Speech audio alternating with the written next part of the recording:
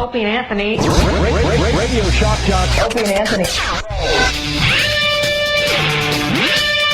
And we're off. Welcome to the Opie and Anthony Show. Hi. I'm a little behind as far as preparing for today's radio show, I must admit. 4K. Because I just spent the last 45 minutes looking at topless pictures of Megan Fox. Wow, is she a hot number? Oh, my God. Hubba. Push it. Megan Fox, she's in movies and stuff. She is ridiculous. Which site gets the credit today? WhatWould-TylerDurden-Do.com? WWTDD.com? My God, man. I go to that site every morning, get a little, Hollywood gossip. You never know what's going to pop up on there. And today it's topless pictures of Megan Fox. Nice. Wowee. I love when the computer identifies the hardware and it still doesn't work. What happened? Apparently, overnight. Yeah. Overnight! Yeah. The keyboard decided it just didn't want to be a part of the computer anymore.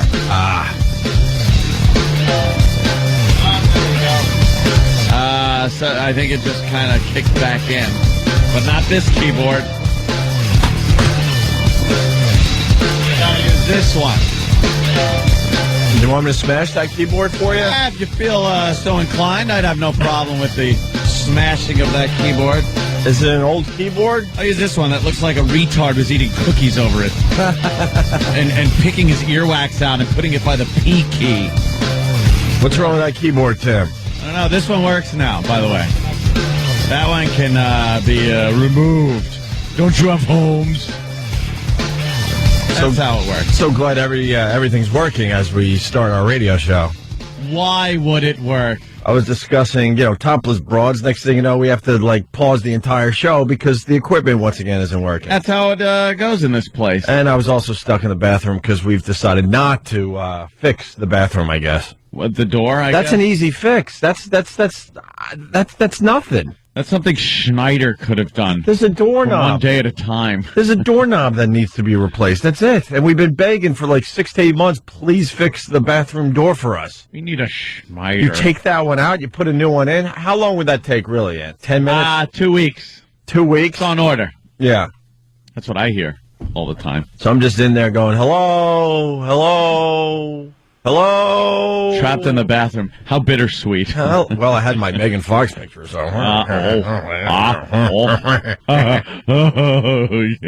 And then I was telling Anthony, I'm reading this book, and silent film stars. Yeah. Not about silent film stars, but a couple have popped up in this book. It's a very morbid book about very creative people and how they end up dying. I think I've mentioned this book a couple times. It's kind of my bathroom reading book. Yeah. When I'm in there, I read a couple pages. This thing is taking forever to read. Heard of American Rifleman, but yeah, it goes from A to Z. All these people. I just did the Kinnison little synopsis. I mean, every star has maybe a page. Yeah. Why they were great and how they died. Have your picture in there? You with Kinnison? Oh, showing him with a young boy. Yeah. Make-A-Wish Foundation picture. And last night, I'm reading about this silent film star that died by the time she was 27, but I guess she was all the rage. It's old age back then. And she was known for her sexuality, seducing men. Hubba hubba. She had some problem where in front of the judge's like, go home, you're too pretty, you're too gorgeous, you're too sexy. Really? Just go home, right? You're too white. So I'm looking at this picture going, all right, they're saying this girl is like a sex pot. Uh-huh. And then I came to the conclusion, how can you tell when a silent film star is a sex pot?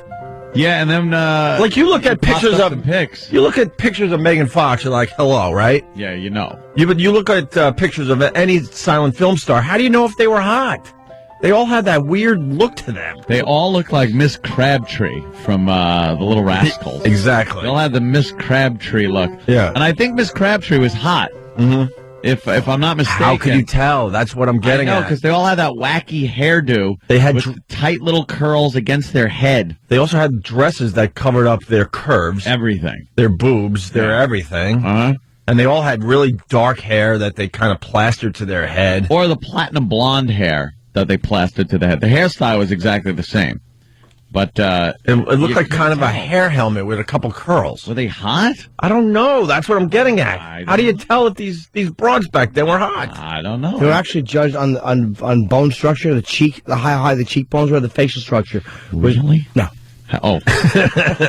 Like how well they could take a punch. How well they could how well they enjoyed a Coke bottle as per Fatty Arbuckle. I love old Fatty Arbuckle. How much he could drink without burping. Let's say hi to Jesse in New Jersey. Jesse, how are you? Good morning, boys. Hi. Good morning. How many volumes in that book you got there? Because everybody knows with your poopy schedule, you should have been through it in about a day. See, here's the problem, my friend. I do at least 3 when I get here. So I'm reading a lot of newspapers in there. When I go home, it's a little maintenance. That's about it. No, bring Opie some TP. Maintenance? Just a little maintenance, Maybe a leaky. Oh. Maybe a leftover, what, that needs to... Yuck. I hate hearing about those things. I know you do. It's all right. What are you going to do? What are you going to do? So that's what I was thinking about, silent film stars and what makes them hot. Yeah. Because they weren't allowed to show off their bodies. No, you can't really tell. So I think it was all in the eyes. Yes, very expressive eyes, like Mary Pickford, America's sweetheart. Yeah. She had those expressive eyes. I just had to look around, all confused. I was also reading about a guy. I gotta bring the names in because they're who gives a crap people. But back when they were living and doing their craft, they were bigger than anything, right? There was this one guy. He was a silent film star, and I guess he was the box office draw. Like he was the biggest, and it's not. Everyone's going to try to come up with a name. It's not some of the names you might know from the silent film era. And then the talkies came to be, right? Oh, so they're like, all right, well, he's the biggest star. Oh, no. Now all we need, now people lucky, get to hear him. Would he sound like David? They were hinting that he had a very a little type, feminine? A bit of Broadway in him. Yeah. And that's not how he was portrayed on the silent film screen. Man. On the silent film screen, yeah, he was all man, using his eyes and his movements and... She's hot. Who's that, Mary Pickford? Yeah, that's Mary Pickford. That was just a guess. That's the only one I know. Like, her hair is very long and down over there, but very unconditioned. I don't think they had conditioner back then. It's very frizzy hair. Yeah. But she's kind of pretty. Average. She's average, yeah. But you don't. I think it's because I think because she's a silent film star that has her hair down. That's probably like full, frontal nudity. Let me tell you something. Speaking of hair, in those early days, not a clue as to what to do. Hey. So you just know the silent film stars. Oh, my God. That's why Charlie Chaplin kept the edges of his mustache cut off, so it wouldn't get all entangled. That's why you don't hear much about crabs these days. Why? Nowhere to live. Nowhere for them to hide? Nowhere to live. Yeah. They'll be standing there like people in a parking lot. Right. You can run, but you can't hide. Right. So anyway, this guy, the talkies come about, and they're like, just throw him back on the screen. Now we get to hear him, talk. Yeah. His voice was so horrendous. And they were hinting that it was a bit Broadway-ish. Oh. It destroyed his career just like that. He went from the biggest thing to like a complete nobody, and then, of course, he died of either morphine or alcohol poisoning. Morphine. Right. It wasn't Rudy Valentino, was it? No. It was someone I never heard of, to be honest with you. Mm. Yeah, and I made this point. They're trying to make this like connection that genius, tragic death. And I'm like, no, we all will die of something tragic. Tragic. That's just how it's going to be. Yeah, what are you going to do? Maybe way less than 1% of us get the nice out. We get the nice out. But the rest of us, ain't happening. Let's say hi to Psycho Bob in Baltimore. Psycho Bob. Hey, Ope, that silent film star you were talking about? Yeah. His name was Rudolph Carlisi. Punching out. Oh, not even 10 after. There's a Steve is gay joke. Nice. Rudolph Carlisi. The book, a lot of people are asking, it's something like Heroin and Genius or something like that. It's all right. I mean, it's whatever. It gets monotonous. We get it. Yeah. We get it. These writers like to drink. There's so many writers in this book, and they all drop dead of alcoholism. Well, they didn't know any better back then. All right, anyway, the Obama thing, huh? The rah-rah speech. The big rah-rah speech. This wasn't a State of the Union address or anything. This was just him trying to, rally the troops. Yeah. Because you had said, even yesterday and a few days prior, you had said, Obama hasn't come forward and really given everybody that assurance that everything's going to be okay. He's been telling us how bad things are, and I think America needed to hear, well, but we're going to get through this. And he didn't say that until last night. That was his opening statement. The beginning of it was like a Happy Days episode where everybody came on the screen. It was like, hey, Cunningham, where? Yeah. Hey, Cunningham, where's Potsy? He has to start over again. The applause breaks were ridiculous. And now, yes, I'm biased. I do not like this president. But I have seen other presidents giving speeches. It's the same State thing. of the Union addresses are different. No, regular speeches like this, the applause breaks that he was getting far outweighed any other I have ever seen. I would like to know, because there's probably stats on it. They were record-setting length in applause. Who do you blame for that? I blame the people that are just loving this guy again. Partly. Messiah. Partly. That anything out of his mouth has to get. He introduced his wife, and that got an applause break that Jackie Onassis wouldn't have I gotten. guarantee there's footage of Clinton introducing Hillary, and the same exact thing happened. This is one of those rah-rah nights. Dude, they were clapping for him like he was the Messiah. But they were taking the cue from Nancy Pelosi. Tell her to sit her effing ass down and stop, getting everyone to applaud. She's supposed to grab her gavel and keep order. She's useless, that one. The best part was when everyone was clapping and standing.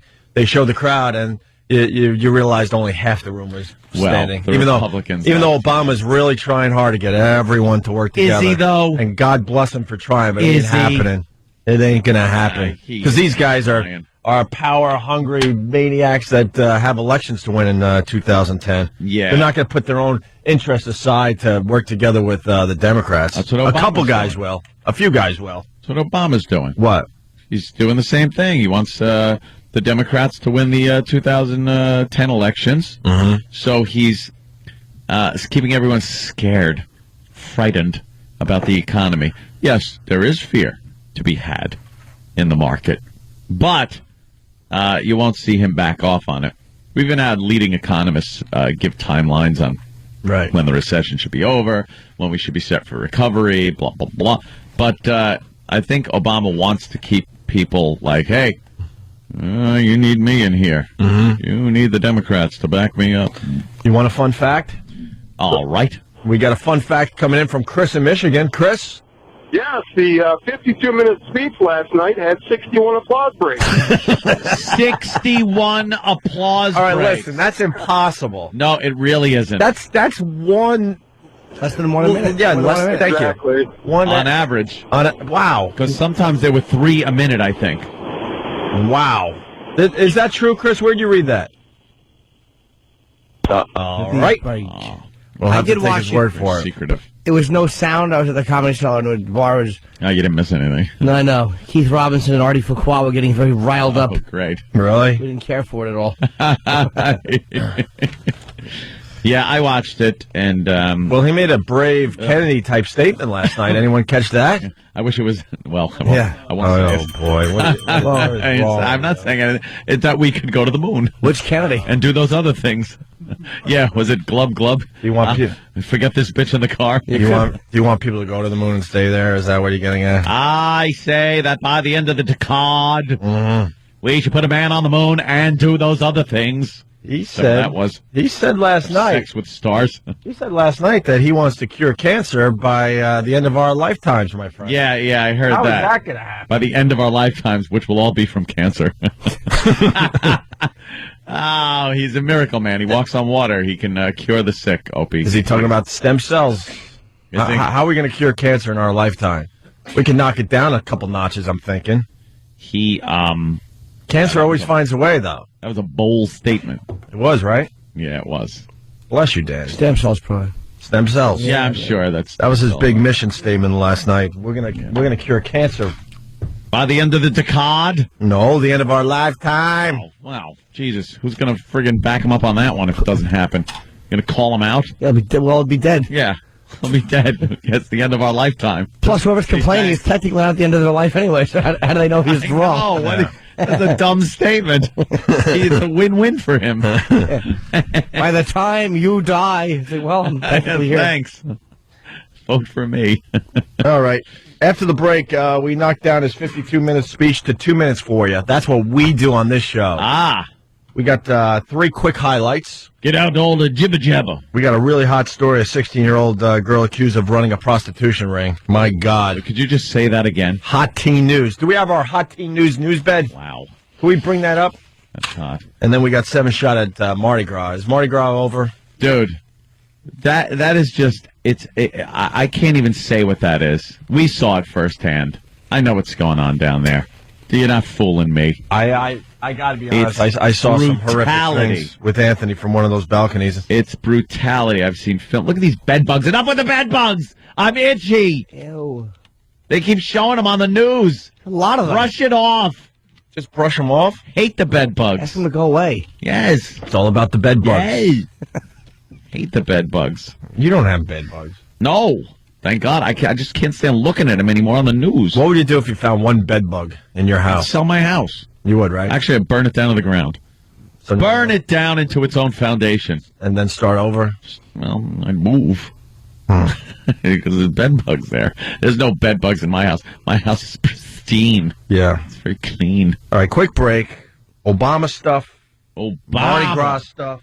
Prostitution stuff. And more Megan Fox pictures for me. The Turkish Sully, by the way.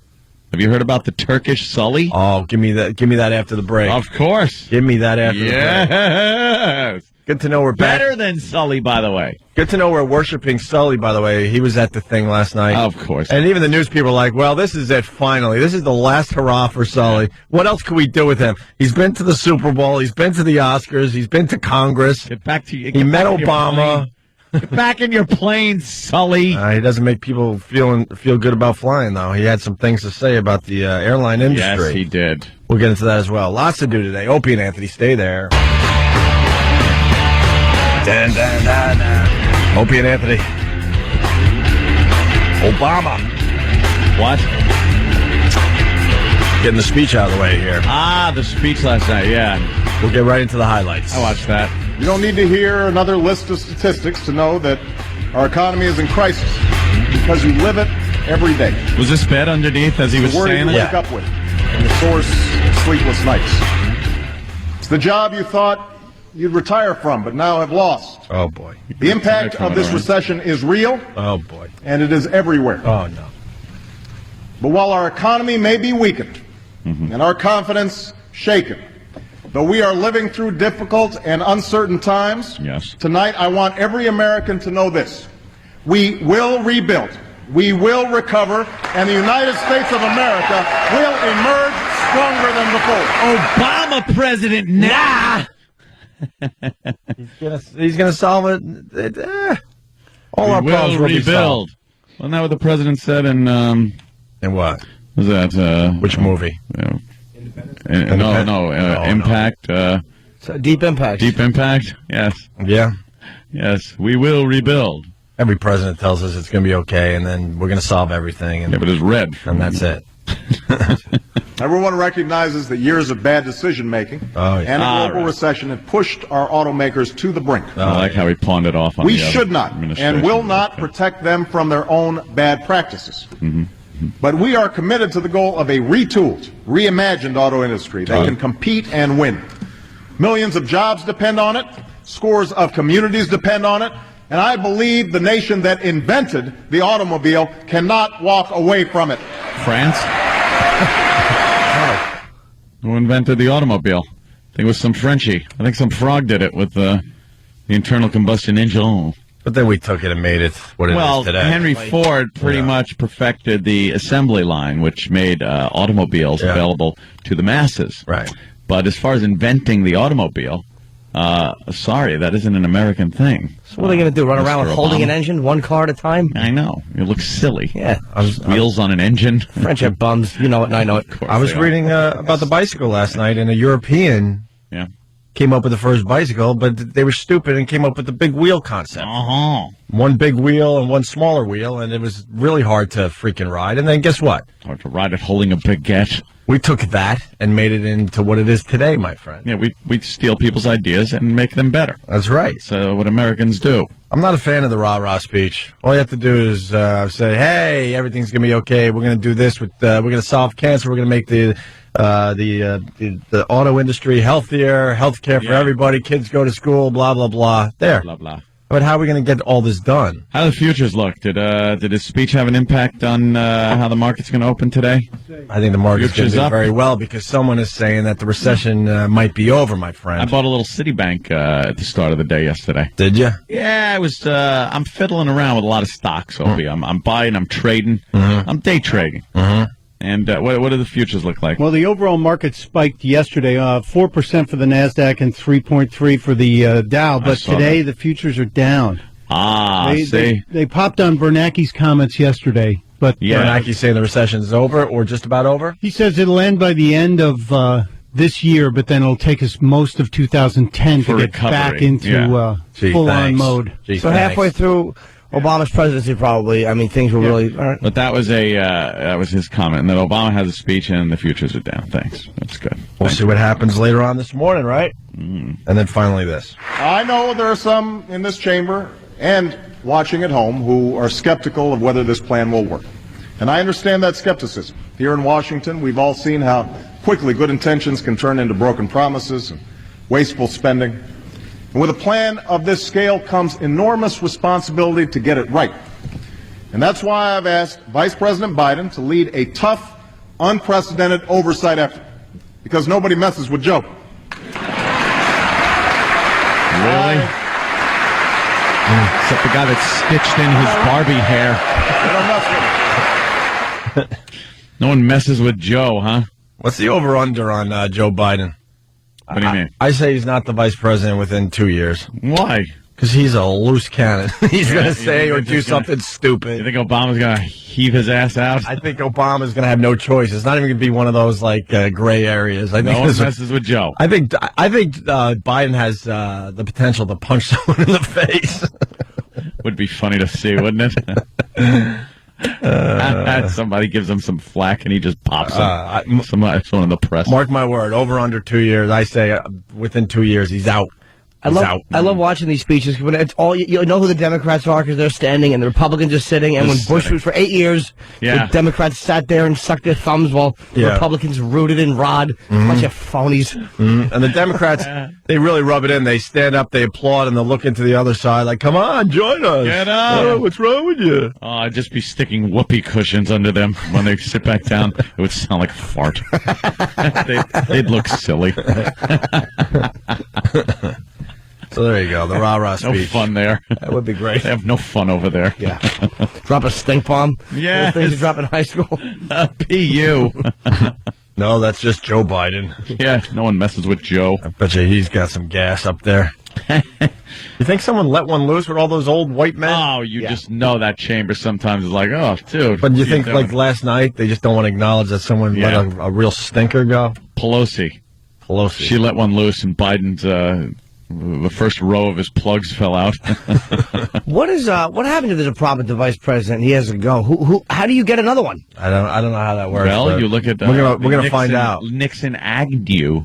If you look at that, Agnew retired due to tax controversy. Wink, wink. And Gerald Ford was then appointed by, Nixon. I believe, Nixon, He was just appointed. He wasn't elevated from... Never elected. So Obama could just pick his own vice president? If Biden retired or resigned. But yeah, Gerald Ford was the only president that was never elected. Right. He wasn't not elected to vice presidency or anything. Yeah. He just kind of skated right through. That's scary. Tripped over his tenure.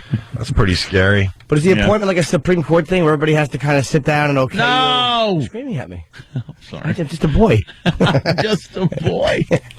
There's got to be some credential. There's got to be something. Criteria, I mean. Yeah, what was Ford doing There has to be something. That? He's got to be a senator. Well, he's got to make the qualifications so that should anything happen to the president, he can be president. And I do believe there is some vetting done. Age and Ford was from Michigan, had been in office from Michigan, representing the state of Michigan before this. And then Nixon just, I want Gerald Ford. A lot of people agree. He's not a Jew. A lot of people agreeing on this feedback. Joe will so have a meltdown. What's this Turkish Sully all about, Ed? You were telling us.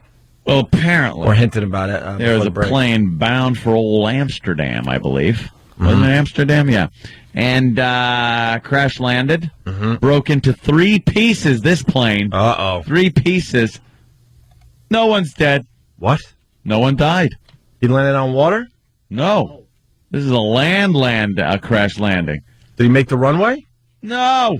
Get out of Beats here. the crap out of Sully, doesn't it? Wait a minute. Where did he put this plane down? In 3 places, apparently. The Amsterdam airport, apparently. Oh, he didn't make the airport, just not the runway? Yeah. Yeah. Wow, look at that picture. We'll put that up on O&A Radio. Actually, it was on some island. That is a very strange island. The plane broke apart. We get to watch their hijinks and shenanigans every week on a show called Lost, which is on this evening. Oh, good. It got too weird for me. I watched half the first episode. That's the whole thing. It got too weird for you. When was that? The first episode? I don't know why. I have to rewatch. I have to watch the opening episode. Oh my God! You're never going to get through this series. I don't know why. At that pace. No, I mean this for the season. The season. Oh, the season. For the season. I thought you went back to the first time travel going on. I know. I like that. Where's our camp? It hasn't been built yet. The word lost tumble at you. All right, we got it. The word lost. Oh, missed what happened, guys. Shut up. We spun the island in a circle. But where's Ben? And how did his hair lip get fixed on the island? But that's cool. Oh, like right already. The island kind of moving through time. The doctor got shot. He had an appendectomy. Everybody, now all of a sudden, they're at Lincoln's house. Don't sign that. It's like, what's going on? Lincoln's so dopey.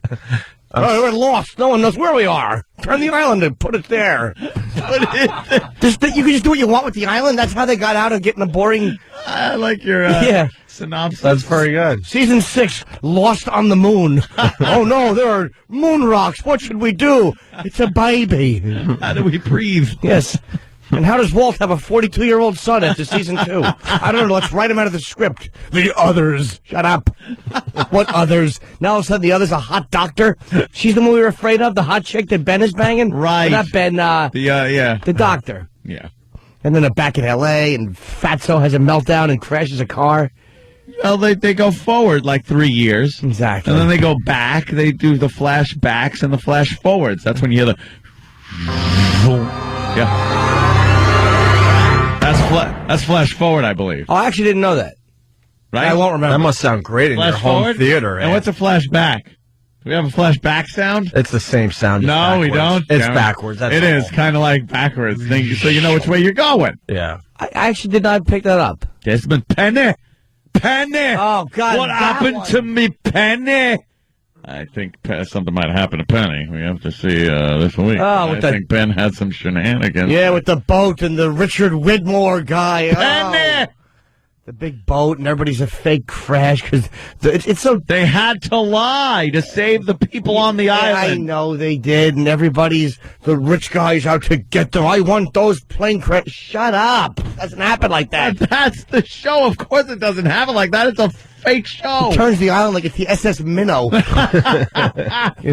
A big steering wheel with the island attached to it. What the hell's he doing? Steering wheel. And big lights come out of it like it's magic. It had some power source that the island had in it, and then somehow this wheel is there, and when you turn it, it kind of you go through time. Yeah. Not really space. You just kind of you're not really moving. I don't think you're just kind of moving through time. Yeah, and Sawyer, I've had enough of him. I still don't shave, Bright Eyes. We got it. You're the guy who no one likes. Got it. The rebel with a nickname for everyone. Yeah, exactly. All right, Freckles. Yeah, hey, Freckles. hey there, no good legs. Why do they have some good nicknames? Fat Pig and No Good Legs. And Kevorkian. That's what you should call this on. So you don't like Lost, Jimmy? I actually loved it. Yeah. I still like They lost you, though? Yeah, this beginning of this, I have to rewatch the first episode. I can't be bothered with Lost. It's a great show. I mean, it's like, it was brilliant. The backstories were brilliant. I just think that they got a little... crazy because they didn't know what they were doing. Dude, when you have something that big and you don't expect it to go probably where it went, and all of a sudden it's like, all right, we get the biggest hit on television. Now what? Apparently, they say they have the whole damn storyline figured out from beginning to end. They know what's going to happen. They have to say that. What are they going to say? That they have no idea what's going on. They're probably in a room right now panicking, going, what are we going to write next? Well, because things that happen in episode 1 have to tie up and tie into things that are like in episodes now. Right. So it's very difficult to do that unless you kind of have a plan of what's going on. Like the giant 3-fingered statue that only made it into that 1 or 2 episodes, and then ABC got creeped out by it. Remember that when they were on the water and there's a giant... it had like 4 toes. Oh, 4 toes. 4 toes. Well, if you notice, Sawyer, as he was walking through the woods, did nail his foot with a very sharp implement and was like, and then pulled it out of his toe. Could it be that Sawyer is the statue? After something happens with this, perhaps it gets infected, he loses a toe, and it's actually a statue of Sawyer. Because he does something as he's traveling through time that makes him, the man. No, that's not what happens at all. He just probably has a Band-Aid, and then Hurley does something mysterious, and then Saeed kills 8 people. That's what happens. I love Jimmy's synopsis. I was an assassin for 2 years in the Iraqi army, and all of a sudden I get the whole world by the balls. Shut up. You don't. I can't believe you've turned just because of time travel. Like, exactly. This mysterious smoke monster just didn't take you out of the show, but a little bit of time travel. The smoke monster, you're right, I forgot. Exactly, where's the smoke monster? He's there. What are the others? Episodes. I've only missed this season. I will watch it. There's 7 of them, and just get through them. Are there 7? Yeah. Okay, look, I love the show. The first and they know season, where they're going. Brilliant. Yeah, well, they know the now end. they do maybe, but they didn't for a while. Telling you Matthew guys. Fox, Jack, is the only cast member that knows how it ends. Why does he know? The creators told him. Why would they just tell him? Why would they just tell him? That's what he said in an interview. I bet they lied. Yeah. They probably told everyone that. Dude, if I was on that show, that's what I would say, too. Look, I was at a party, they got drunk, they told me, and then you'd be the guy. But they knew where they were going from the first episode. Yeah, I know what happens, too. Matthew Fox runs in with a machine gun and just mows everybody down, and then no answers are ever told. It's like the end. Yeah, then Ben's just driving the island all over Midtown New York. Turn the giant wheel. Oh, no, the island's going away. What? Where's Penny in the boat? You can move the island? Sure can. Yes, nonsense. Stupid. Through time. And Sawyer's like, what, did you see that? And then the 80-year-old interracial couple pops out. Bernard and Rose. Yeah, Bernard's yelling, one black character! One black character, where are you? I hate Bernard and Rose, not for obvious reasons. Yeah. I just don't think they add anything to the story. They're ugly. That's They're why useless. I hate them. Yes, they shouldn't be on the show. How about full Seal? of pretty people. Seal and Heidi Klum, I wouldn't mind banging on the island. I don't need to see Bernard and fat, used to have cancer Rose, went through Australia, she's fine now. Well, the island does have certain healing properties, as we saw with Locke, who was crippled. Yeah. And it can walk fine now, although every episode he's getting another leg injury. Yeah, he really is falling apart. He's stabbed, shot in the legs. And Vincent the dog is still there. He was in an episode. I was wondering. I was wondering. How about Walt's 38-year-old son? Which is, by the way, why they had to write I'm guessing that's why they had to write. Who was the black dude in the first? It was Walt, right? Yeah. No, Michael is the father. I'm sorry, I apologize. Michael, Walt's the kid. They had to write him out of the first season because the kid probably grows. With kids, they get too big, so all of a sudden you can't make it look like 3 months when the kid all of a sudden has a growth spurt. I bet you that kid's parents are fuming. They'd probably make him sleep with like a metal T-square on his head and feet so he didn't grow. Clamp. A big clamp on him. Stop growing meal tickets. Exactly. Damn. That's fantastic. Wow, I have no desire to see this show. Now I can't wait to see tonight's episode based on Jimmy's. Like, I just want to see everything Jimmy said come true. I hate the new people. I want to see Ben steering the island down Midtown Manhattan. Exactly. He's got one arm propped up on a tree stump, the other one steering the island. Right through Times Square. There he goes. Yeah. Lost. Yeah, he's Here come the tumbling letters. You got to beep a coconut when everyone's slow. It's a hatch with numbers. What's in the hatch? I know it was in the hatch. A machine that kept numbers. Things, the island from having some kind of magnetic deviation. Yes, it's just then stupid Viking from Bad Boys is there, hitting everybody with a thing full of soda. He was. Did he put a big boombox up to his ear and dance like an idiot until it blew up? Because some Jewish kid. Ugly Horowitz. Oh, stupid Horowitz. We have Horowitz working for us. Oh, my God. David. I'm going to call him Horowitz. All right, Lost is on tonight. Great. That was, yes, you could catch Wonderful. Ben driving the island in Midtown. Yeah, exactly. Ben actually got a speeding ticket. They pulled him over. Yeah. Yes. Trying to get through one of the tunnels. Very awkward. Yeah, it's so hard because it's time travel, and how much do I owe if it's 1961 and I drive the island? You didn't have Easy Pass, so you got a ticket. Yeah. Just sits it up on a palm tree. How many axles does an island have? Oh, don't you have to pay for each axle? Toll's got to be outrageous. It's got to be ridiculous. Yeah, it's a great point. Then they got to rebuild the toll booth because you just knocked them all down trying to get through. Dharma Initiative. All right, we get the doctor. What? What, you get it? What? What is it? Tell me, please. Too much. The first season was great. I mean, it was brilliant. The backstories, and even in season 2, I guess they were good, but the thing is, they've taken the initial characters and really done very good job of giving them backstories and front stories, making you appreciate the characters and care for them, whatever they do in a story like that. But then you got to bring in some new blood. Who I don't care about at all. That dumbbell and the broad with the red hair. Enough white people on the island. Honest to God, I'm tired of whitey on the island. It's called Paradise. Yeah, it's true. Utopia. They killed all the black people. They really did. Yes, they really did. They killed Mr. Echo. Yes. Who I liked. Mr. Echo. Oh, he was great. And Michael. Yeah, exactly. Michael they had to get rid of because, again, I hated Walt after a while. Walt! Where are you, Walt? Enough. Who cares about his kid? Why'd they kidnap Walt? Yeah. Why'd the others just take a boy? Because he's special. And they needed Michael to, chase him down. They are looking for a replacement for Walt. They have been searching for a Walt lookalike for 3 years. They can't find it. And that stupid actor is like the adult is dying. He was on last season. Yeah, exactly. They needed like a Gary Coleman type kid that never grows up. Yeah, they could just go season after season. Yeah, they're standing outside of liver problem clinics. Look, in low-income hospipals, kidney dialysis machines. Well, they're sticking kids with knitting needles in their kidneys. Yeah, kids are getting dialysis. They're handing them strips. Here you go, kid. Well, Lost. I can't wait to watch it tonight. Yeah, that's just wonderful. Jimmy's favorite shows. Oh, Danny, we had the good out after this little segment. You messed it up. My God, you had one job just to push that button. You blew it. You blew it. From Lost, of course. And now now we're still talking, and you started the sweeper. Danny, turn the wheel. Go back in time. Yeah, please. A minute, and don't screw it up. I want to know more about this Turkish Sully when we get back. Yeah, so and then we'll get into the 16-year-old girl accused of running a prostitution. Wow. Sexy. Previously on Lost. Ben from Lost, of course, and great to have you here.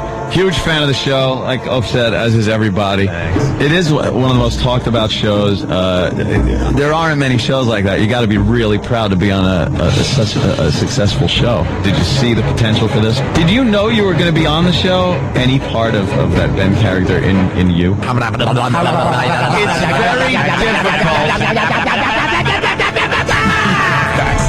Interesting character.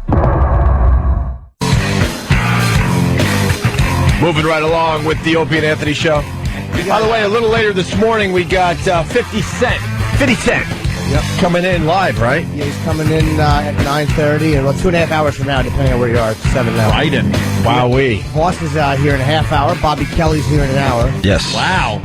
And 50 is in it. Wait. The boss is going to be here when 50 is here? Yes, he will. Oh, Right. is that fantastic? Okay, thank Why? God. Because I want to see that idiot try to talk mano a mano with Fitty. It's just, he's going to be a blithering boob. Did your 55-year-old interview 50 Cent? Is that why? Yes. Stupid boss. So, the Turkish Sully. Yeah. Apparently a plane landing in Amsterdam.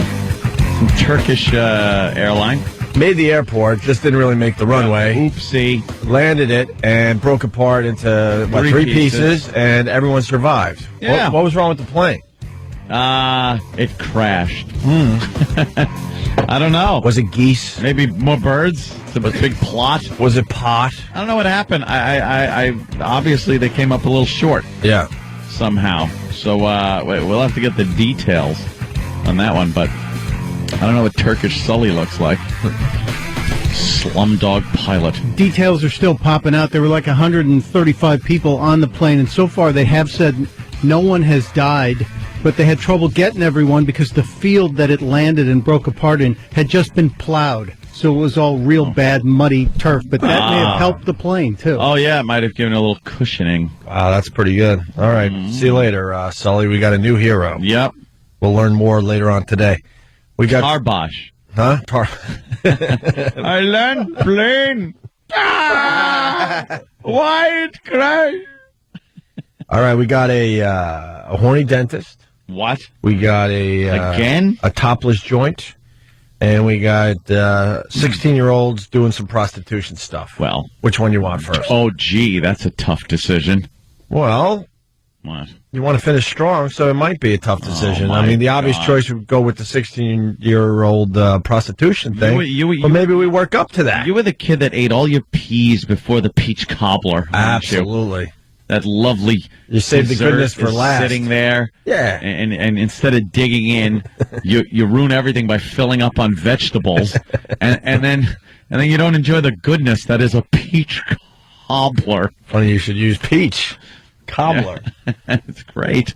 All right, let's eat our dessert. It's delicious. Let's go with eat our dessert. A 16-year-old whore ring. All right, we're going to eat our dessert first. Opie and Anthony's Hot Teen News. Police say instead of going to school to attend classes, the accused teen madams were attending school to grow their prostitution operation. Allie Rasmus is here to tell us how they did it. Allie. Well, Phoenix police say these two girls did all of their recruiting at local area high schools. Now, police wouldn't say which high schools, but according to investigators, these girls were able to convince several classmates to join their operation. Jasmine Finley and Tatiana Tai are both 16-year-old high school students, and they're both accused of masterminding a mini prostitution ring. Were these 16-year-old girls that were arrested, were they running this business? And the answer is yes, they were. Police say Tai and Finley recruited, trained, and collected money from 5 other girls, all between the ages of 14 to 17, and that their operation brought in several $100s a night. These two 16-year-old girls, in fact, for a time had their own apartment that they rented in Central Phoenix, which was used exclusively for acts of prostitution. They look like 30-year-old women. Oh, God. Hot teen news. This ruins it. She looks Florida Evans. She looks like Patrice if he was in Demolition Man. Very good. The one girl has chopped meat hair. Oh, it's awful. Totally ruined it. These are the girls that were running it. So yeah, wow. Well, great. You got to leave it to the imagination, I guess. Maybe still the ones want that were recruiting were good. Still want to eat your peach cobbler first, That ain't no peach cobbler. Hell no, that's asparagus. I want a peach cobbler. I got some shoe fly pie. How long? Got some lima beans. How long has Bookman from Good Times been running a prostitution ring? She is horrendous. Shirley Hempel. That is awful. Why did you have to show us the picture? I had mine. Because you guys were talking about how delicious peach cobbler was. I was like, wow, they're going to be disappointed. We all had an image in our heads, man. I was. What was your image? Mine was extremely white, obviously. Some girl that maybe looked like Sharapova or Kornikova. Yeah. You know, that type of look. Yeah. Yeah. Russian girls, bossing innocent girls around and recruiting them into prostitution. My image was half Dutch, half Korean. Really? You thought it was going to be a little exotic? A little exotic. I want a little some exotic. Asian. Oh yeah. Yeah, that would have been a good one too. Dylan and Eric were sexier teenagers than these two broads. They're awful. They really They're are. horrendous. They are horrid. Yeah, there you go. Yeah, put her in a picture. She does look a little like, as we remember, the beloved Buckwheat from the Our Gang series. A little bit. A little yes. bit. I think Imus would have a comment or two about these two. Yeah. Not these days, but and I think he could officially say it too. Yeah. Wow, yeah, completely accurate. Well, she is a hoe. That's what I'm getting at. That can't get a brush through that. Yeah. You know what I mean? How's your donkey gone? And then we got this. When they weren't in that apartment, investigators say the girls would walk the area near 27th Avenue in Van Buren. Rosa Maria Aguilera lives near that area, and she says she's not surprised by these arrests. There's just always a lot of young girls walking out as soon as it starts getting dark, and there's just you notice a lot of young girls walking the streets around here. We asked her how young. Maybe like about 13, 14 years old. They're very young, and they just walk up and down from here, maybe to like 35th Avenue, just up and down here, around here. It's not surprising to see them out here like that at all.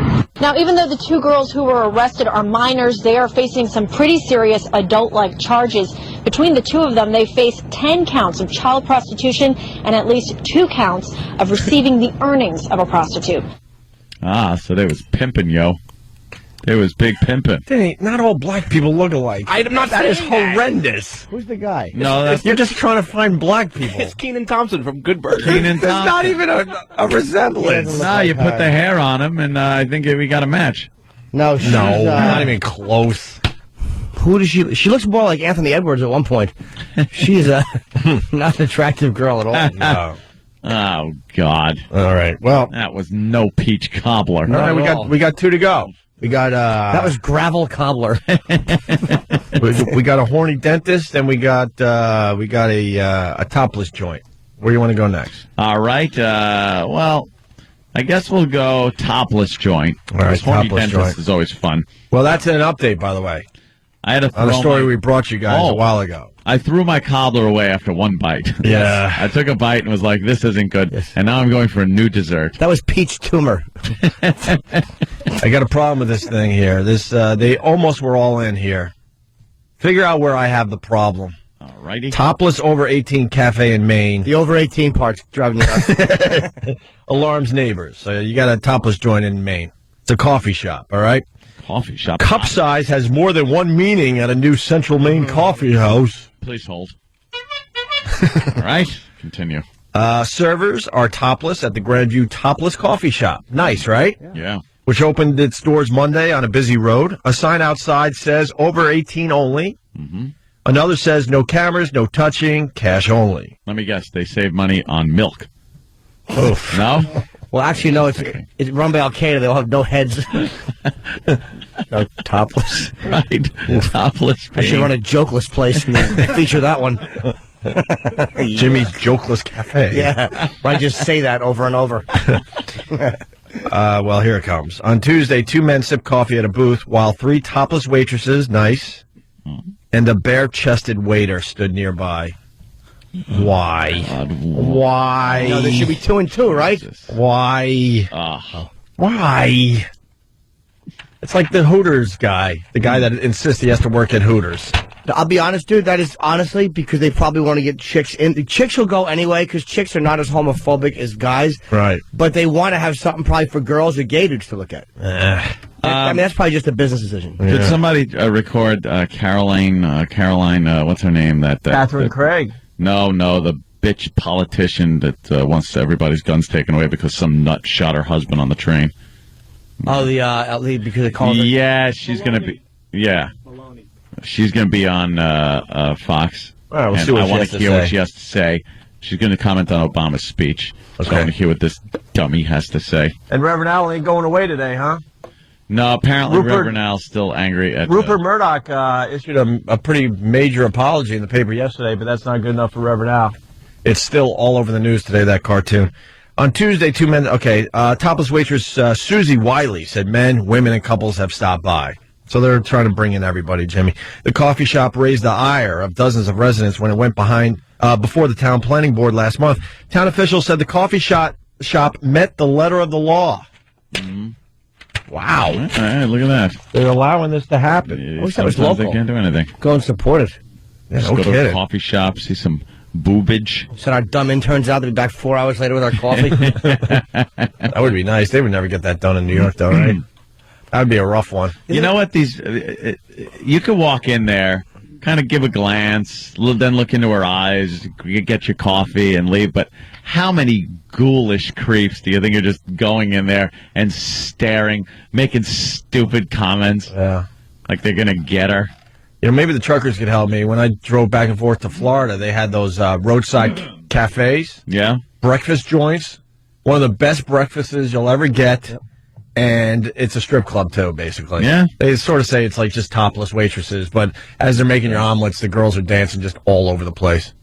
I think I had 5 breakfasts one day. Do they bring you the food? Yeah, man. It's a chain. Where's that? And I think they're every 100 miles, maybe even less. Really? And there's one after another down the main road, like 95 or whatever, all the way down to Florida. What are they called? I can't remember. It's been 4 or 5 years. I gotta get a trucker friend on the line. They'll tell us. There's none in Jersey. And then they got the girls trying to get you in the back room.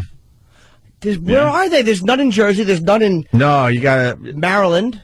I think you got to go south of there, and then they finally started popping up. Oh, yeah. Dixie. But all of a sudden, they got billboards, and they get you excited, too. Only 70 miles to go. Only 60 miles to go. 50 miles to go. Yeah. And then you hit that one, have a nice breakfast, check out a little you-know-what, and then you start getting hungry for the next one. You get a cranky? Huh? I didn't. Anything like that? I didn't go cranky. That'd be frustrating if you're a trucker. I didn't go cranky, but you see all that, and then but you do see a couple of creepy truckers just sitting there doing exactly what you just said, just staring like ghouls, just with the nicknames and stuff, you know, the horrendous nicknames, all that stuff, right? Something else without the O's. Yeah, the phones are lit. Tots, yes. Cafe Risque, Paul, Jim the trucker, Jim. Opie. Hey, buddy. Okay, you're talking about the Cafe Risque? Is that what you're talking about? Man, I guess. Those are the ones with the billboards, and there's a bunch of them, right? It has to be then. Yeah. I've never been to them, but I did read that one of them was bought by a church group that had raised a lot of money, and they had a ceremonial burning down of the building. That's always good. Oh, really? When the church burns things, great. It always is for the best. Great. Whether it's books or strip clubs. Yeah. Did it burn down a rectory where kids were molested? Did they? No. Probably not. Let me go to. Thank you, sir. Let's go to Josh in Baltimore. Josh. Yeah, I drove down with some buddies from college to the Gator Bowl a couple years ago, and we stopped at the Cafe Risque at 7 in the morning. And it was great. I got 7 in the morning, got eggs, toast, bacon, and a lap dance. That's what happens, I'm telling you. Oh. And was it one of the best breakfasts, too? The food is excellent. And the boobs were excellent. It's breakfast of champions. And the waitresses there, they're all nude. I mean, totally nude. Yeah. I don't know if I'd like that, though. Their bodies smell like home fries. That don't matter. Come on. Ugh. They're not dropping the omelet on their laps and then serving it to you. It's all good. And there's a bunch of them, right, Josh? Oh, yeah, you see them all once you start getting down south. Yes, because as soon as you leave one, you get back on the highway, they're already promoting the next one down the road. I'm telling you. All right, Josh, thank you. Are there backroom lap dances, or is it all up in front, I wonder? No, the lap dance is right there, bro. And then you got a kind of a few skanky ones that are kind of like giving you the look like, let's go to the back row. The local hose bags. That's what I would want. Nice. And then finally, an update on the horny dentist out of California. Yeah. California dentist says groping, you got caught groping, right? Oh, boy. Was part of treatment. Oh, okay. Well, let him go. He's fine. Here's an explanation. What treatment is that? The guy lost his mind. He saw a woman sitting in his chair, anesthetized, and went to town on her. With her boobs just going up and down. heaving breasts. Stretching the bra. Oh, he just had to get sucker in there. thing in her mouth, making those sounds. He went to the dentist with that blouse. I guess if you're, backed into a corner, why not? It was part of the treatment. Part of the treatment? Vigorous chest massage? What was he doing? Do you know how busted you are as a dentist where you say breast grabbing is a part of the treatment? Do you know how desperate an explanation? On the list of explanations, that's probably the 50th best you could have. How many experts and teachers at dental schools, professors, other dentists, do you think they paraded in to say that there is no such treatment as fondling? It's just... Well, let's read a little bit here. Right. The attorney for a Woodland dentist told jurors that his client massaged women's chests as part of a medical treatment. Defense attorney Michael Rothschild told the 6-man, 6-woman, whatever, that Mark Anderson was treating his female clients for... Oh, wow. Stunt brain, I hand this to you. What? Temporomandibular disorder. You know what that is? Oh, yeah. All right. What is that? Do you know what that is? Yeah. Yep, It's a problem with the mandible. Jimmy doesn't know. Problem with the mandible, which is your jawbone. Yep. Yeah. Right. And, it's almost like a TMJ. Isn't that what TMJ is? What is it, lockjaw or something? Yeah, they got, pain in the jaw. I had some girl that, a girlfriend years ago in high school that said she had that, but I'm convinced it was just an excuse so she wouldn't have to do something to me. She said she couldn't open her mouth wide. I swear. Yeah. Maybe because of you and your gift. Maybe she had to unhinge her jaw like a python. No, she had a small little mouth, and it was very hard for her to open her jaw. She was complaining that there was clicking going on. Oh, really? When she would open her jaw, and took a good punch in it though. So what was he? How was he saying that helped TMJ? That he would massage the breasts, and when they scream "help," it would loosen the jaw muscle. What is he doing? No. The attorney says the condition affects the muscles of the upper body. So now that is silly. Anderson faces, guess how many felony charges? How many? How many felonies? 19 felony charges for skin-to-skin contact. Skin-to-skin contact. There's no reason for it. Why do you have to take off the top to, get the skin-to-skin contact? Can't you get a little massage through the clothes? His attorney's last-ditch effort. The jawbone's connected to the bone. No? And one misdemeanor for touching a patient's breast over her clothing. So he got 19 under the clothing and 1 over the clothing. The incidents occurred between February 2005 and his arrest in August 2007. 14 women were involved. How does that happen after 1? 14 came in with this condition. I've been on this earth a while. Pretty rare condition. I was going to say, I haven't run into one woman with this problem. This guy has run into 14 of them. 14 came into the office saying, what's the treatment, Doc? Mm-hmm. And don't you think he would inform them of the treatment? Right. He waits until they're knocked out. Knocked out. Say, what I'm going to do now, you got this TMJ. Right. I have this new groundbreaking treatment. Mm-hmm. It's the muscles, in your upper body. So what I'm going to do, now this might sound a little unorthodox, but there's nothing sexual about it. I'm going to have to massage your chest in order to relax the muscles that go to your jaw. Let me show you a chart of the muscles and how they go from the blah, blah, blah, I want to touch your... Exactly. There's no way to explain that and make it sound reasonable. It's just, this is just as reasonable as if you were arrested for punching a girl in the face and they said, why'd you do that? You said, well, I was giving them a mammogram. Yeah, exactly. All right, you're free to go. A couple things coming off the instant feedback. We got David from Florida. Cafe Risque, we dare to bear, only 20 miles. Yeah, these are famous billboards when you're on the highway. And then the owner is in a battle over his billboards for this Cafe Risque, because it was all about just counting down the miles until you got to see some boobs and get a nice omelet. And then Fast Freddy from Jamaica Station, Mark's Topless Donuts in Portland, Maine. It's all the throwaway chicks with crooked tees. Awesome. We got a physical therapist on the line about the horny dentist. Frank in Jersey. Frank. Yeah, man. If he could get away with that, me as a physical therapist, I could be getting away with a hell of a lot more. Yeah, huh? Oh, my God. That is absolutely ridiculous. It's her jaw. It's her teeth. It's by her ear. Yeah. Hey, young people's pec muscles, people's asses. Wait a minute, by her ear? Yeah. Oh, her ear. Hey, God bless the guy for trying, but I think he's going to lose this one. Punch out. Yeah. Yeah. All right. My favorite dentist story, and it's very tragic because, this person has a family, but it was, I think it was somewhere down in Chinatown. The guy messed up with the gas, killed her, and didn't know what to do. So he just kind of put her outside on the sidewalk. Yeah. Could you get that story? And I hope the family's not listening but I mean, as far as comedy goes, my God, he put her next to a parked car like it hit her. Right. Good improv. Like he went into panic mode, and that was the best he could come up with. Get rid of her. Just put her out on the curb. Get rid of the body. Is that the first thing you'd think? Yeah. Probably thinking he's going to still keep his job and everything. Right. Everything will be fine. All right, we'll find that story for after the break, and we got other things to do. Certainly. There she is, my nemesis, Carolyn McCarthy. Just because some douchebag, I drove or took the Long Island Railroad and shot your husband. She's got an all-out crusade to take away everybody's guns. Look. Ah, screw her. She's one person. She's not reasonable. She's doing this out of complete emotion. Okay. Sorry. I'm sorry your husband got blasted by some lunatic animal that decided he was going to go into the Long Island Railroad because he hated white people and shoot white people. But at least with her. Yeah. It's coming from a place of having lost somebody as opposed to a politician.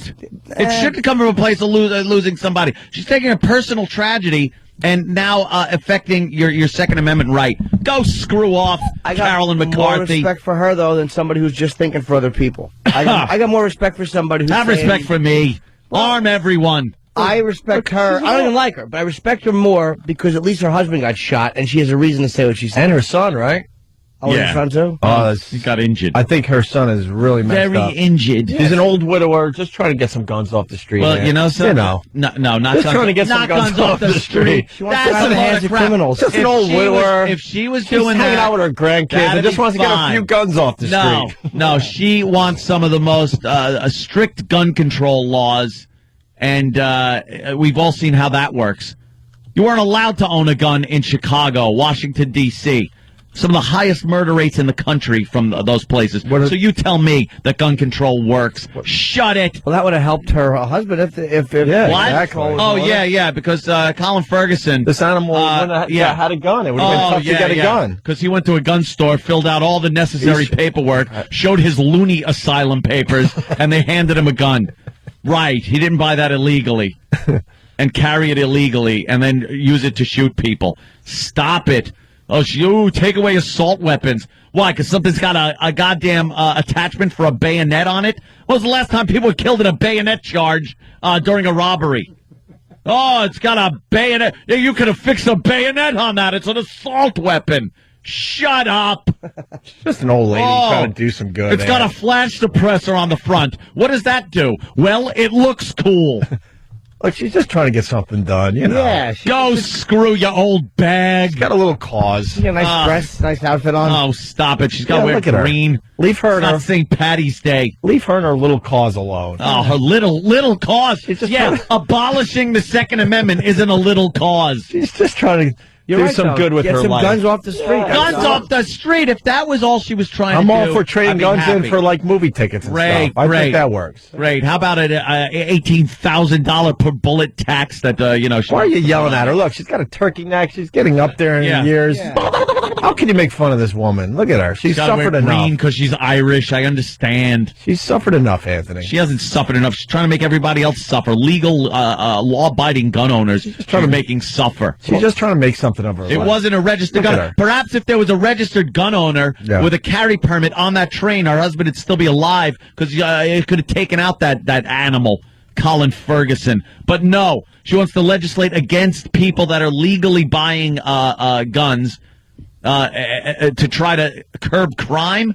It works very well. Look in every big city where you're not even allowed to have guns, and you tell me that strict gun control works. Stop it. Carolyn McCarthy, my ass. Stephen S. from Bayshore writes, I hear she also wants to ban home theaters. So, yes. You might be in trouble there, Screens Anthony. no bigger than 2 feet wide. I stand. Why do they vote for her? She's not why do they even vote her in? All because they felt sorry for her. They felt sorry for her. It was a feel-good story on the news after her husband was killed and her son was wounded in a tragic shooting. Of course, I'm not going to be a total dick and say, it wasn't tragic. This animal How many people gets did he on a shoot train that day? and just looked at people in the face and started shooting them. Yeah. But she got the sympathy vote.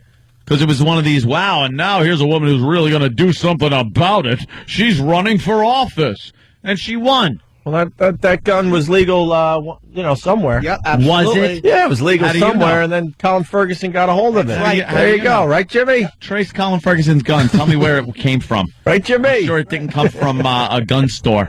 I'm sure they didn't do an FBI check on Colin Ferguson She's trying before to clean he up bought the his gun. streets. She's not trying to get the guns off the streets. taking away the Second Amendment. My is what favorite- she's doing. My favorite thing when it comes to politicians, like, say some dude dies, right? Yeah. I think it happened to Sonny there, right?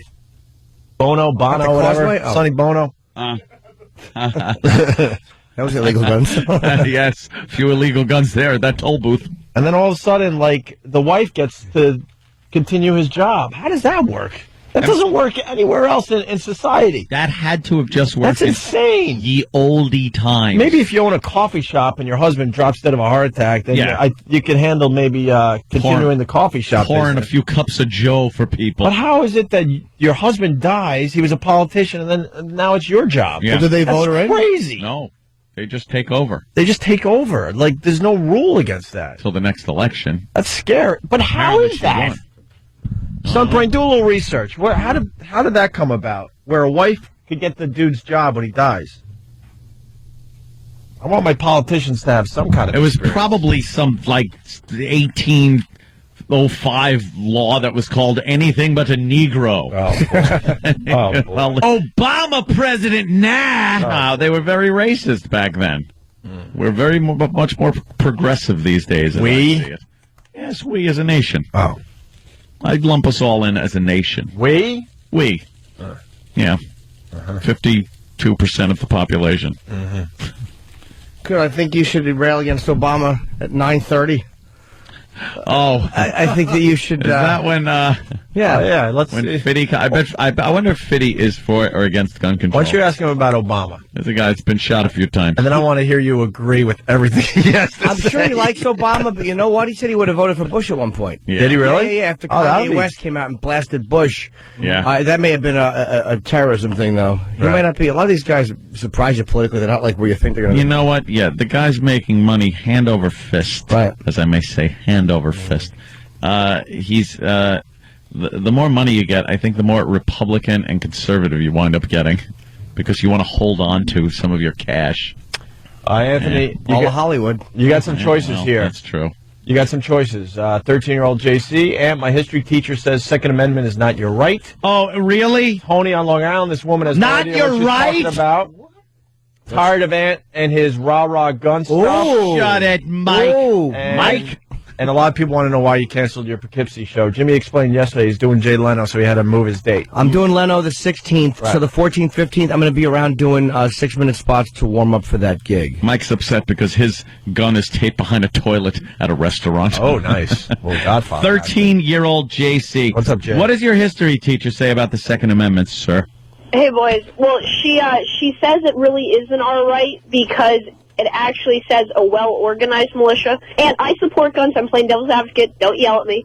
I'm just saying. I would never yell at you. He supports guns at 13. What a cute little kid. That's been debated. That's the way the gun control lunatics have tried to get people to say that it's not all right.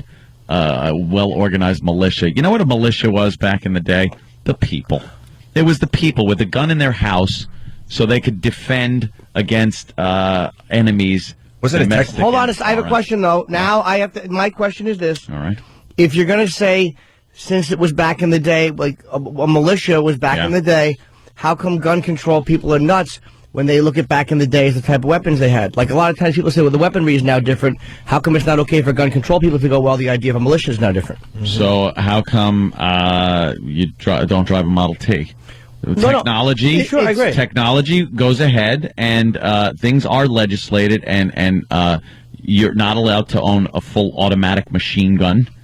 They do make limitations on you. Wouldn't the NRA let you know? If they had it up to them, it'd probably be all... Oh, yeah. Well, you're able to... Probably. If you have certain types of firearms license, you're able to own fully automatic machine guns in certain states. Certainly not New York. But that militia thing is just... It doesn't take away from the fact that it says shall not be infringed upon. And it was not about owning guns that were muskets or whatever. It was about owning guns so you could keep the government honest. Right. And if you read the early founding fathers' writings, that's what it's about. It's not about forming a militia. It's about keeping the government on its toes so that we would never have a king. Yes. We've kind of moved beyond that, though. We certainly have one now. Really haven't. Oh, yes. But I have the update on Carolyn McCarthy and how she came into office. She actually she campaigned for this seat. It wasn't her husband's seat. No, I know that. She didn't step in as a wife of a husband that was in office. I knew that. She ran for office and won on the sympathy vote. Right. She was like, different things. It just reminded me of, wives that become politicians because their husband passes. 13-year-old JC. When are you going to college, by the way? Are you going to be one of those kids going to college early? No, probably not. Oh. If I can actually graduate out of 8th grade. He's just a waste. I love it. All right. Thank you, sir. School's a waste, by the way. This is what I'm going to do. Mike, if you could wait through the break, we'll go to you next. If not, I understand, all right? Because we're late. All right, stay there. Rich Voss is here, so let's get the Dr. Seuss books out, pass them around. Going to dumb down the show next with Rich Voss. Robert Kelly, too. And 50 Cent's a little later this morning. 50 Cent. 50. I call him Curtis. Oh, do you? Oh, so do I, then. But you don't. Sure, it's his name. Oh. Opie and Anthony. Got to get right back into this. Opie and Anthony, Jim Norton, Rich Voss joining the program. And Mike sat through the break, so let's see what Mike has to say to Anthony. All right. Hello, Mike. Hey, what's going on, guys? What's up, buddy? Hey, actually, now that Rich Voss is going to be reading Dr. Seuss, I'd like Anthony to bury the back of a gun in my forehead. Oh. So, yeah. What seems to be the issue, Mike? I don't know. It just seems like we get this gratuitous rant every other month or so with this and this and this. When it all goes down, What's going down? When is it happening? I didn't say when it all goes down. I'm saying that they really are trying to undermine our Second Amendment right, the Democrats, the gun control people, and it's one of our rights as an American. That's Absolutely. all I'm saying. It's not going to be happening, though. This takes so long. It's never going to happen. Yeah, never going to happen. Believe me, they're trying. They're trying on a daily basis.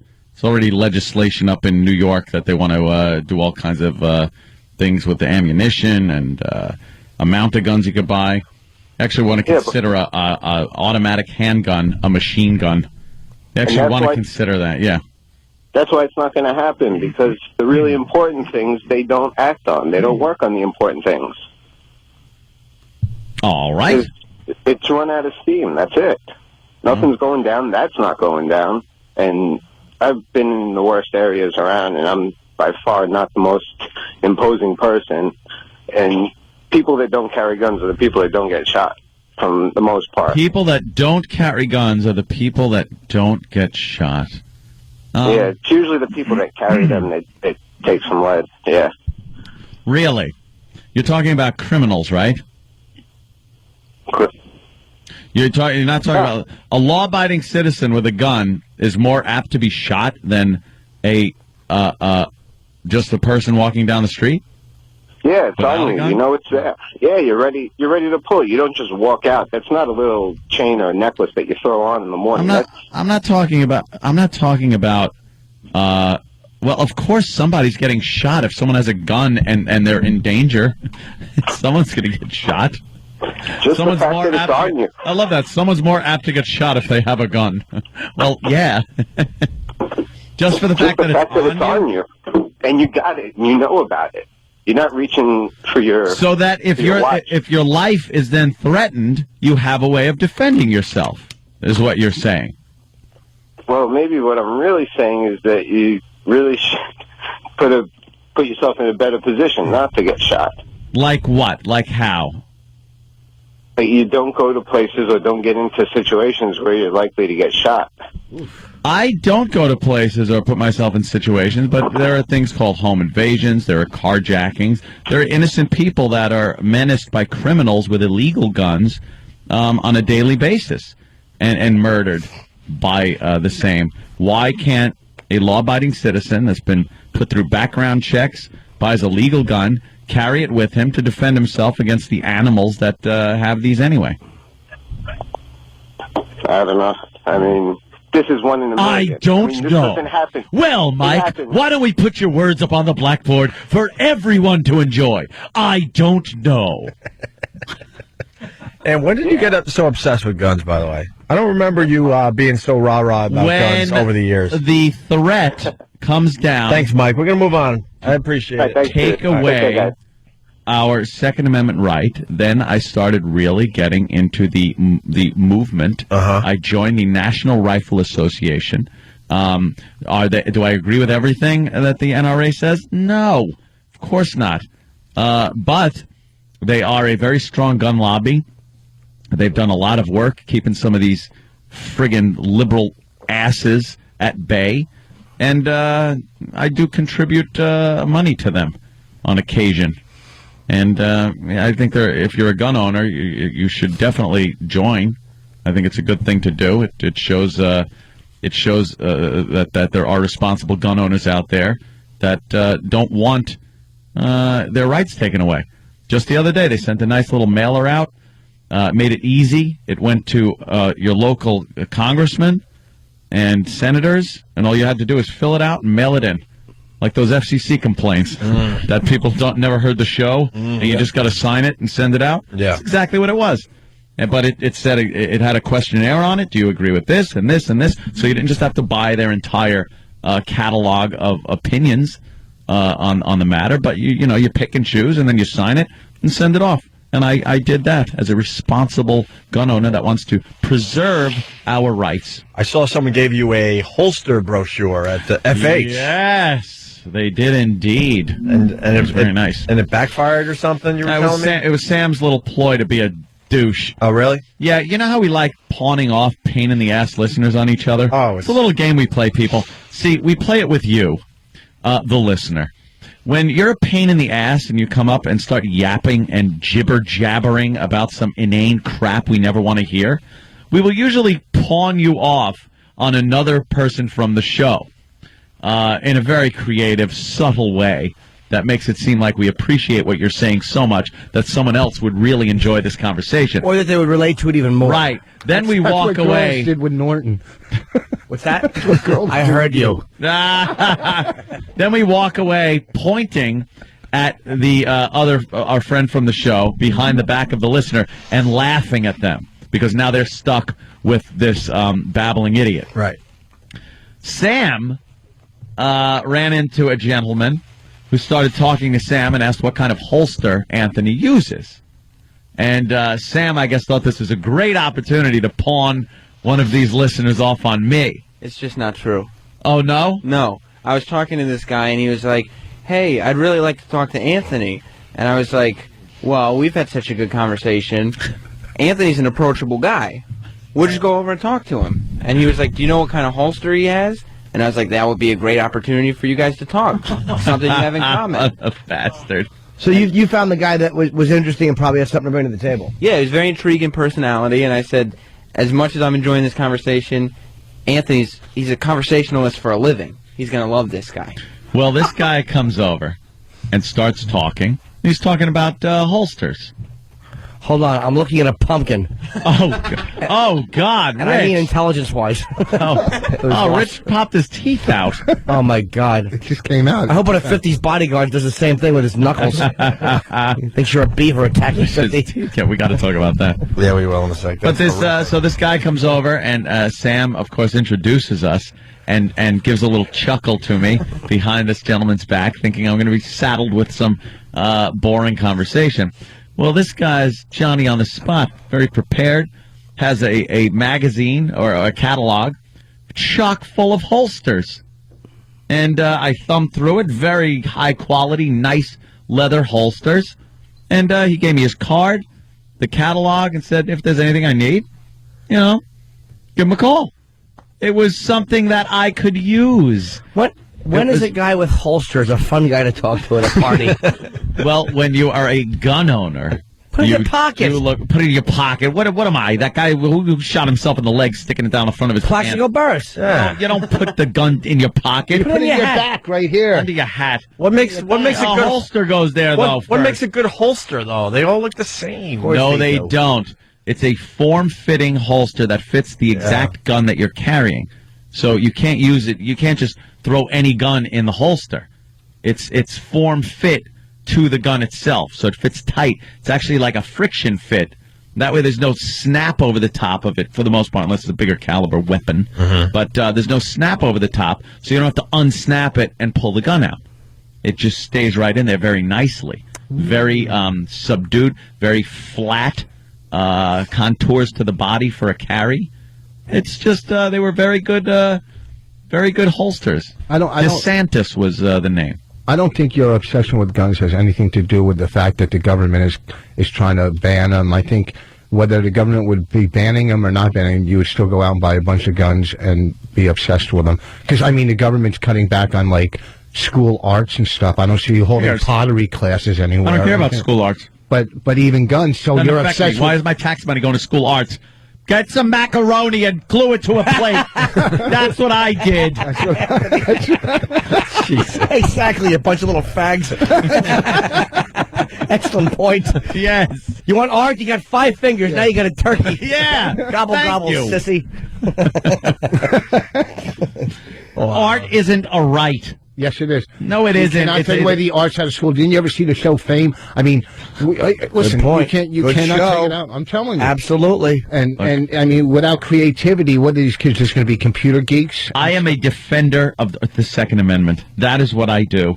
I use this forum occasionally, very rarely. I might speak up on my interest for people's right to bear arms. Very rarely. You'll barely ever hear it. Hey, don't play that phony phone sound over me, pally. Do the bit. So where you at with get off my soapbox? Where you at with the gun thing? I personally would like to get a gun. What happened was I applied for. We'd love you to get one too. I'm mistake you for a toothbrush. That's what Thanks, man. I knew a joke was coming because his eyes popped open. Here, what I applied for when I was 18. I was busted with pot, just a couple of, and they said it was going to be expunged from my record. Yep. All right, so I applied for the gun. You didn't read the thing that said even expunged, sealed, you had any type of crime. I had to get a lawyer, and I didn't get a lawyer to expunge it. I didn't realize it. And when I filled out the application... Even if it was expunged, by the way, you would still have to write it down. Did he just learn that word and wants to use it today? Yes. What? Expunge? Yes. No. For many years, you thought you had expunges under the sink. So... Why are you chewing gum if you have fake teeth that pop out so easily? Listen, you know what the problem is? Spit the gum out. I quit smoking almost 3 years ago. Attaboy, Rich. How many years sober, by the way? Last week, 23 years. Last Wednesday, 23. Right, get him a drink. Get it. On the house. Get him a drink. But I heard No, it's on me. I heard you can get a rifle without a permit. You can just go buy a rifle. Not in New York City. No. In Jersey, right? I don't know Jersey law. I know New York State law. You can just walk in. They will do an FBI check on you. Oh, I don't mind. And, if you have a proof of residency in New York City or the state of New York, you could buy a rifle. So I think I'm going to get a couple shotguns or whatever. Shotguns fun? Sure. Only because when it all breaks down and, Right. Yeah, when things happen. And yeah. I got one of those big-ass, nice Jew pistols. That Desert Eagle. Wow. The big snub nose? Those Jews know how to make a 5-pound gun. I love your people when it comes to making that weapon. Is that what the Israelis use? I don't know what they use it for. Batting people over the head. Because that gun is giant and unnecessary. Completely unnecessary as a sidearm. Yeah, that's it. Because, like, American Jews will just annoy you to death. But in Israel, they actually have a gun that business over there from Jerusalem to Gaza. Yes, a pistol. Why don't we take a break? We got to catch up anyway. Rich, you're helping us out on Friday, right? You're doing the funniest listener thing for us. Nice. I'm going to host the event. Yeah, that's very cool. At Comics this Friday, we're all going. Oh, that'll be fun. And I are going to be judges. You're going to be the master of ceremonies, and as we try to find the funniest listener. And I'm going to show at Comics this Friday. And basically, there's going to be an area where I'll be standing. And you can come over and perhaps touch me and say hello, but it must be brief. It's called the rest area. And then you hit the road, and on Saturday, you're going to be all the way up there in Queensbury. Matt in Queensbury. I'm sure we'll stop by and see you. At Sweet a Basil. faithful listener. Sweet Basil, right? That's actually a good gig. I've done that. It's you're standing in front of a giant window. There's a huge window behind you which stinks and overlooks the woods, but the gig is actually good. Well, last time I did a gig with you in front of a window was when we did that one-nighter in Connecticut, and you... Oh, my God. Voss bombed. That was, oh, God. How many years ago? Wait. Oh, God. John Shuley used to book it. Oh, Shenanigans. Yeah. Oh. I actually... That was a horrible Connecticut Tuesday gig. Yeah. And everyone bombed there. Every opener bombed. And I did a half hour. And I actually did well. It was the only decent set I ever had in that dive. And Voss went on.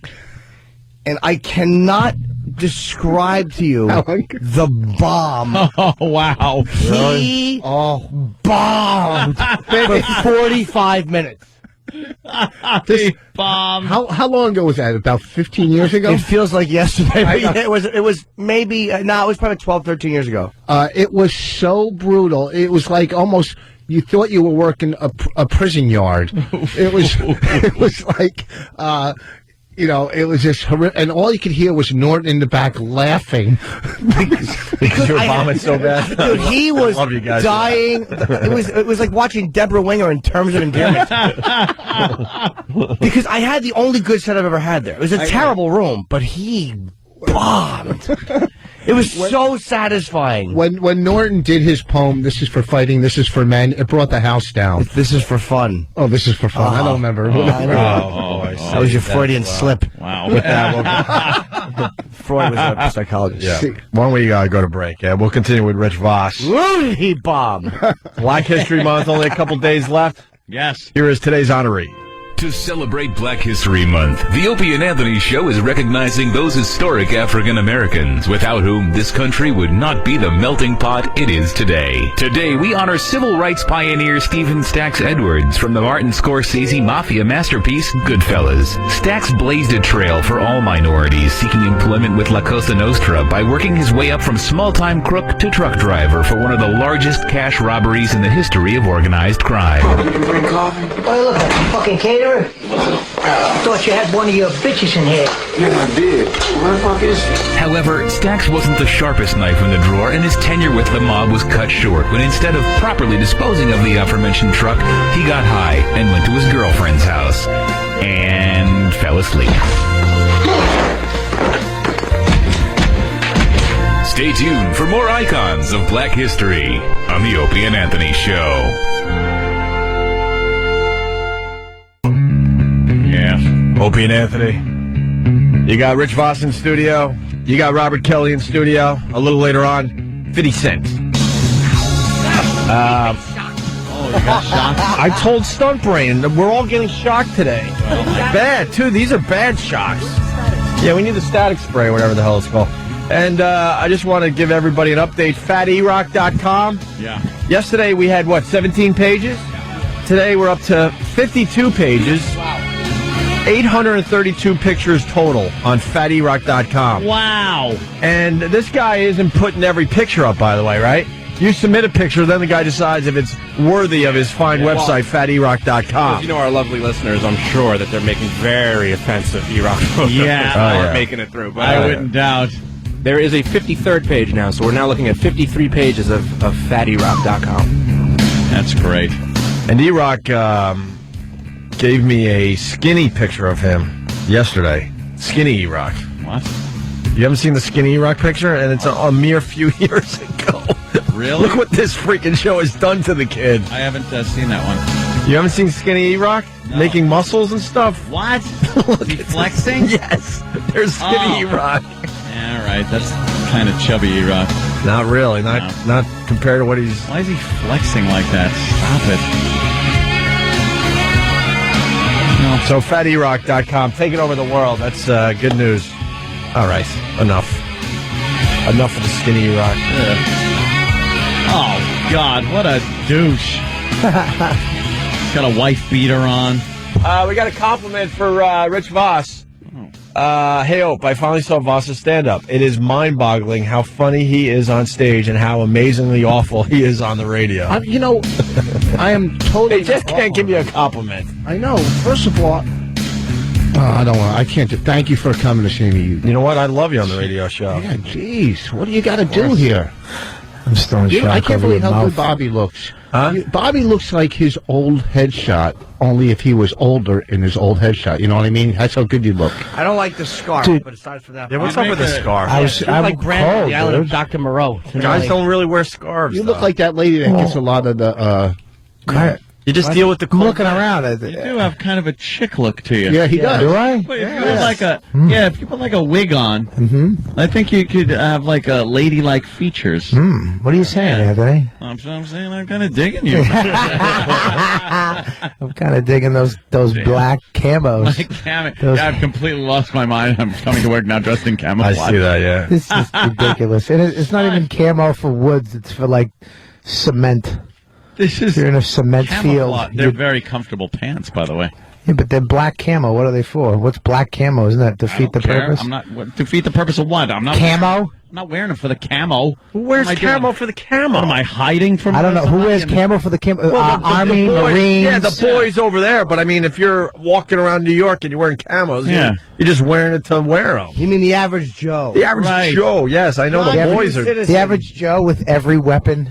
Yeah, he's not the average Joe. At his house in a closet. My urban combat gear. Can you do me a favor and just let me know when you know? Just call me. Send me a text. Bobby. I know all the proper channels. Just let me know. I was privy to his gun closet recently. What?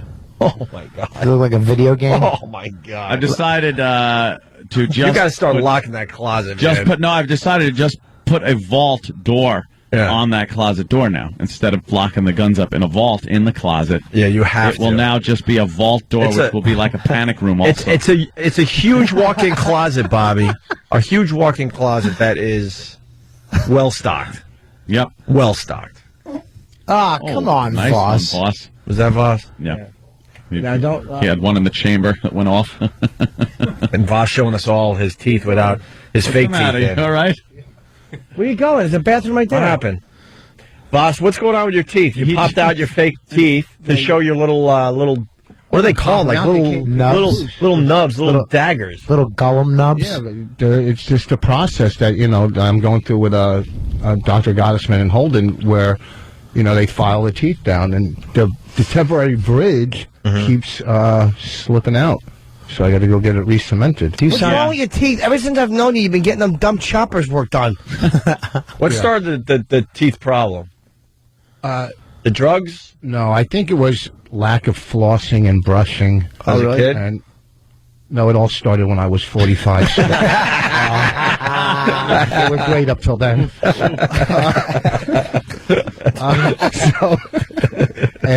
I have bad gum disease in my family. Yeah. So my mom has no teeth. But without the teeth on there, that really looks bizarre. It's all filed down. Yeah. Yeah, they look almost like fangs. Yeah, your mouth should be boiling in a pot in Quint's house. Jason. Give yourself a crash. That's a good one actually. I knew it was going to work. I sent the picture out to the Twitter universe so they could see the awfulness. Why is your daughter calling us? My daughter's calling? And why does she have the hotline? Because she's hot. Well, which daughter? One of the most uncomfortable moments ever, by the way. It was at one of the virus shows, and Anthony openly trying to pick up Voss's daughter. But making believe it wasn't real. I was just talking to her. Oh, Voss was in a quandary. He didn't know what to do. And I can't believe you right then didn't realize, or the next day I need to go to meetings. Right after that. Right after you were completely drunk and out of your mind, hitting on a 17-year-old going, you know what, maybe this is my bottom. If he knew she was that old, he never would have talked to her. Yeah, I thought your daughter was my bottom. Ant's one of those guys. He'll never go to a meeting. He's just one of those guys. What the freak am I going to a meeting for? I got things to do. Oh, why are you getting upset? Oh, you know what? See? Yeah, what's wrong? There's one meeting he'd go to. Did we hit a nerve there or something? What's going on? Oh, yeah, that meeting. Yeah, I go to meetings. Yeah, just different. They're very secret. Right. We're a little uniform. They'd love you, too. Hello, greasy Northern Italian. Welcome. I know. I don't think I'd be welcome. You'd be spit on and hung. Of course I would be. Hey, Voss's daughter, Jess, is on the line. Jess. Hi. Hey, what are you doing? Why are you calling? Cool. I don't know, I was bored. I just thought I'd call and say hi. Why are you listening to this radio station? Oh, shit, a cop. What's that? She goes, oh, and then drop the S-bomb and said a cop. Yeah. She can't be on the phone. Are you driving? I hope she said cop. How great is this?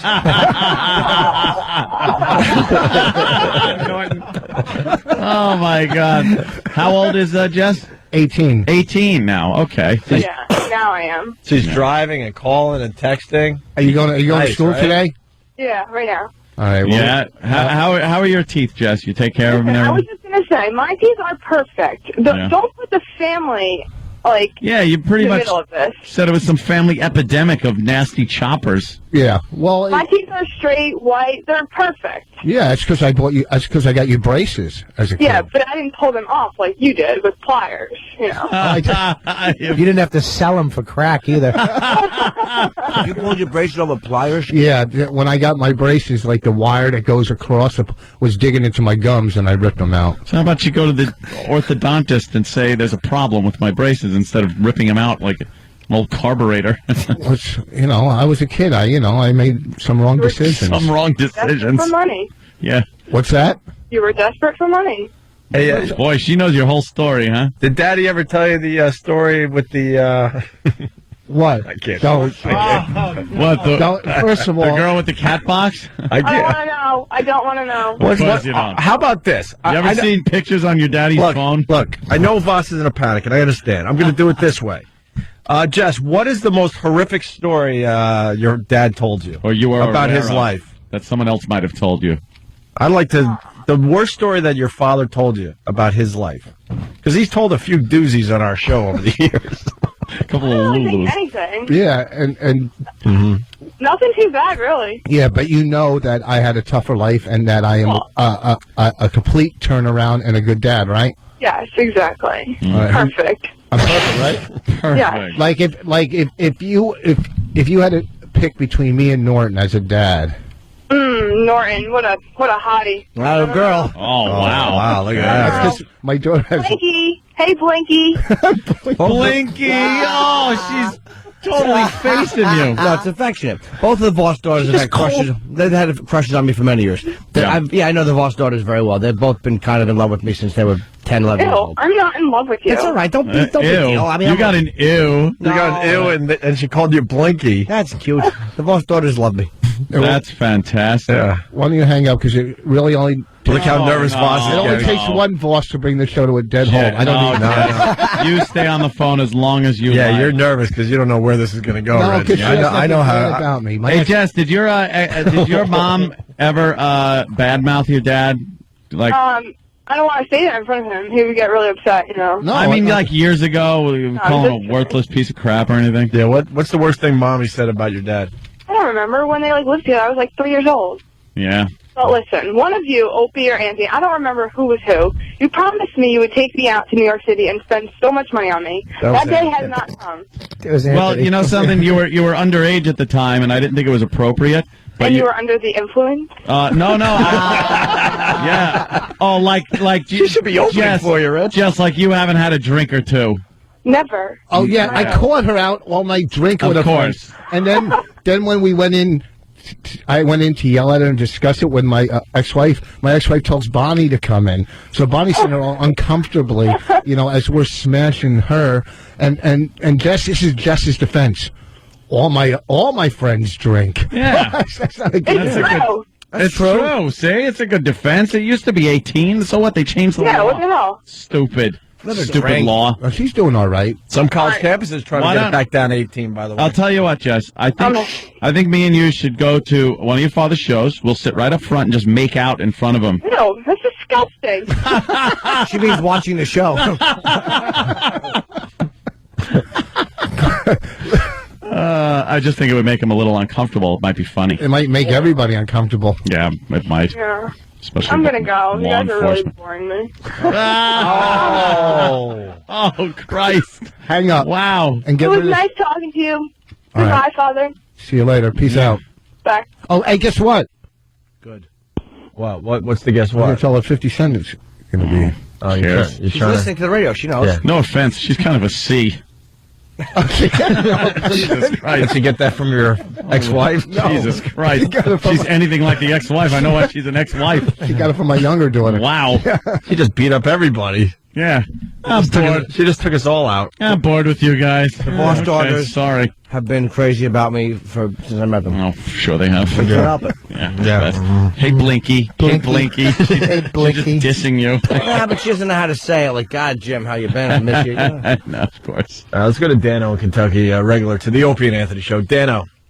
Good morning, fellas. Hello, Dano. Hey, I was wondering, boss mentioned his mom didn't have any teeth. Can I get her number? Nothing beats a smoothie. A smoothie. And you know what? She's in the hospital right now, not knowing who she is or where she is. Oh, boy. How's that working out for you, Rich? Time for the I don't know. pillow. I don't know. I know. I was in there, and there's like bags hanging from her. And do you go? And when you go to visit, you go, "Well, I'm going out of guilt, or I'm going." You know what I mean? It's got to be out of guilt if she don't remember anything. Yeah, it's just it's so uncomfortable. It's got a grandma like that. Refuses to say because she's in that. I remember my grandma, full of life and cooking dinner and things like that. I wouldn't go there and see her, Was your mom sick, boss? Huh? Your mom's sick or just old? Could you be any dumber? No, she lost her memory. Yeah, it could be you.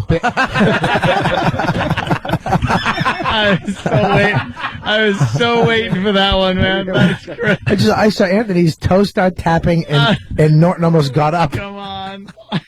Hey, yeah, she's getting old. She's just old. Wow. She doesn't know who you are at all when you go in. Well, she kind of knows me. She liked me the best out of all the kids, so she kind of remembers me a little more. Are you bummed out, Rich? Am I bummed out? Yeah. Yeah, then I got to go visit her. I'm doing stuff. No, you're bummed out that she's sick, and she doesn't remember who you are, dummy. You wish it was different. No, I think, all the bad childhood memories, it's like you go in That's there. good. You go, She doesn't remember what a douche you were and how much you effed up and things like that. I didn't. What do you mean? How I effed up? Yeah. You can't blame me. You can't blame me for the situation. Can't blame you for what? Someone stuck a crack pipe in your mouth. That's a good point, Rich. Yes. As a kid, a couple more. Excuse me. Can you please? Sorry. Cover your hepatitis. hepatitis. Jesus, Rich. Now. Maybe a little more hugs and affection. I might have grown up in a God. Yes. Take responsibility. I did take responsibility, but we all had it hard. You ask anyone about their childhood, no one had it nice. I got lots of hugs and affection. No one everybody had it nice. In this room is dysfunctional. Well, good point, Rich. Good point. Good point. Glenn Dandy says he's got a way to snap her out of it. Yeah. Just tell her the president is black. And that'll shock her out of it. Rich, tell us a childhood story. I love your childhood stories. What was the last one you told where your mom used the kids to get your dad arrested? Yeah. That one's wonderful. Oh, that was set up dad. That's not going to affect you in later years. Well, here's one that's one you've never told? Yeah, here's one. I don't know if my sister's going to get upset about it, but, back in the day, well, you know what? It's back in the day. Okay, go ahead, Rich. This has got to be a good This was my sister, not me. Well, I'll tell you me. No, I'll tell you me story. No, I want to hear this. All right. I'll tell you.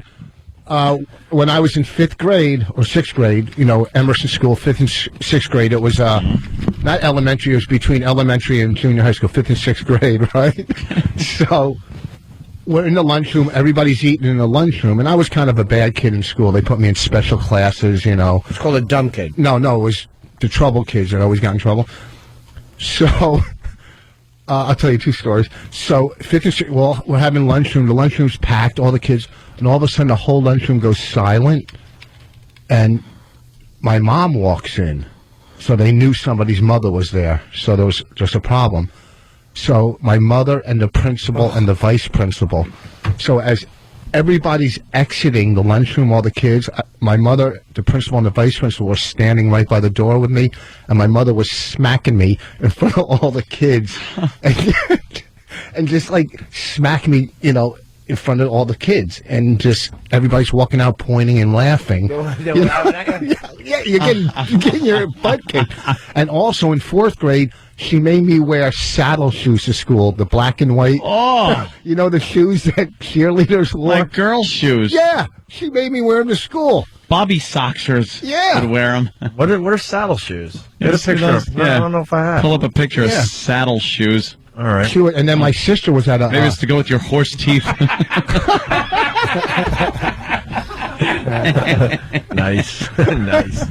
Oh, they're like golf shoes. Boss's baby shoes are hanging over the kitchen door for good luck. Hey, they look pretty nice now. I would wear those now. Do they? That looks like golf shoes. Yeah, they do. Those. Bowling shoes. In 4th grade, you don't wear those. Yeah, 4th grade, you don't wear those, or you're getting them put right up. My mother used to make me wear my sister's underwear to school. That's all sick like and I'm weird. talking all the time. Why? That's and I remember, were they sexy underwear? They were little girly underwear, so like little they had little like flower, like little girl underwear. Why? What was the purpose? It was 13 of us living in like a three bedroom house, and we were sleeping on like the floor in one of the bedrooms. You had 13 brothers and 12 brothers and I had sisters? 5 uncles, 2 aunts, 5 great grandmother. Were you grandfather. gypsies? And you guys all No, we were Irish Catholic in Boston. I just know exactly what the deal is. He was a pretty young boy. They called me Spiff. Spiff. I know, we were talking Spiff. about Spiff yesterday. 5 or uncles. whatever. One of them was just a creep. A douche. You sure that was your nickname? Do you think I'm going to help you with this one? No, I mean, Wait. It was. Yes, it was, Jim. Wait, he gave us enough here, though. Your sister's underwear. Yeah. Well, you know what? I didn't even realize it was bad until one day. Remember? Was it so soft that you were just popping what's all day long? Oh, God. No. I just remember I was in the bathroom one day. Remember those, we were at the big sink you used to step on? It was a round sink, and you'd step on it, and water would just shoot out like a fountain, and everybody would wash your hands there. I was washing my hands, and I was in the just taking a pee-pee before that. And we're all washing our hands, and they just started making fun of me about my little flowered panties. Because I didn't know it was bad. Why are you showing everybody? I was going to the bathroom. Well, you make sure no one's around. I didn't know. You made it worse for yourself. I didn't know. I didn't know you had to hide it. Of course you gotta hide something like that. No, you don't know you gotta hide it in 1st grade. You just take it out and go, look.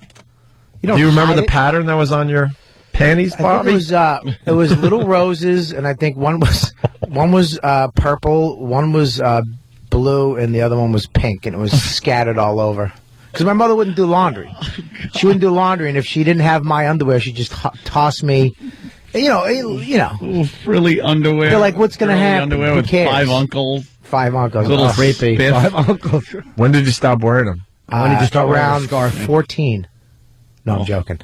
Actually, I used to pick my nose, and I used to suck on my fingers. Like, people suck their thumbs? Yeah.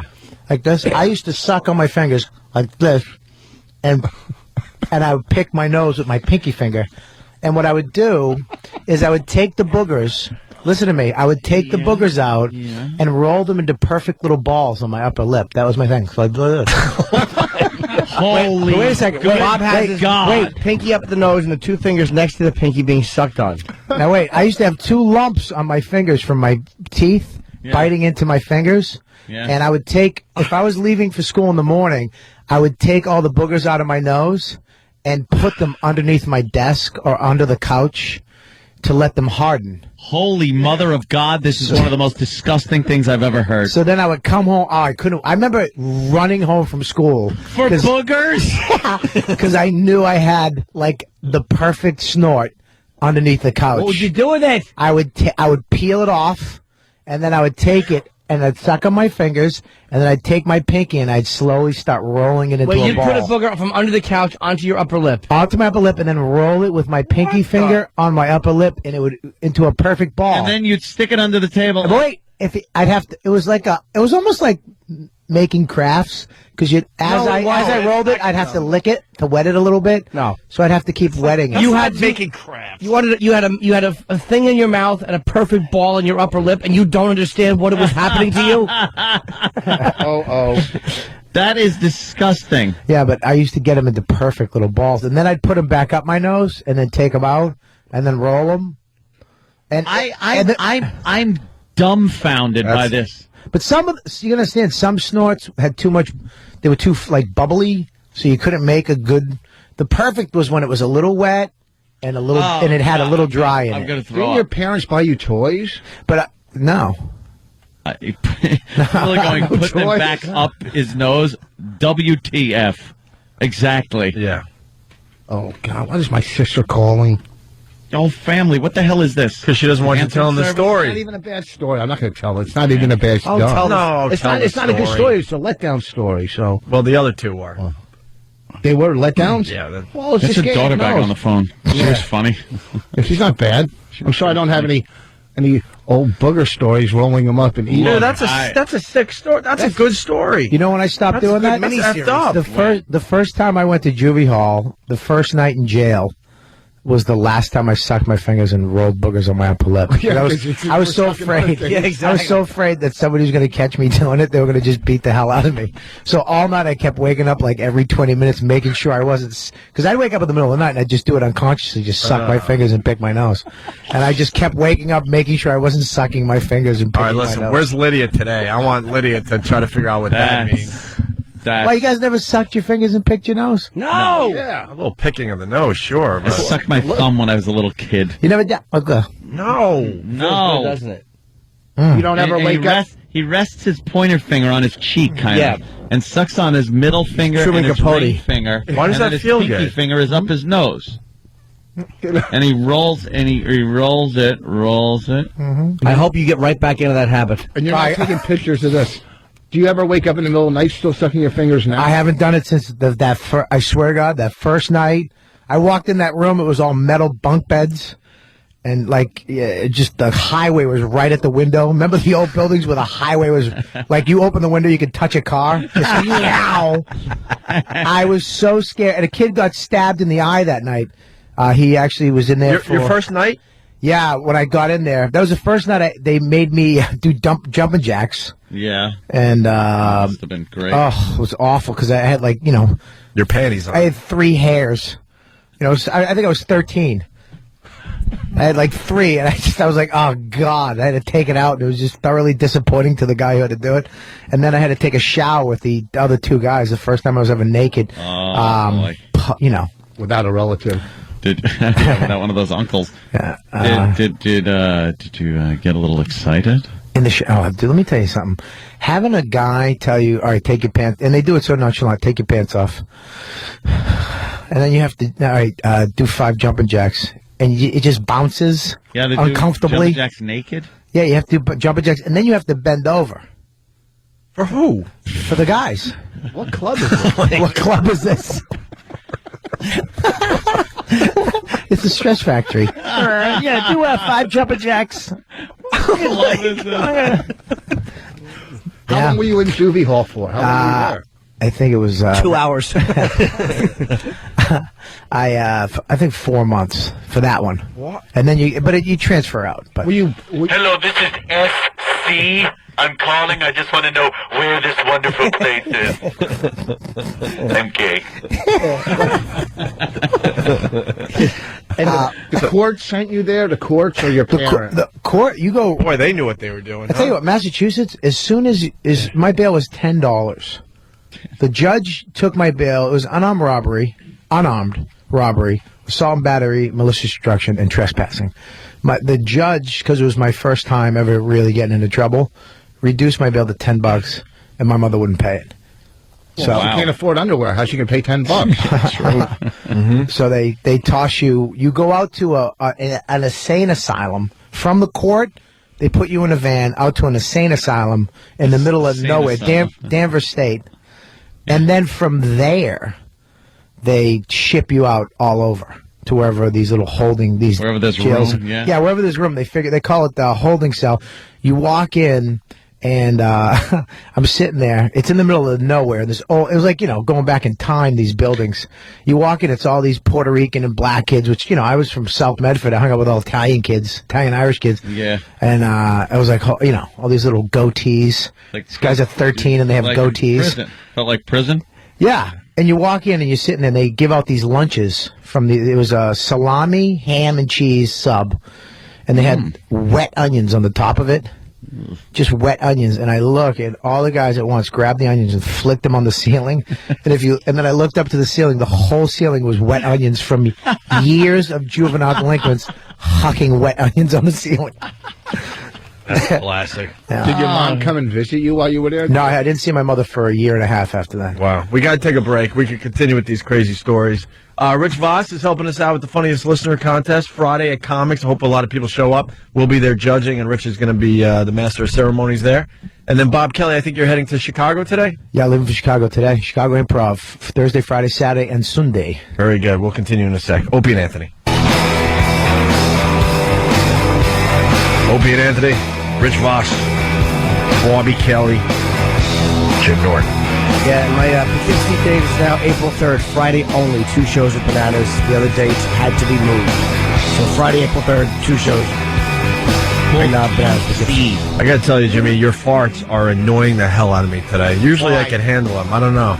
They're horrendous today. There is some, there's some horrendous ones going on today. Like Jimmy and Voss. Guys, but Voss is just contest. I don't think Voss's smell today. They don't stink. He's just guessing. I've never gotten mad at a guy's farts. It's the stuff that comes out of his mouth that stinks. Exactly. Oh, me. Yeah, oh, me. He goes, oh, me. Oh, my. Oh, my.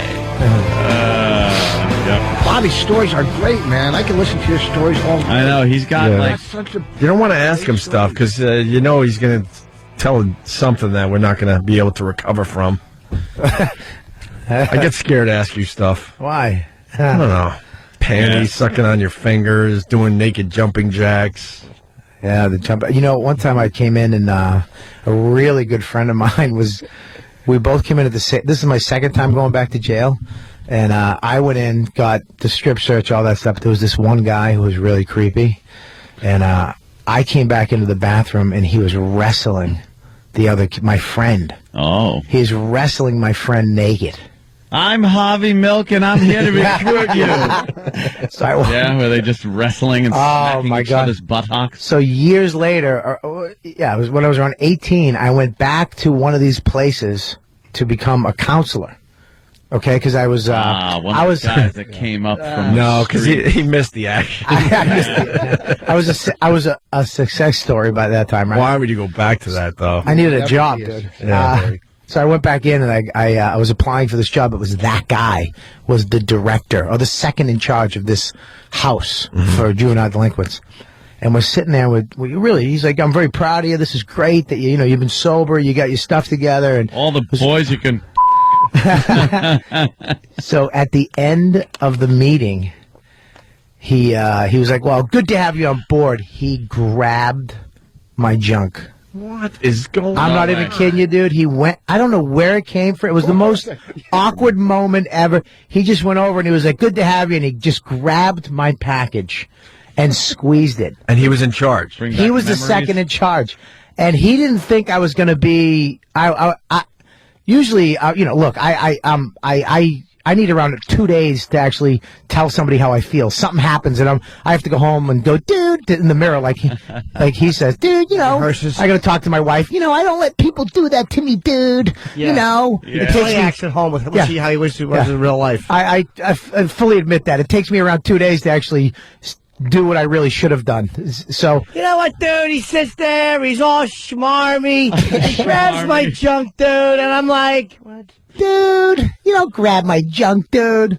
But I actually, right then, there's one of the only times in my life I went, hey, don't do that. What's wrong with you? That's pretty tough. That's really crazy. But why don't you knock him out and say, F your job? It's one of those situations, I'll go though. deliver newspapers. Great interview. Always get a newspaper job. Great interview. I thought I had the job, and then the guy just grabbed.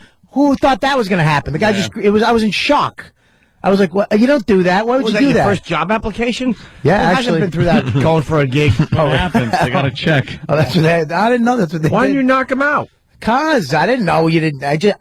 He panicked so bad when I wasn't into it.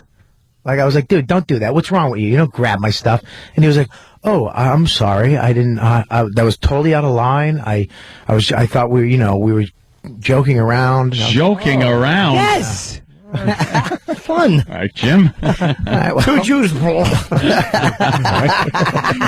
So you started working, and when you started working there, every time when you started working there, it wasn't uncomfortable. I mean, why would you go to work there? I don't like the fact that hold on. I don't like the fact that Voss was just making a joke. So when you started working there, no, I didn't. Shut your face, or I'll bite it. Listen to me. I had to start over again. Yeah, he was trying to make a joke of his Bob was saying his penis got grabbed, and Voss was like, well, you started working there, he didn't take that job. Did you take the job? No, he took the job. Took the job. Oh. That's what I'm saying. That's what I don't understand. I would have said, you know what, dude, you know what the job was? Yes, we do now. Job begins with a Take B. that out and get grabbed. Job begins with a B. Nice. I went in 3 nights a week at 11 o'clock, and I just had to stay there until 8 o'clock. So I slept. You get to sleep half the night, too. Really? So you just go in this room, you sleep. The guy wakes you up. The guy I worked with was probably around 400 pounds. Came in with one of those 7-Eleven big gulps, but the big one? Giant, yes. Yeah. Just of Coke. He would drink like 2 liters of Coke every night. Ugh. Oh, it was awful. And His future. I was just, what? Are those your teeth?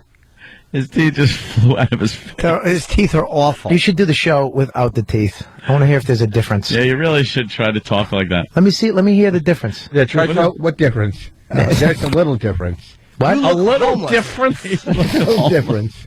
You sound like a little baby Voss. A little difference. It's so funny to look at. He smiles and his lower jaw sticks out now above the front one when you smile. Talk, Rich. I could talk. It sounds. Maybe it does sound a little different. It sounds horrific. Just do the rest. We only got a couple minutes left. Do the rest of the show without the teeth. All right. Where are you going to be this weekend, Voss? Sweet Basil's in Queensbury. Where are you going to be? Sweet Basil's. There's a whistle. He's not putting the voice on, by the way. Sweet Basil's. In Queensbury. Can you tell people where I'm going to be? I'm going to be in Chicago at the Improv. Bobby's going to be at the Improv in Chicago. Wait, hold on. I got slobber there. And you're going to be where? I'll be at Sweet Basil.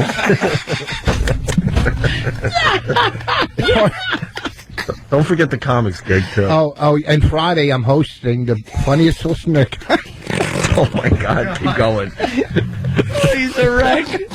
The funniest listener contest. Yeah. At comics on Friday, and then Saturday, Sweet Basil. And then you can see Bobby Kelly at the Chicago Improv. I want everybody to go see Bobby. Very funny. It's a big room.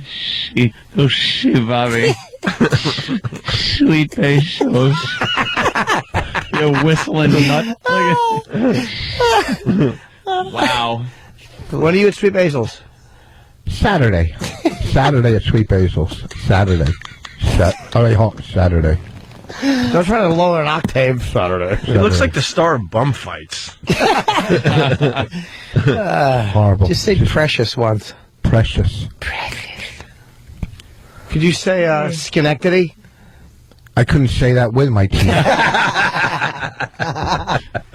Nice. Oh, my God. Oh, you should be forced to do every radio show without your teeth. Do you ever think about going on stage without them one night? Just who cares? Just go out without them and just do a whole set and then not even mention it. Yeah, you should, man. What are you, crazy? Why not? Rich is too vain for that. Are you? Yeah. That would be funny, though. Be hilarious. And then at the end, you should just bite a balloon and pop it. Oh, you can just end the show. Yeah, why are you staring at him like that? Huh? Because I just want to hear other bombs, other suggestions on how to close my show. Funny options. It would be funny if they wouldn't see you if you walked out your way to the crowd without your teeth and then you just start talking. That would be great. Or if in the middle of the joke you just take your teeth out and start talking. It'd be great. Throw them in a cup of Diet Coke. Rich, take your teeth out again. It's a bit hack, but I think it could work. Danny wrote a nice line for you. A very famous line. Oh. Yeah, this... Right. Made famous by Cindy Brady. Right. Could you do the Cindy Brady line? Can you see that? Sally? No, because I'm... Go ahead. Hold on. Yeah, take both teeth out. Here we go. And really try.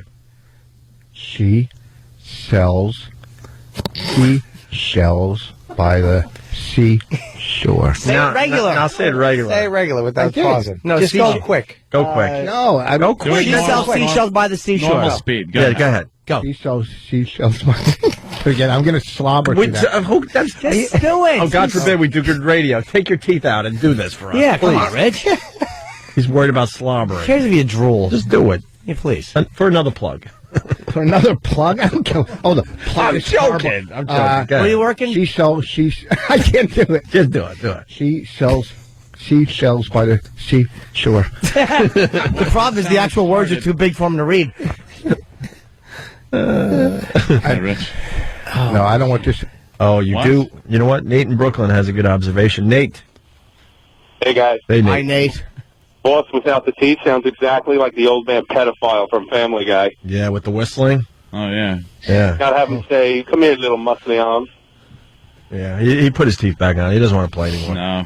And other people saying you sound like a baby. All right. That's it. We're out. Would have liked to have gotten a little Time to wrap video up. of that, but That's it? again, Rich wasn't into that. Oh, I thought you got some. No, doing the shisha. Yeah. Or giving your plug of where you're going to be. That was funny. Yeah. All right, you got Comics Friday with us. Friday with you guys. It's going to be good. I hope a lot of people show up. And then Queensbury at Sweet Basil's in Queensbury on Saturday. Bobby's going to the Improv in Chicago. Chicago Thursday, Friday, and Saturday. Right. And, yep, it's going to be a blast. Who you opening for? I mean, is your headline?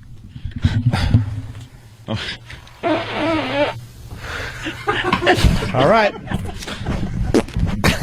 I wish I had one. I don't have anything. You guys are disgusting. Hey, look, you want to come in and play games? That was impressive, though. I like Boss's. Boss's was good. Jimmy's was a little disappointing. Mine was disappointing. With the timing of that, I just stood up and answered. I'm sorry. You're right. It was good.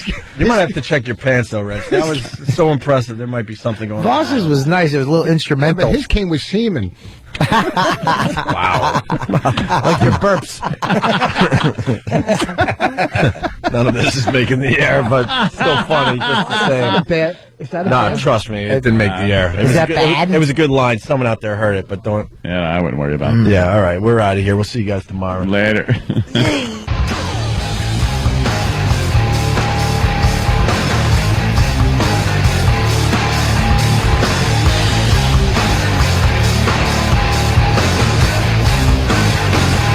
Continuing with the Opie and Anthony show. We got Bob Kelly, Rich Voss. We got 50 Cent's video game on the screen. We're checking that out. He's going to be here in a few minutes. He's promoting 50 Cent Blood on the Sand video game for PS3 and the Xbox. It looks stores badass. Now. Yeah. Looks pretty badass. I'm just wondering why rappers are fighting terrorism.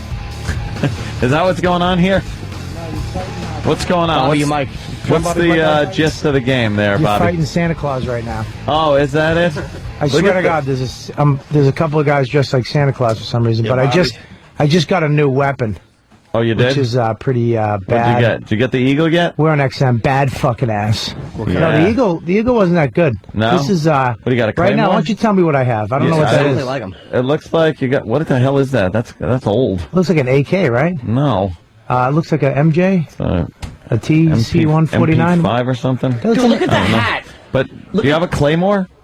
No, I have this. I have that. I have a shotgun. But it's got some good. I like this option right here. Graphics, got a nice roll. No, you got a Tuck nice and roll. Look how badass he looks. Like the veins in the arms and everything. Yeah. Well, the plot of the game, Anthony. Yeah. 50 Cent and his G-Unit crew finished completing a tour of shows in the Middle East. Rather than receiving $10 million cash for his work, G-Unit is offered a diamond-embedded skull of legends. The skull gets stolen, and 50 Cent, angered by the fact, will do whatever it takes to get it back, even if it means fighting through gangs of thugs and putting himself in life-threatening situations. Holy shit. That's badass. I just planted some C4. Huh? Oh, a little C4? Oh, Christ. Yeah. Hey, well, look out. Bobby, it looks like you played this game before. He has. We got some bad guys. Oh, man. Come on. Wow. You're kicking ass. Is that part of... Yeah, that's part of your G-Unit. Oh, get that guy. Come on. That was an awful shot. What are you doing? Who are you, me? You're stinking aiming. To the aim? Where's your buddy Dane to just stab people? Oh, wow. There we go. Now we're talking. Oh, there he goes. All right. Well, we got another guy somewhere. Where is he? Oh, there he is. Got him. Yeah. Whoa, there's another guy. I'm out of bullets. Reload. Behind this pole. Come on. Oh, shit. Oh, that's a good move. Switch it up a little bit. He goes, don't fuck with me. There's rap music playing. These friggin' Arabs would be scared shitless. They'd just run away. I'm gonna do a little. We're all just watching a video game on the radio. Yeah, that's what we do now. Oh no! Oh, damn! Fire in the hoe. Fire in the hoe. He just blocked my way. Is there another way out of this shithole? Damn! Well, I just got some ching ching. Yeah. Just like running through like an abandoned building. Yeah. Oh no! Oh shit! Ah man! Oh shit! Watch that door, yo. What are you just doing? Why are you somersaulting in front of the door, you moron? Oh damn! There they are. Take come on, cover. get behind it. Take some cover, yo. Oh yeah! Just hack that guy up. Bobby's kicking some ass. I like that watch he's wearing. Look at that. Got some nice fucking accessories. Bobby, Bitch. what do you think, Bobby? What's your review so far? Well, now that I got a new gun, it's pretty good. Yeah. Shit. I just got some more ching ching. Someone throwing a fucking we got a guy grenade up at you.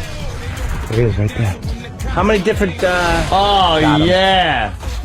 Bobby just picked a guy up that was poking over a fucking wall. How many different settings are there? What do you mean, How many settings? buildings? How many levels? Yeah, What they different call them? places. Like Grand Theft Auto, you can get in a car and drive. I don't know. I'm going sure downstairs I'm right sure now. there's other levels. We'll have to ask. I just City completed about one. that. Right. This is my second level. I just completed it. What? No. Look at that tricep on him. You better, I mean, when I find you, you can That's owe my me buddy big right time. there. Now you better deliver the goods. Where's the strip club at? Strip Okay, club. good. In fucking the Middle East, you know how bad that's gonna be? Let's go. I want to see the strip club, yo. Yeah. They put on clothing. Yeah, I want to see the outside. They're right now still running in this basement of this abandoned building. Oh, you And there's just money. blinged up or some shit. There's some glowing Arab guy on the wall. All right, there you go. Now get back to the street, Bob. What are you doing? come on. Come on, go to the Take strip it down to club. street level, I'm going. yo. I'm going. What are you Gotta doing? smash through this Oh, wall, yeah. Jimmy. Oh, all right. Smash that shit. Why are you Smash talking that like a shit. thug? What? We're all going to be. I'm watching this, yo. Yeah, ammo up. Oh. Yes, the boss is going to try to bond on the street level about going to Plainfield. Yeah, me and... Oh, yeah. Do some more ching-ching.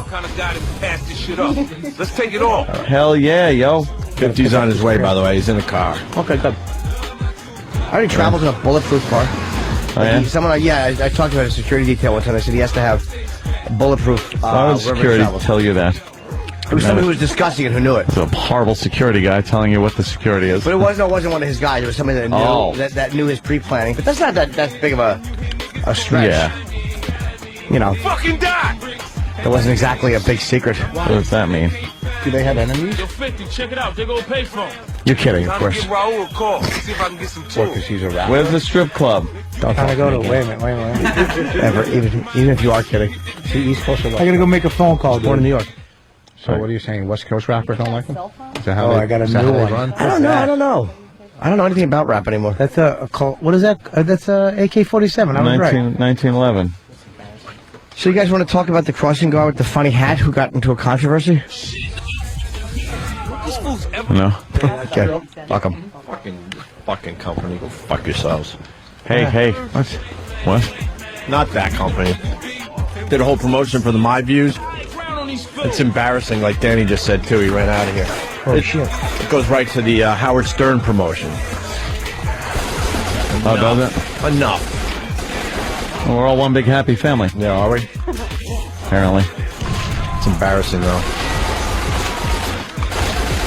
Oh, Bobby. You missed that guy. I got this guy. I'd be dropping like N-bombs if I was watching this at home. I'd just be like, yeah, I nailed that, and then I just drop it.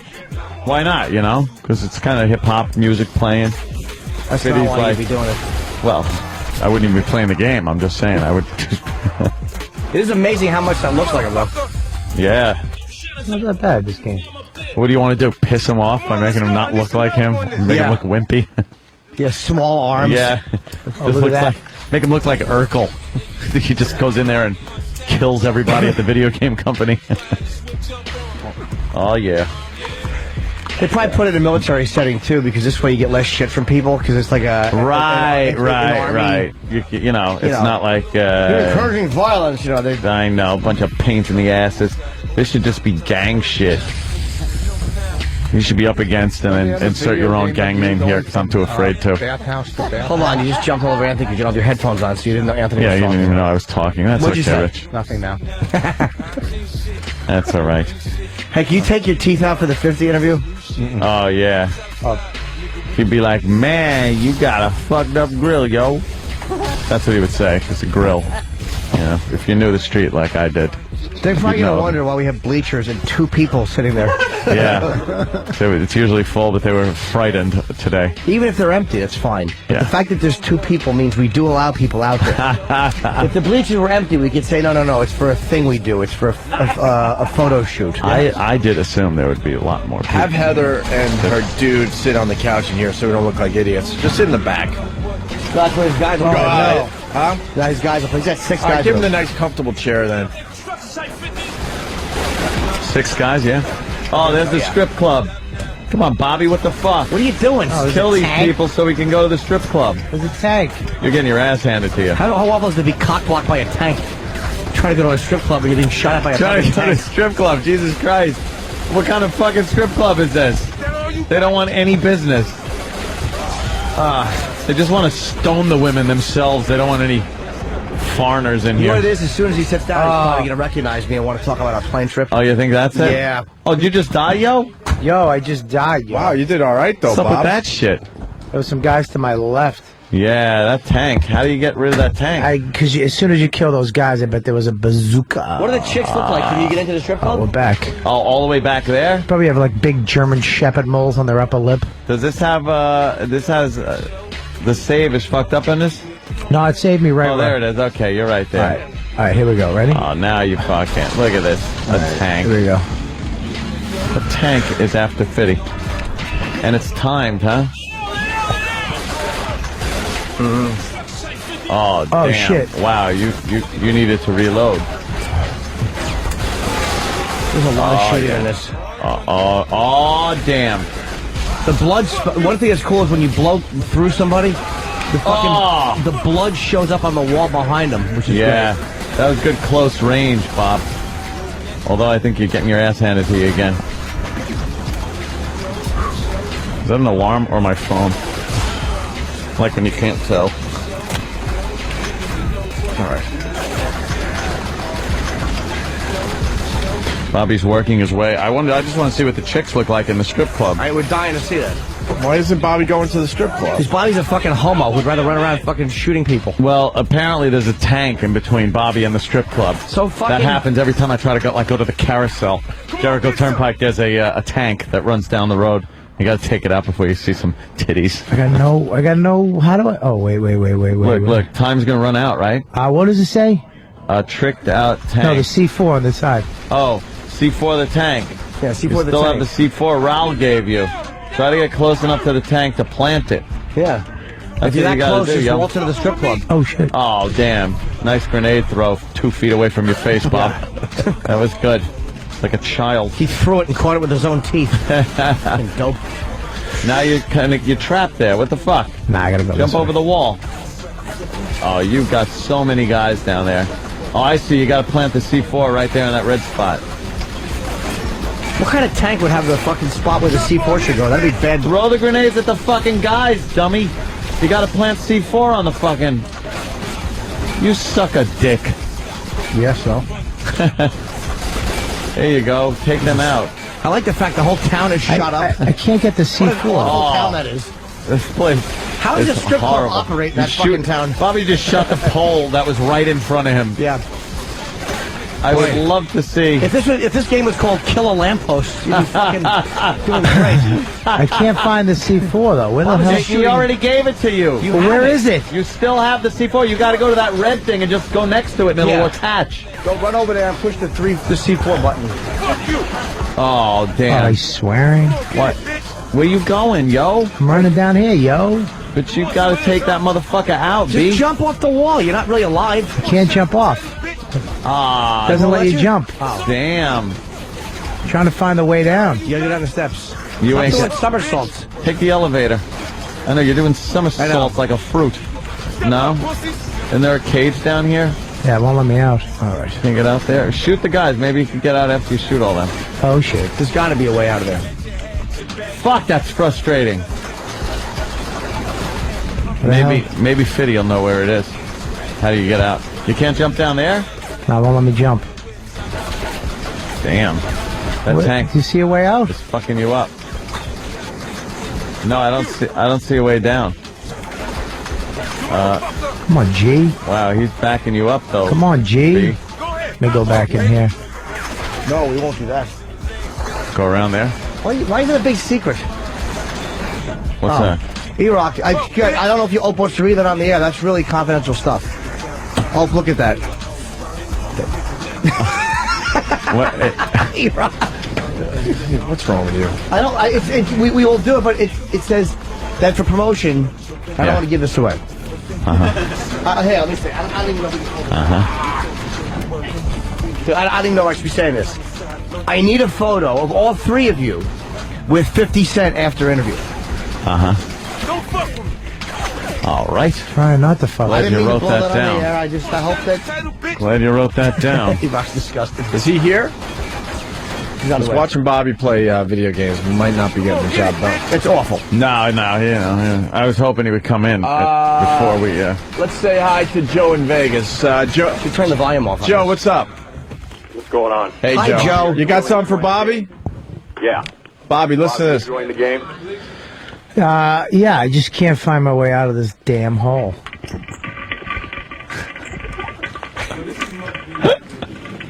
My headphones. Turn these up. Perfect time for what is it? Our guests to show up. By the way, That guy's taking a shit there, Bobby. Thought that would be better than listening I hope to you. he shit his cell phone by accident. Right.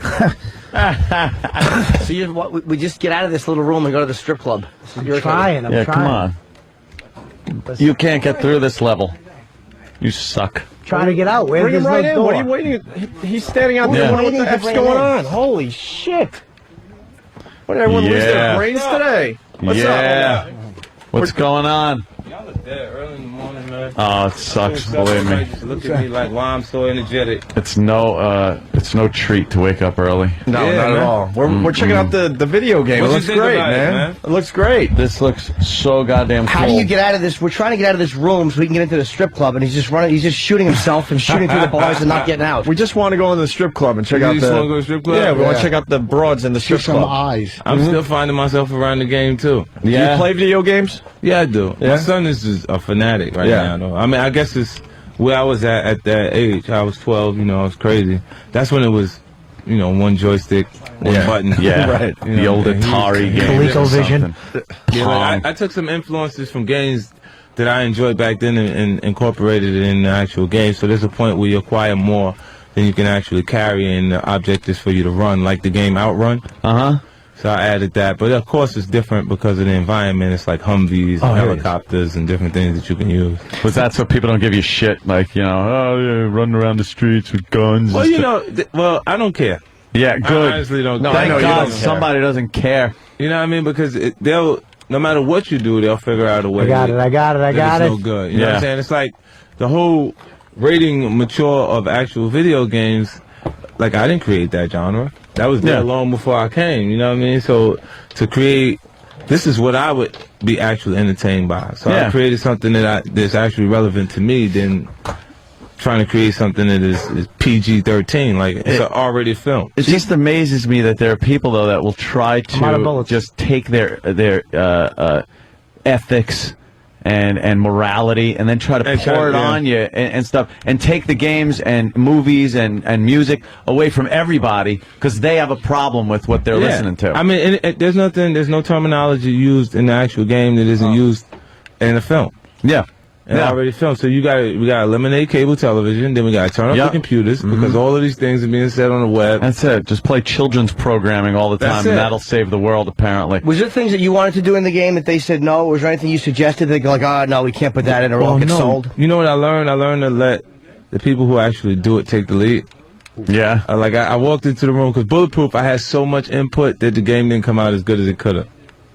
This time I came in and I was like, yo, hold on a second. I'm going to listen. What is the best possible things that we can actually do? And I kind of let the guys do what they do, and then I added my input to it. Like, the environment is the way it is, because, like, 2 years ago, when I started with Vivendi Universal, and then they merged with Activision, and I now with THQ. But when I went inside with them, I had an opportunity to see Blood Diamond. Yeah. And to see, I went to perform for the soldiers in Iraq. So I kind of took both of those things. That's what inspired me to be a part of the film project, Home of the Brave. It was myself, Samuel Jackson, Jessica Biel. I had a great director on that project. It was Irwin Winkler. You know, and from that, like, that's what, because this is the most intense situation you could possibly be in. Like, when you've been through some tough periods in your life, you can feel like you've been through it. Until you get there and you realize that they made a conscious decision to be in a life-threatening situation. Right. And that's got to be mentally a lot tougher than what is out there. Like, you don't make choices. Somebody just runs up on you in the street. Were you scared being over there? I went over there. We did shows in the end of 2003. Yeah. And then they started beheading people. And I wouldn't know. No, it's crazy over I was there. scared to go back over there. Look, the first thing he said to me, he said, look, I'm not going to bullshit you. You can die today. As soon as I got out of the car, I was like, what the fuck did I come here for? Yeah, right. You know what I'm saying? Like, I could have went to Dubai. That was my day, like, time off. Then I said, let me go do that with the soldiers. You know what I'm saying? And I come here, you gonna tell me you're not gonna bullshit me. You could die today. Damn. You know, but it's interesting. I know the people that I saw there weren't the same people their loved ones miss here. Because your spirit would absolutely have to change to have that much death around you. If you come in a platoon of 45 people and then now it's 30 and then it's 26. Yeah, there's a lot of guys and then it's 20. So then those guys are writing death notes. Like, if I actually pass away, send this note to my family, and you know, because they see people moving dying around them. Now, putting a strip club in Iraq, that was definitely a stretch. You had to get one there. There can't be one. I absolutely needed that. For motivation. I mean, like, what is your motivation? I said, what is my motivation, man? Are you able in this? Because, like, in GTA, I mean, it's got the same level of graphics as Grand Theft Auto as far as believability, and the shooting is great, because when someone gets shot in this, the blood actually splashes behind and sprays the wall. Are you able to shoot civilians in this too? Because in GTA you could just shoot anything that walks. Yeah, you can. It's shoot. like what's the name? They got the same engine as Gears of War. Yeah. Oh, it has Gears of War engine? Gears of War, yeah. That's great. You got into the club? I got into the strip club, but they're not really showing that much pussy. Are you upset? Is there? You know what? Is there a secret? Can I ask a question though? Because a lot of video games have secret codes where you can type in XXX. Is there a way you can fucking eat some pussy if you type in a secret code? Where you just stick your fucking 9mm in a chick's asshole? I didn't think about that. Next time. Next game, there's gotta be one where you just fucking snap your fingers and you just shoot pussy. Just shoot your load all over pussy.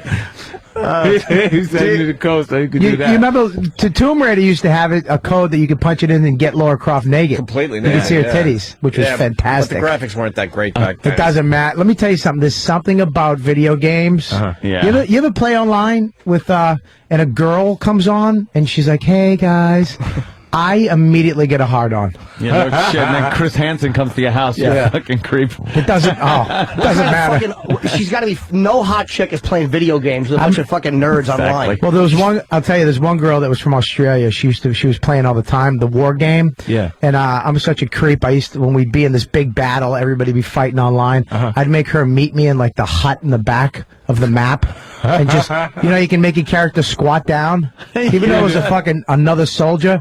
I'd make her squat down and go back and forth and talk dirty to me. What's wrong with you? You're out of your mind. Sometimes when I'm playing Tiger Woods golf, there'll be like a lady in the gallery. That's all I got. What are you doing? I got to ask you about it. You're definitely involved in the business end of a lot of what's out there that is marketed as 50 Cent, as you. Do you have to tread a fine line between keeping your credibility with especially your original fans and being a businessman? Well, for me, it's my personal growth. Like as I get into different things, but you got to take some shit from people. I'm sure there's you got people that's gonna hate you for whatever you do. You know what I mean? And then they're not even being conscious of the actual business. Right. See, the guy who was in hip hop 10 years ago, if he had the same morals and the things that they consider street would give you street credibility and everything, he's completely broke right now. Yeah. He's a VH1 special. You know what I mean? Yeah. You watch that Hammer special, man. Oh, that hurts. Like it's crazy. Because he didn't understand brand extensioning. When the business is changing and the marketing dollars are changing. So if the company can't see the same returns off the CD sales, which we know obviously isn't the same, they can't spend the same marketing dollars they could on presenting you to the public as a star. But who turns you on to vitamin water? Like, who would think to get into that? And what a payday you got for vitamin water. Initially, vitamin water for me, it's so basic, man. Like, I went into Walmart. The no-frills section, like, they had toilet paper for 29 cents. So I was like, yo, how much does this cost to make? It's got to be like nothing. Yeah, it has to be 9 cents. They're selling it for 29 cents, right? Like, and then I'm like, I just want to take 3 of these, put it in a wrapper with a different brand, and move it to the middle of the aisle. And sell it for 50 cents. You know what I'm saying? Holy crap. That's all I want to do. That's all you did. You know what I'm saying? So when you're looking at that, like, and initially look at spring water. You got Poland Spring in the same section for like $2.89, and then you got 59, the same gallon of water for 59 cents, and they say this is spring water too. Yeah, what's the difference? So I'm like, I don't know the difference. Me, I'm like, they're both spring water. It's the two different things. It's just which brand are you going to actually pay for. So I'm saying, like, I wanted to actually go into I just wanted to move the spring water from 59 cents to $1. You know what I'm saying? Like, there had to be a bigger profit margin. If I could just take 59 cents more off of what they already have, and they got that profit point selling it at 59 cents. If I could just move it into the middle and then spend marketing dollars to brand it. And he's thinking of all this shit when the store manager's following him around the store. Saying hurry and buy. Exactly.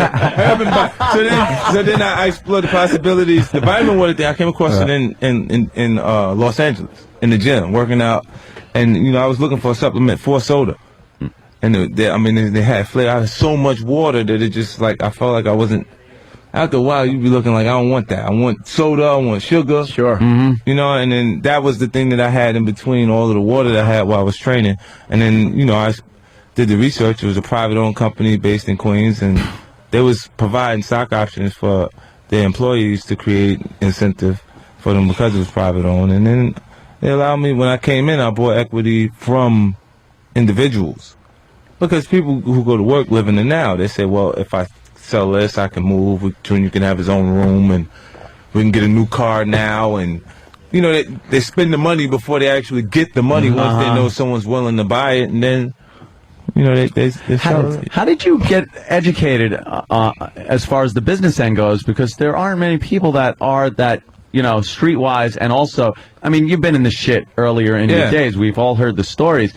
When did that happen where you know, now you're talking fucking like stock options and shit? Well, it's a lot of new information coming at the same time, but if you've always actually wanted those opportunities and didn't have the finances or generate the interest that allow you to be involved in those deals, when the opportunities come, you absorb it and you learn. Like, right, New York City is a million. When the nighttime comes on, every light is representation of a great idea that has no finances to support it. Yeah. Wow. You see what I'm saying? Say that again, because I'm completely lost. I said tonight, when the sun goes down, every light in New York City is representation of a great idea that doesn't have finances to support it. So a lot of people have good ideas, they just don't have the finances or the energy around them to make someone else come in and actually support it. With the finances. You know, there's a chance. You're taking obviously a chance with your backing with the money. Yeah. But then you got to make kind of an educated choice. If you want to invest in something. The vitamin water was a great idea. That's not just all 50 cents. See, the public just sees me, but they don't see my attorneys. There you go. The team of people that I send to do due diligence on the companies that I associate myself with. I'd love to see them because mine fucking stink. They got me involved in the stock market 5 months ago. Wow. 5 months ago. It's a great time. That's true. I just want to get an attorney. Bobby turned me on yesterday, actually. He's been talking about thisis50.com. Actually, it was Patrice turned me on to it, just to give him credit. Patrice O'Neill turned me on to your website. That's a Ning website, right? Yeah. It's your own community. Yeah. You instead of MySpace, you joined 50 Space. Right. Jesus Christ. I mean, it's doing great, too. Like, I mean, it's an opportunity. Recently, I'm turning it into like a network where things happen weekly. Like, they wait for Pimp and Curly. Then the following week, it's a new episode. Like, because Rick Ross, like, I don't get anything out of going back and forth with an artist that haven't established themselves as a creditable artist to begin with. But I feel like if I don't compete with artists that challenge me, that I'm feeling like I'm above the actual culture. Well, can we tell what people what the Rick Ross thing is, too? Because there's like a conflict with another rapper, and Bobby turned me on. What you did was what everybody would want to do. Right. The guy was, I guess, what was he, just shit-talking you for nothing? Yeah, he just came pretty much because the album's getting ready to come. He looked for additional publicity by, you know, saying different things. And then he called me Curly. And when you call me Curly, it's like, you know, like Mo, Larry, and Curly. Call me Curly. I said, well, the F would do that. I created this character. Don't called call Pip me and, Shimp, motherfucker. Curly. You know, and then I started creating these webisodes that happen every week, and it's generating millions and millions of hits. But you're really embarrassing him because this guy came out and it was I guess he started something. Yeah. So what you do is you come on and you go, I'm going to fuck up your life, and which is really going to be unpleasant to hear. But the seriousness where you went, you know what? Nobody tells. I have no bosses, and I've decided. You actually made a decision to do it, to fuck up. You said, I'm going to fuck your life up. Because I'm saying to you right now, I have 90% of my project completed. Only reason why it's not 100% completed is because I have to wait for Dre to be complete what he's doing with M in Detroit before I can have him to focus on everything else to mix the last few pieces of my actual album. So M's album will end up coming out first now because he'll be done by the time I get my hands on Dre. Right. So I make good music away from him, but when me and Dre are together, it's something organically it happens that I want to see happen on this project. So I'll wait. I'll be patient. So while you do that, this guy decides to jump out there at a time that I have idle time. I will fuck you up. I will sit there and figure out how to fuck your life up. Now you got time to give it a little thought. He said, I have disposable cash to fuck another human being's life up. That's crazy. Like, I mean, you picked the wrong time. Bad timing. So if you had stuff to do, you'd be like, you'd let it go. Yeah, but I tapped him and just kept it moving. But now I'm gonna beat his ass. Jimmy, get into what he did. It's not. This is amazing. It's the stuff you'd want to do because immediately you think, like, all right, there's two rappers going at it. There's gonna be a problem. Yeah. This is just embarrassing shit. He takes the guy's ex-girlfriend, the mother of the guy's son's mother, flies her in and takes her and her girlfriend out on a shopping spree. They he wasn't doing it. He wasn't doing it. Somebody got to do it. Yeah, but you had her. You interviewed her like a talk show. Yeah, you see me very serious. You was so serious. It was like a regular talk. It was like Charlie Rose.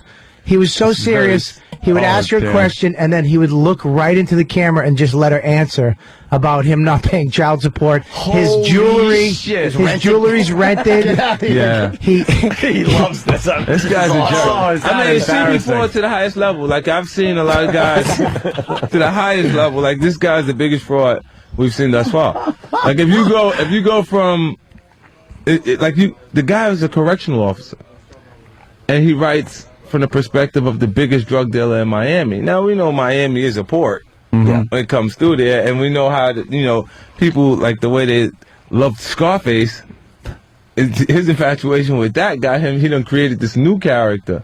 Actually, the guy's name that he took, Rick Ross, Freeway Rick, he gets out next month. 18 years, he's going to be knocking on his door like, take my name, mother. Yeah. He gets out. And you're a correctional officer, and you decide to stop working corrections in order to go rap as if you're the biggest drug dealer in Miami. But you had a photo of him. You had a photo of him when he got his diploma as a corrections officer, shaking this old white woman's hand, and he's got the biggest shit-eating grin, like, I did it, Mom. I did it, Mom. But he doesn't fit in his outfit either. Yeah, it's amazing. I mean, didn't he had the nerve to say I don't dress good? I think I dress good. No one in here is going to argue. We're not gonna argue. Don't you worry about it. He said I didn't dress good. And then he mentions Gucci, Mr. Fendi, all of these high-end brands. When we know that they got European cut, he can't fit in none of that shit. He got to shop in big and tall. You understand what I'm saying? Like, he had a picture of his mom too. That was fucked up. He actually said he had a picture of him with his mom, but it was one of those photos they were eating. They just were eating at a table, and he's clumps. Yeah, he's on the clump. He goes, look, he looks like the Nutty Professor. Yeah, crazy. Can I ask you, with all the attention you're giving him, does that help him? Well, it doesn't. See, you don't think it does? Because they always say, even bad publicity is good. Yeah, bad publicity is good when you not at a time when you actually your material isn't generating anything. Right, because I didn't know the guy's name until today. Right, so what happens is you're aware of him, so you're going to notice his record sales are super low. Do you understand what I'm saying? Like, because it's not enough for you to go buy his record because you didn't hear a song that made you feel like you should be interested. You just heard he was talking to 50. So at the end of the day, like, the record sales come in and they go, wow, so you really suck. You sold like 30,000 records. Wow. Get out of here. Now with shit like this, pulling stuff like that, obviously, especially from past events and things that have happened, you got to kind of be concerned that somebody's going to snap and take a shot at you. Ever since Biggie and Tupac had their issues, it altered the entire art form. Yeah. Because hip-hop is the competitive nature of the art form, it always had battling as a part of the culture. You know what I'm saying? And if you got someone that isn't intelligent enough to draw lines, then we're in danger. Yeah. You see what I'm saying? Like, if you got people that cross those barriers in their spaces, then you got issues. But do you know people that you could completely fuck with and they won't do anything? And then do you know other people that it's like, you better, this guy will fucking this is the guy shot at me. You're the guy really do that one. You fucking idiot. What are you talking about? Unlimited expenses. You've been shot. I mean, it's you get to talk to many people who have actually, who for all intents and purposes shouldn't have made it. And you got shot more than once. Yeah. And here you are, and you do $100 million with Vita. It's like, do you ever look at your life and go like, why the fuck did this happen? Or how is this? I know that I'm crazy, right? Because I know that I convinced myself that these things were going to happen long before anything came to pass. So, like, my grandparents look at me like, okay, we understand now, but I was absolutely crazy to them. Like I got shot. I came back. I lost my record deal, everything. I'm not at Columbia anymore, and I'm by the radio mumbling. Wait, did Columbia just pull the deal because they just thought it was didn't bad to be talk involved? to me anymore? Okay. Like after that, I got shot. So I was like, I'm by the radio mumbling, but what I'm mumbling is, get rich or die trying. You see what I'm saying? So to my grandparents at that point, while I'm there, it's like, poor baby, you know, he had a shot at it. He had something. You know, but for me, I don't take no as an answer. When you come from where I come from, there ain't no plan B. You gotta make it. You see what I'm saying? So a lot of other people, they'll create the excuses. They'll create reasoning for why they're not supposed to make it in their lives because they don't have things like, if you grew up in a household with one parent, a single parent. Where I'm from, that happens so common that you can't use that as an excuse. Right. You know what I mean? You can't use minor things like that. Like, I mean, you lose a leg, so what? You get a chair and go. You know what I'm saying? Like, I don't care. The rest of the world doesn't either. You could just look at everything that's happened in your past and say, like, that brought you where you are now. Absolutely. And educated you to bring you to where you are now. So there's no real looking back and regretting anything. No regrets at all. No regrets? You know what I think? I think the things you go through make you who you are and shape you as a person. So those experiences allowed me to become what I am now. And I look at, you know, when you say where you headed, like, I have no idea. I'm going through a tunnel that doesn't end. My ambition is leading me so many different places that who knows where I'm going to end up. You know what I mean? When you're when something like that's happening and you're in the process and someone's shooting at you and it's hitting you, what are you thinking? You're like, scared. You're gonna like, die, I'm gonna maybe. die? Yeah, you're gonna die. Like it's a life-threatening situation. So I mean, and anybody, those things change you because either you become, when you're hurt as bad, somebody halfway kill you, it hurts. You get shot 9 times, you're hurt bad, your hip is fractured, you can't even sit in the chair straight. So from there, either your fear consumes you or you become a little insensitive. Like somebody who survives a plane crash. You know what I'm saying? I mean, those type of things happen, and then you have to assess life and death. Even though we know it's our fate, all of us in this room, we know we're going to die at some point, because humans are habit forming, and we look forward to the future. We push that to the back of our minds and still concentrate on saving money for tomorrow. Right. You know what I mean? But in all reality, we're going to go, all of us. Fuck Tony Robbins. You should put out a fucking self-help. Yeah, motivational speaker right Listen up, motherfuckers. Hey, as a businessman, how's the portfolio? Did you get hit? Well, like the rest of us? Everybody. Yeah, I think everybody. I mean, I think if you had Did you beat enough, up your broker? Well, no, but I made adjustments. You know what I'm saying? Move some motherfucking money around. I mean, if they tell you if they didn't take any losses, they didn't make enough money. There you go. Well, adjustments are like Pesci did in Casino. I want that money back that I invested. Well, we can't do that. I'd like it back. I'm going to knock your fucking head off. Do you worry about you trust everybody that's around you? You keep an eye on your finances and Well, shit my like that? circle is getting a lot smaller. Is it? Yeah. Of just people that surrounds me anyway. Because did you notice there were people that were just kind of, You know what it is you develop a comfort with people that you know. You feel like you know, but their intentions change. Right. Because people every day, they're not the same person. I had my son's mom, I know for 13 years. I woke up one day, she decided we was enemies. You know what I mean? It's like how many 53% of the people who get married get divorced. Right. And I'm sure that there's one side of that party that really don't listen. We don't have to get divorced, do we? You know what I'm saying? It's going to split up half of everything I've earned. At that point, I'm sure that there would be a compromise on some levels if they could just come to that, to that actual meeting. But the other person is like, no, I'm going to go. Give me my half, and that's it. You know what I'm saying? So, I mean, it creates a phobia. Financially, I think we condition ourselves without even being conscious of it. Like a little boy, we're going to give him a car. The car is actually on the street right now. So what does that car equate to? Finances. Because you got to get the money to get the car that he's actually playing with. If it's a Tyco truck, then it's saying work. Because it's saying construction. If it's Hess, it's saying gas. If it's a fire truck, it's saying be a fireman when you get older. And then a little girl, before she's grows into being a little girl, when she's still a baby, we give her a baby. We give her a house to play with. We give her a cooking set. So we're teaching her nurturing and to actually groom the family at home. These are traditions that we already have. Like when the woman should take care of the home and the man should, be the breadwinner. Wow. in different ways, and we're not even, like, a lot of people are not even conscious of it, but we do those things. We went to the premiere of Righteous Kill, and we saw, we were sitting actually in front of Erwin Winkler, so we saw you having a nice gentlemanly chat, and I'm like, I knew he was somebody. I didn't know who he was. I don't recognize him. Yeah. But you got up, and we, just chit-chatting with him and his wife, and, Erwin Winkler doesn't look like the type of guy that hangs out with 50 Cent. It's just, you don't picture them two in a car together.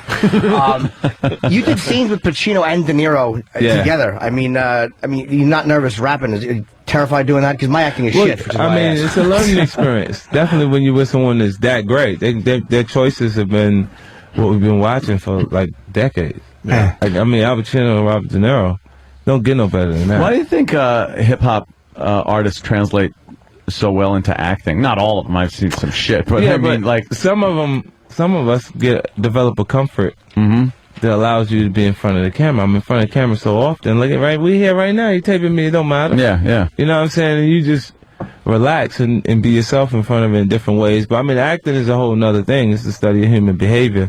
And you watch other people and kind of take things from them. It makes you more observant. Even when I watch a film, I see it differently now because I see the shot. I see how they shot the scene instead of just watching the film. Before, it would just be sit and look. Right. Just watching as a spectator. Because I know that it took 45 minutes for them to go ahead and change the lights, and they went and said the lines again from a different angle. It was like, so it changes the whole process. Do you get tired of all the emphasis put on, because I'm sure, you and I flew together one time. I'm sure. I know, I remember. Of course he does. We took a flight together to Cancun. We sat next to each other. And we just chit-chatted about the FCC, and then I got, I just shame-spiraled and ran out of things to say. Sat there like a fucking idiot. You were being very engaging. Sort of like now? No, but I was actually surprised he was so, soft-spoken, nice dude. Do you remember him? I don't remember the actual trip. Thank you. I just wanted to hear you say. What I do is I maintain a general respect for everybody.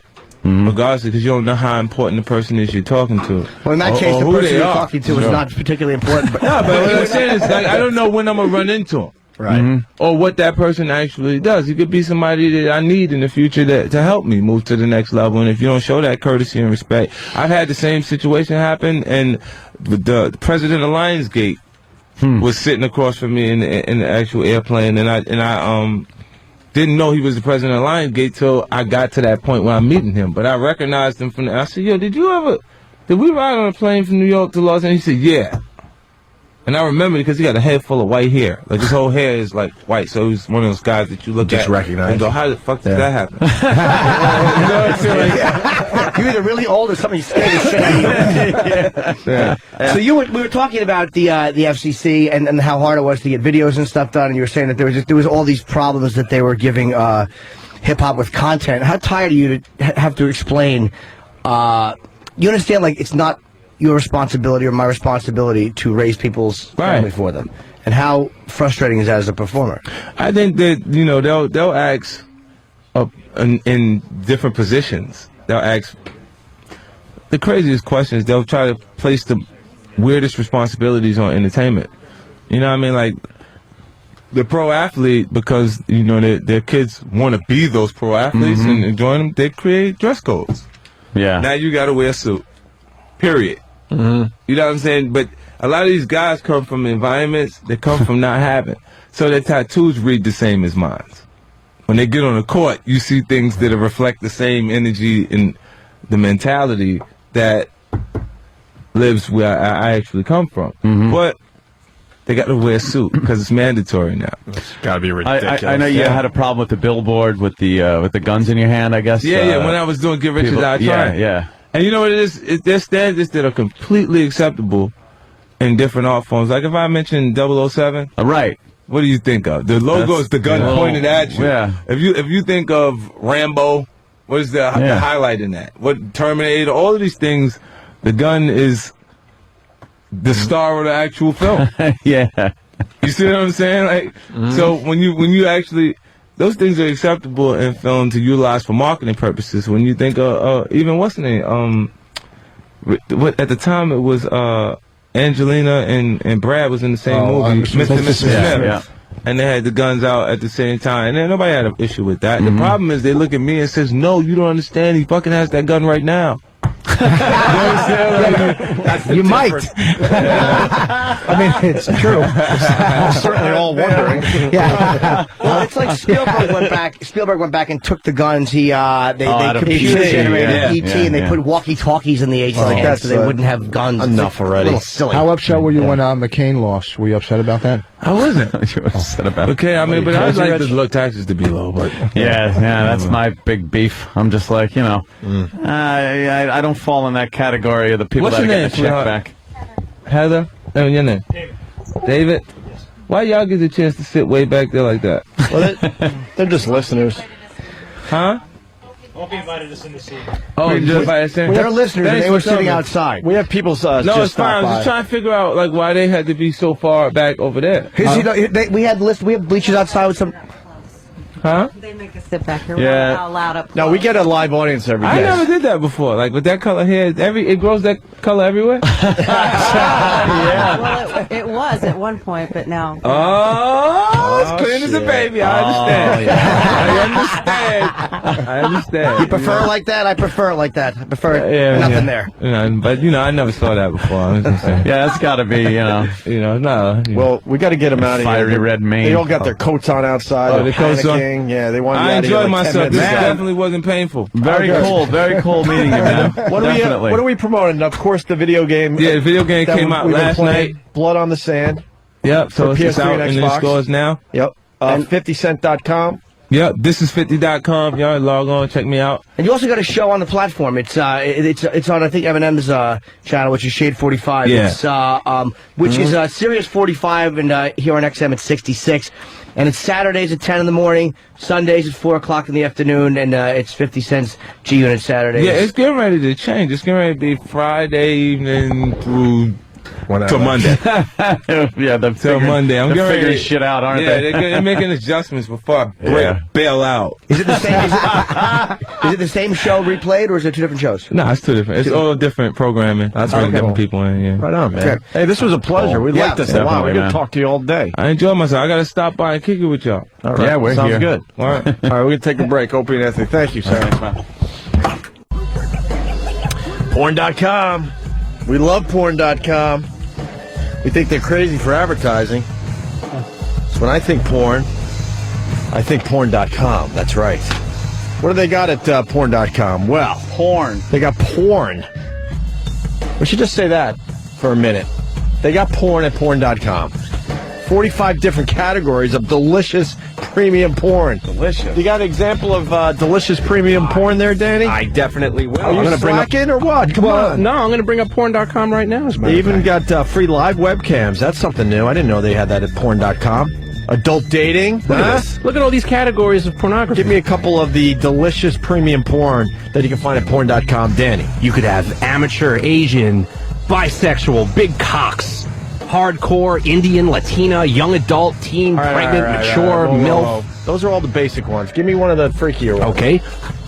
Food fetishes. All right, there you go. Carrots in the asshole. Nice. CFNM. That's clothed female naked man. Closed female naked man. Give me another one.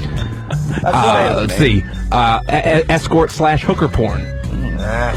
It's different. Party girls, where it's just like girls at the club. What is point of view porn? Point of POV. That's where it's like you're the one fucking. You're the one getting blown. All right, I got you. That's good. You don't have to look at the guy's face. And then what? If you're a member of porn.com, it'll take you other places like sexforgrades.com, rap video auditions, bangmystepmom.com, IM18.com. Yeah. It's a great site. I've used it.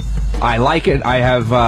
I've used it more times than once. And Danny is a connoisseur. I am a porno connoisseur, and these videos are great. There's everything that you could want. There's no load times. You just hit play and it plays. And I got there's load times. Oh, yeah, porn.com is load time. What am I thinking? And good news, I got a free subscription here. No, well, I don't. I shouldn't give this out. Why? Well, because one, it's expired, and two, I was given instructions to please not give that. Why it's on the copy? Why is it on the copy? I could have a lot of I have a lot of questions for you. Password Merry Christmas. See if it works. Oh, Jesus. All right, that explains it. All right, porn.com. Come on. This is the place to go for your porn needs. Porn.com.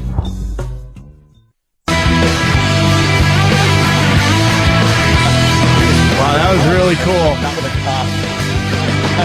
50 Cent, man. He was great. To listen to him all day long.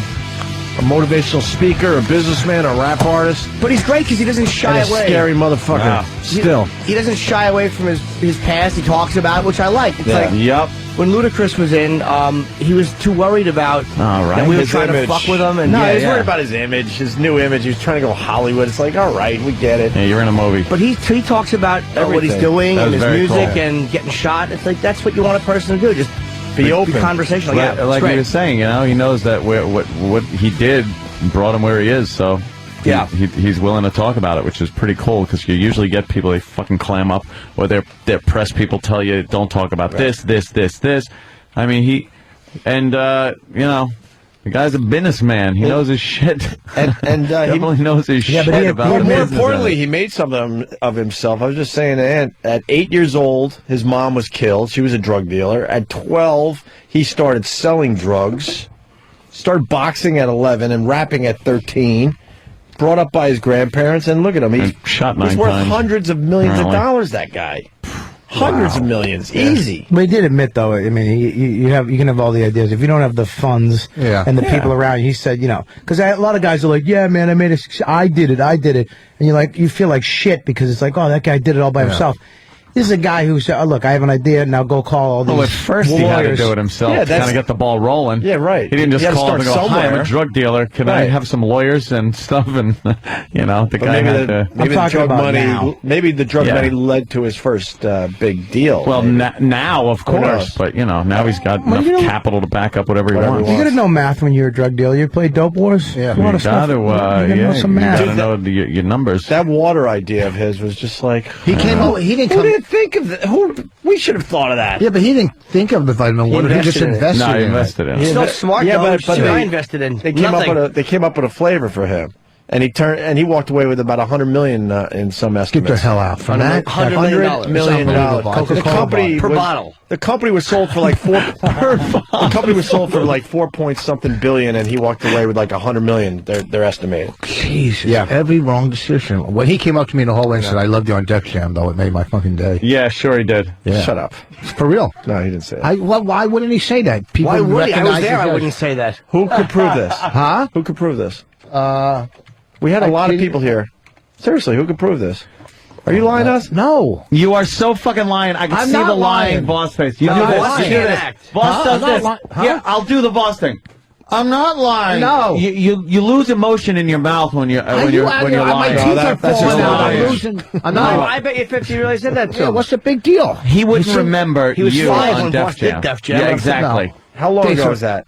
It was a while, but it's on 97, video. He might have saw it on 97? video. You You know know, what? Yeah. people recognize you guys all over. What's the big deal? I get it all the time. He but was I on a plane with the guy and he didn't fucking remember And him. that was only a little while He's going to ago. remember you on Def No, Jam. that was 6 years ago. We flew together 6 years ago. Yeah. Are you feeling needy? No, not at all. I swear He to really God. said that. Yeah, why? Who would make something like that up? You. Okay, so 50 recognized you, but thank God Russell Simmons didn't. I know. Nothing made me happier than when Russell Simmons had no idea who he was. I still will not believe that Fitty knew you. I will. He probably saw it on DVDs, right? What are you going to do? Scare me with your farts? Please, little girl. He just Please. gets up and farts, right? Please. Jimmy. I won't. Jimmy. All right, now I they're won't saying justify that with a fucking eye blink. now they're saying he made $450 to $500 million off that On just the vitamin water deal. That's insane. The number I got in front of me was $100 million. So, Yeah, me too. but a lot of people saying $400 to $500 million. What I don't understand is that rapper that went after him, the new guy, like Rick Ross, yeah. He's an established. Obviously, he's 50 Cent. Why would some newcomer? That's like an open micer going after you, and they're going. They're not going to stand a chance. When we were growing up in the dumb radio world, you go after the guys above you. Because then if those guys talk about you, usually that helps you if you have talent. Well, what he was saying is Norton's a piece of shit. He was saying that this guy's so fucking bad, it doesn't matter that people now know who he is. Did you shush me? Yes, because I'm trying to make I was trying to make a joke. Yeah, well, he made the point. You didn't make But the I'm just joke. saying, but it was important for what he was saying, though. Because a lot of times, yeah, if you talk about a newcomer, you could actually really help the guy if that person has talent. But what he was saying, I heard it loud and clear. This guy sucks. It doesn't matter that everyone now knows who he is. They will now look at him and go, wow, look, he sold no fucking units. That was a really good point. He addressed that guy, and I don't know enough about rap to know if Rick Ross is good or if he's terrible. But I mean, he addressed him the way you'd want a powerful guy to address a guy who's way lower on the ladder, which is to call him out and address it. He didn't hide like these fucking faggot program directors in radio who go, don't mention the name. He didn't give a shit. Right. He came right out. He gave the guy, hey, the guy sucks. He sucks. You'll see that he sucks. Right. I respect that. He flew his ex-wife in and Dude, took her out. not his ex-wife, but his baby's mother. He flew her in, took her fur coat shopping, bought her fur coats, And he took her to Gucci Gucci bag. because he can. Because he can. But he actually said it in the first video he made. He actually explained. He was like, "Look, you're gonna come out. You're gonna get a little publicity right now, but it's gonna hurt you because it's gonna all go downhill, and you're gonna be nobody in around 6 months. This is gonna hurt you more than it is. But okay." Then he goes, "Okay, but if you want to do this, I got some time off." He goes, "I have to go away for this weekend to drop some tracks with Dre. I'm coming back on Monday, and I'm going to fuck up your life." Fuck up your life. He goes, "I have the money, and I'm going to..." Then they start showing all... He had his lawyers go get fucking documents about this guy's life. About, him, and he got the photos of him. That's some hardcore shit. Oh, dude. He probably hired a PI. I mean, when you get he had his lawyers. His lawyers got all the stuff. Why doesn't somebody tell Biden he's got dirt on his head? This Ash Wednesday thing is really, you should be able to wash it off the second they put it on. It's like they put it on, you go into the bathroom. What's the reason to keep it there? I don't know. There's got to be a reason. They're all looking. When I was in the mall once, and because I'm a Jew, I didn't realize I was in the mall. Yeah, are you? And I saw this guy coming at me with this big ash on from far away. I go, "Oh, look how horrible that mole is." And then I saw his sister. It was Aaron Neville that he was right. And then his sister, I had the same one. I'm going, what are the odds? That two moles. Two moles in one family. So he did that to what's his name, the rap guy there. Were you done? Oh, with the he fucked him up, dude. He didn't. But what he did was embarrassing. Yeah. But I almost like the fact that he didn't try to fuck her. Like, he didn't humiliate her. Like, he didn't use her. Like, I'm sure he probably could have, but he didn't do that. It was almost like. He just kind of showed him, like, you're a little fucking whatever. I can do what I want to do. It's almost like he's letting him know, like, I could have fucked your ex-woman if I wanted to. That's the vibe I got. But he didn't. Yeah, he showed he could have if he really wanted to. I'd fuck him. He's got $400 million. Who wouldn't? The only thing we I don't mean that. The only thing we didn't ask. Would you be a cuckold and service him? Out of respect just for his fame, him? sure, why not? I wouldn't prep him, but I'd let him fuck my chick. I wouldn't care. I wouldn't prep him, but I'd let him. He'd destroy you. Would you rub cocoa butter on his bullet wounds? No, I'm not a fucking homo. The only thing we didn't ask him about was that house that went up in flames on. I thought of it Long forgot. Island. What was that? No, we were going to try to ask him everything, but they started rushing us through the interview. Shit happens. He's probably doing a lot of Very suspicious fire out there on Long Island. His house burnt Where down? one of his exes was living there. They said that. I think she accused him of doing it because she said he didn't want her. Yeah, maybe we could get the news story because She wouldn't move out. Patrice actually told me an interesting fact. I don't know the exact details, but the reason why he can't, like, this guy can't fly 50's his baby's mama in and do the same thing, is that he was paying her like $500,000 a year in alimony or child support, whatever it was, whatever it is. And then he took himself to court. And they said, okay, you're going to pay child support, this is what it is, but it was much lower than $500,000 a year that he legally had to pay, but he continues to give her $500,000 a year. So if she fucks up, he has papers that say, all right, well, there you go. There's fucking 20 grand a year. Right. Fucking brilliant. This guy's brilliant. So, yeah, fucking genius. Hardcore. But if, plus, you don't know the reason that wouldn't have worked, because they're not two guys. It's not like when him and Kanye West were arguing, where they're both really rich, really famous dudes. This Rick Ross guy is just not, I mean, he might even be a good rapper, he's just not as known. You can't afford, if you're 50's ex, I don't care how much you like him or hate him, you don't fucking try to humiliate a guy making $400 million. Yeah, you can't compete. Do it You can't for a guy compete who makes against X amount. There's just no reason. Yeah. Unless you don't give a fuck. No, but who Does he call the videos fucking- Officer Ricky on that site? Yeah, yeah. Officer Ricky. There's a Shit. He doesn't want to be an officer anymore. No. He's supposed to be this new character, a drug dealer. But the backdrop of his website is actually Check out the photos. Officer Ricky videos. Check out the backdrop. Can you put that up? I want to see this The shit. wallpaper on his website is photos of this guy accepting his commendation to be a fucking corrections officer, and him holding his ex-wife. I'd imagine that's in not the good fur in the coat. hip-hop community to be a... Dude. No, Come on. corrections No officer? kid, I know, I'm just... he made this for the show. Hey, yo, what's up? Yo, it's the Kid 50 Cent. You're now listening to my pal. That's what they told me to say. You're now listening to my homie, Lil Johnny Norton. Neutron.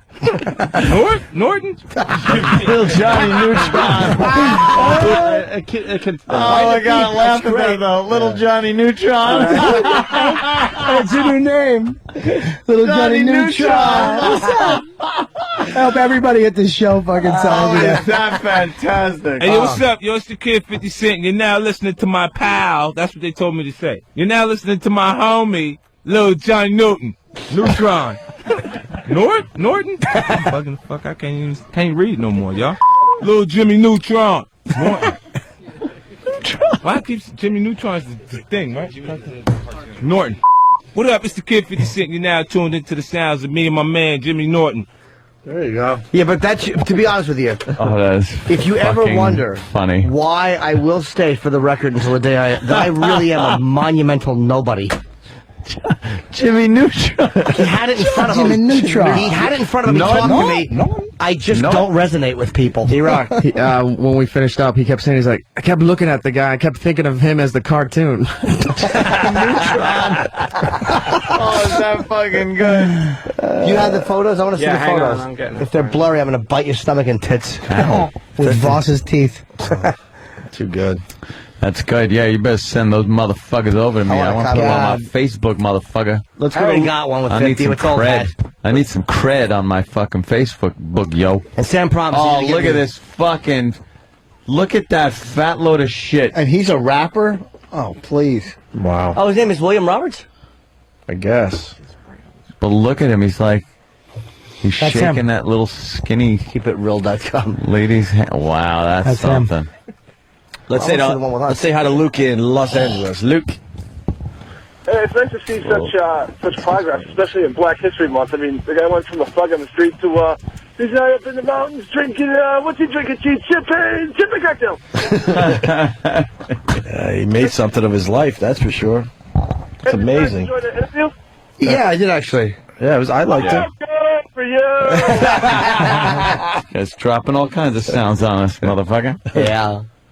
Hey, where's that carbonite? We got to get that out of the way. What's the Carbonite. I'm hungry. Carbonite. People are losing their hard drive all the Oh time. my right? God! If Losing everything. you're a monumental It happened to douche. Danny. It almost happened to me. Yeah, you There's somebody else cannot- that it happened to recently. What's on your computer right now? You got photos. Your wife. Important files. She did. You said that's who lost her stuff. Right. Honestly, yeah. We had hundreds of photos. Yeah, hundreds of photos. I'd be more bummed about that than anything else. And when you don't, oh God, Jimmy is deep throating a banana. If you don't back these things up, if you have a hard drive crash, you lose them. Right. And with Carbonite.com, this is a brilliant idea. Backs it up automatically. And it backs it up online. This is brilliant because most people I'll back up my stuff the next week, next month. Maybe I'll get the backup. Now I got too much shit to Yeah. back up. It's going to take too long. And we're blah, all blah, lazy blah. and stupid, Yep. so you sign up with Carbonite and you forget about it, and next thing you know, it's automatically, like Ant said, backing up your shit online. Yep. In a safe locale. That's it. And what else they want us to mention here? If you don't think it'll happen to you, of course it's going to happen. That the price is amazingly inexpensive. Oh, there when it is. When you weigh it against your beloved photos and priceless files. It's only $50 a year. A year? Did you say a year or a year. month? $50 a year. That's it. Wow, because that's something you'd pay $50 a month for. And then if you go there, carbonite.com, CARBONITE.com, enter offer code XM to sign up for your free trial, and you're going to get 2 free months. So fuck, it's cheap already. But then, then they're going to throw 2 free months at you. Carbonite.com, offer code XN. There you go. Protect your priceless files today at Carbonite.com. I think I saw boom! Wow. Oh, my God. That is something. It's Whip 'em Out Wednesday. You know, Wild Backwards is wild. Did you know that? The Virus. XM202, Sirius 197. More O&A. Every human being would be offended by what you said today. Shut up! Then check out the worst of the week. Catch up on your favorite show moments all weekend long. Beginning Saturdays at 10 a.m. Eastern and continuing at 5 p.m. Eastern. Then on Sundays, it all starts at 10 a.m. Eastern and continues at 5 p.m. Eastern. It's the worst of the week. Catch O&A live and uncensored weekday mornings from 6 to 11 a.m. Eastern, followed by Ron and Fez. The Virus. Sirius 197, XM202. If not today, when will you take control of your future? Tomorrow. I'll do it tomorrow. I'm too busy now. I'll call later. I still have time. If not today, when? Soon. I'll do it soon. I don't have time right now. Maybe I'll win the lottery. Change your life. Build your own vending business with VenStar. Build financial independence. Keep your job and add more machines until your VenStar vending business is your full-time source of income, and a healthy one. I'll call. There's still time. With VenStar, you'll generate 100% cash income immediately. No bad checks or credit risks. No rent, no utilities, no employee overhead or advertising costs. You'll have the best vending machines made. So good, they're patented. And the machines do the selling. I have my own business. You'll be in business for yourself, but not by yourself. But VenStar is only a toll-free call away. If you don't invest in your life now, when will you? More to the point, why wouldn't you make the call to find out? Change your life now. For more information, visit www.venstar.com or call VenStar today at 800-VEND-STAR. That's 800-VEND-STAR. 800-836-3782. Does your furnace need replacing? Your house need cleaning? Or maybe you're ready to update your kitchen? Big or small, whatever your home improvement need, now it's easy to find the right home pro for your project. Log on to now.servicemagic.com. Now.servicemagic.com. ServiceMagic is a free online resource with instant access to pre-screened remodelers, maids, handymen, roofers, and many other home contractors. Just go to now.servicemagic.com. ServiceMagic has a network of licensed and insured contractors in hundreds of home improvement categories. If you need a painter, electrician, plumber, or any other home service, visit now.servicemagic.com. Now.servicemagic.com. It's easy and it's free. And it's the source to find neighbor-recommended contractors in your area. Now you can hire a pre-screened home pro with confidence. Go to now.servicemagic.com. It's quick, it's free, and there's no obligation. Go to now.servicemagic.com. Now.servicemagic.com. That's now.servicemagic.com. So you want to stop smoking? Well, you could try the nicotine patch or gums to find out they have a success rate of 7% and no refunds when it doesn't work 93% of the time. Here's a better option. It's called All Natural Smoke Free, and it's a complete stop smoking program with no caffeine or nicotine. And here's the best part. You can try it free. Grab a pen and take this number down. 1-800-218-0291 to get your free order of All Natural Smoke Free. Call 1-800-218-0291. 1-800-218-0291. Did you know that most credit counselors are working for the credit card companies? It's true. They're practically collection agencies themselves. Don't turn over your financial future to them, because I really does it, then we can hang them upside down. It's like the dentist from Ed Wood. He's like, yeah, just put your cape from over the your eyebrows face. up. He looks just like him. I think, by the way, that you're wrong about that line, Bob. I hate to correct the guy that wrote it, but I do think that he says, "Oh Jesus, she's caught on the hood ornament. Oh, don't you hate women?" Oh yeah, okay, you're right. It was, there you go. There you go. I haven't seen it in a while. Okay. I stand corrected. Why would you know? Hey, Don't argue with the geeks. I know. Has there ever been? Have you ever been approached to remake Back to the Future? Because so much. Are you asking me or him? No, not you, Oh. Jimmy. Because so much stuff is being remade now from the '80s. Has anybody ever brought that up to you, Hollywood? No. And you know what? Because I think that we've said so many times. Look, Indiana Jones Part 4 is a perfect reason why we don't go back to that. Not even like a Back to the Future 4, just like remaking it with different cast. Well, all that we can do if we did that is fail.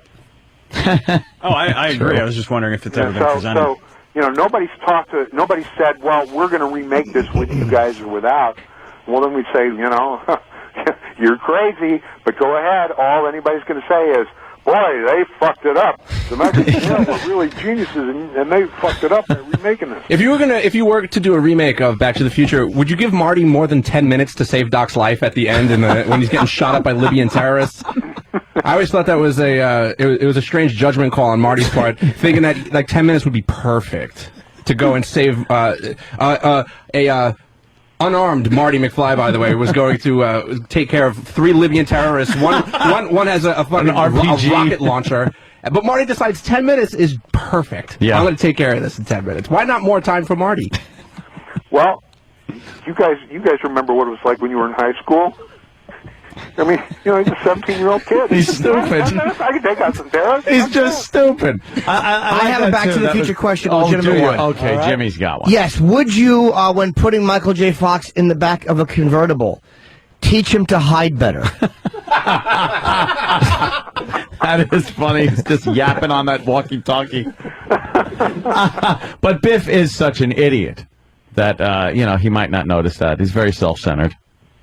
Yeah. Would you change the name of it so the porno couldn't be called Black to the Future, which it was? Well, there was a porno made called Backsides to the Future. I like that too. Yeah. What do you think about all these T-shirt companies that are trying to cash in on like the '80s nostalgia, and they're putting out Back to the Future T-shirts, and I'm sure Danny wears them all the time. I am guilty. I'm guilty. Travis is guilty. We're all guilty. Well, if it's licensed material, I'm all for it. Yeah, but what if maybe it's not though? Well, you know what? That's up to the legal department of Universal to go after that. Hey, speaking of Universal, we'll do that. Were you attached to any of those sets that caught fire on the Back to the Future set? I know that was big news, and it was a terrible loss for all of us here. Well, look, I was asked that at the time. Aren't you upset about this? And I said, well, come on, it's a set.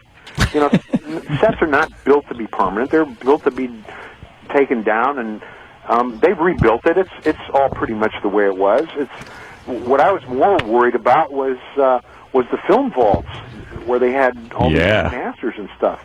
That's the stuff that would be hard to replace. Well, studios are all burning down all the time. Well, I know for a long time they stored the film vaults. Were made of straw. Have they stopped doing that? Yeah, I think that they moved it into the second little pig's house. Are there any plans to put the animated series on DVD? Boy, if there are, I don't know about it. People keep writing into Universal asking them to do it. I frequently will call them up and say, hey, people are clamoring for this, but no, you just have to get the bootlegs. I got a question. What are you having for breakfast? Cup of coffee and a bowl of blackberries. Ah, very good. I just want to know, I know that the disc that just came out has the a video from the ride. When that first came out, what did you think of it? Because I was amazed at the Back to the Future ride. It was look, for me, I never got to experience Back to the Future, the movie, the way everybody else did, just walking into it saying, holy shit. Yeah. So I got to go do the ride, and I said, holy shit, this is, wow. I was, sometimes during our lunch breaks, when we had an office at Universal, my secretary and I would say, hey, let's go ride the ride. Oh, you and the secretary. Yeah, let's go ride the ride. And then we'll go to the Back to the Future ride. And people are wondering, I'm reading a couple of things up here. Future Biff, when he goes in there, he looks a little out of sorts when he gets out and breaks his cane. Is that because he is indeed disappearing because he has changed his own future? Yes, if whoever wrote that in, if you get your hands on the DVD, and goddamn it, go out and buy it today. I got it, my friend. In the deleted scenes, I'm pretty sure we had the extension on that. We actually had him erased from existence, and we previewed the movie with that in it, and the audience just didn't understand it. Half of Dumb the audience. Understood it, and half of them didn't. And we said, well, all right, let's just give him a stomach ache as he's getting out of a car. That'll clear it up for everyone. Give him a stomach ache. So, Bob, Back to the Future 4, go. Back to the Future 4, yeah. Get out of here. What would it be? And let me ask you the question and see if you can come up with the accurate answer. In what time period, is there the most DeLoreans in one spot? In the movie? Yeah, in the whole series. During which time is there the most DeLoreans in one actual area? Are you talking about movie reality or when we were actually shooting the movie? Oh, I'm talking about movie reality. Screw the shooting of the movie and how many of those cars you went through.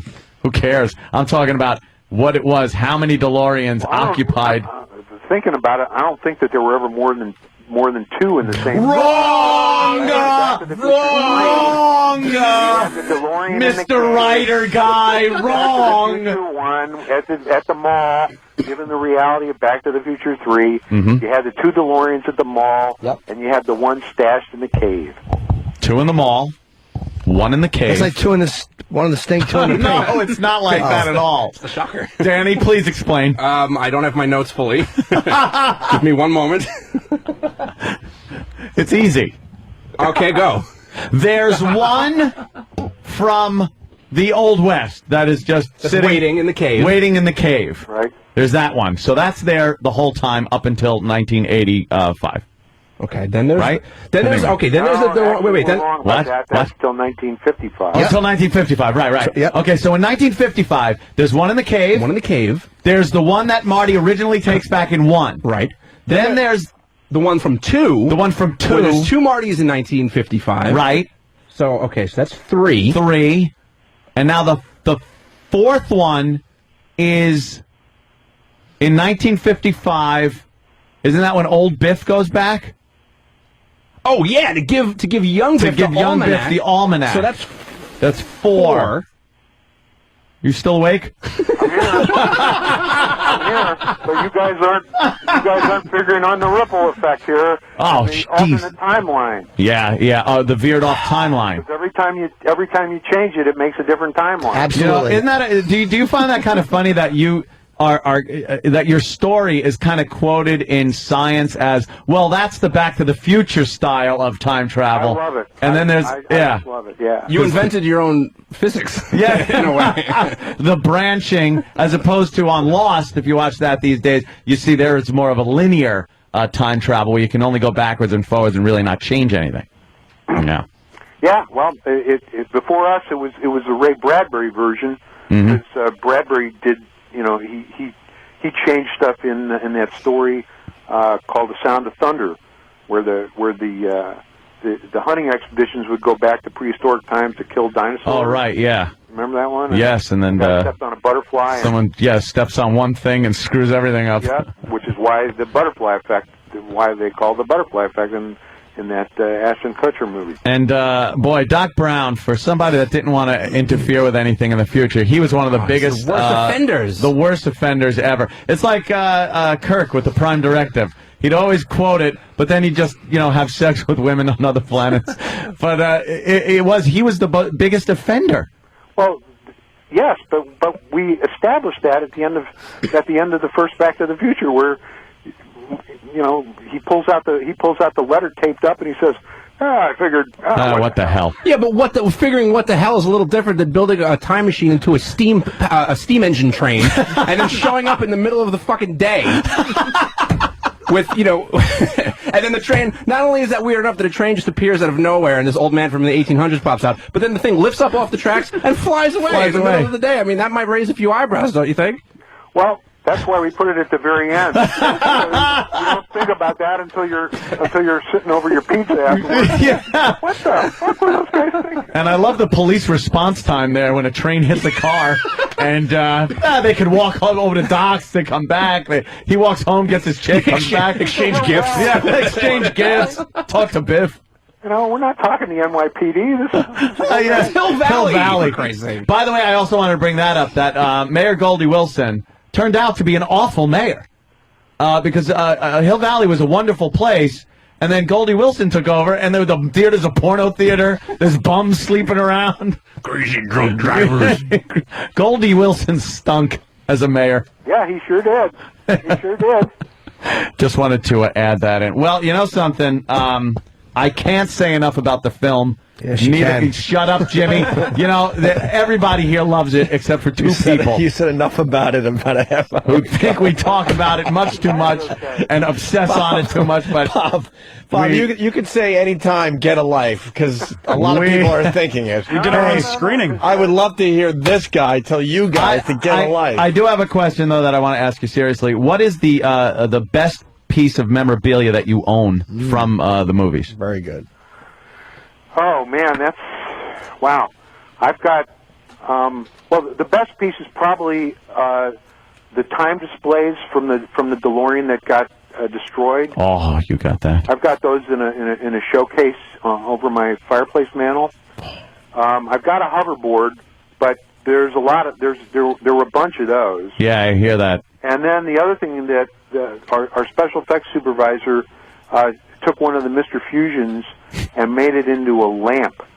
You have a Mr. Fusion lamp? Yeah, that lamp used to sit on my desk, and so that's pretty cool. But the time displays, I think, are the number one. Well, Bob, let me tell you something. I just had a 14-seat theater put in my house, and Back to the Future is just played constantly, and I have a case that has gone in, and I really could use some Back to the Future memorabilia. What could you send me for free? Nothing. All right. I'll leave an empty spot in the case and say it was from you. Buy it on eBay, some fake thing. Yeah, Anthony and Danny really are very, very vocal. They actually did a radio show where they did nothing but talk about Back to the Future we watched for 3 hours. Yes, and I'll tell you guys what. How about? Did you hear about it? Autograph a poster to each of you guys. An autograph poster, dude. If you could do that. I can do that. That would be key. Please, if you don't get, if you don't send him the information and put him on hold, someone will die. No. If you do it, I swear I'm going to kick your ass. I'll put him on Bob, hold for you please guys. don't hang up. I'll put him on don't hold. Hang guys. up. Do it. Oh my God! Don't you do it? Wait a minute. Autograph by who? Don't you dare! I don't care who it's autographed. Bob is going to autograph it. I will put Bob on hold for you guys. All right. You son of a... There's Bob on hold for you guys. I knew it. Back to the Future has been re-released separately for the first time ever. You've never been able to own the discs separately. I knew the second I said that he was going to hang up on him. Well, you know what? Mars should check the phones because I really was trying to do the right thing. I knew it. That's a little weird that happened right there. You suck. You know how important. I want a movie theater. I'm going to put posters up. A sign Back to the Future. He'll call back, I'm sure. Oh, yeah, he's not busy. He's promoting this new DVD that's out. Holy shit. He said you guys, too, so I'm sure I was... Yeah. Oh, well. Holy shit. All right, I got a little nervous. Big star like that on our phone. I didn't know what to do. I got nervous.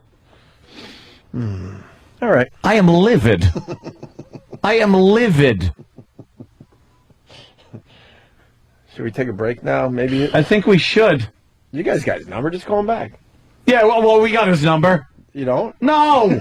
He called here. That's how it works with guests. They don't hand out our numbers. You know, no one ever thinks it's going to happen to them. No one is prepared when an unexpected computer disaster happens. It's, let me put it in terms you can understand. Let's say somebody is on the phone that wants to send you something really cool, right? And then somebody hangs up on them. That's an irreplaceable loss of something. If only the phone had something like Carbonite. Get over it, fanboy. Oh, God. Carbonite, the #1 online backup system in America, it backs your computer up. Oh, so if you have pictures, files, maybe a picture of a movie poster, Carbonite will back it up off-site, so it's not even at your house. Speaking of memorabilia, look what I got. Oh, what is that? It's a Wolf Mother concert ticket signed by the boys. Well, zippity fucking doodah! Carbonite is there to protect your hard drive if it crashes. It happens more times than you think, people. Yeah. 43% of PC users lose irreplaceable files. They did last year. Yeah, they did. And Carbonite, they recovered over 3 million files that otherwise would have been lost forever and ever and ever. And Carbonite only costs $50 a year. You didn't hear that wrong. It's $50 a year for the safety, the peace of mind in knowing that all those photos, your files, everything else is safely backed up with Carbonite. So go to Carbonite.com. You enter the offer code. It's XM. And sign up for your free trial. It'll get you 2 months free if you decide to buy. That's Carbonite.com. Offer code XM. Protect your priceless files on your computer today with Carbonite.com.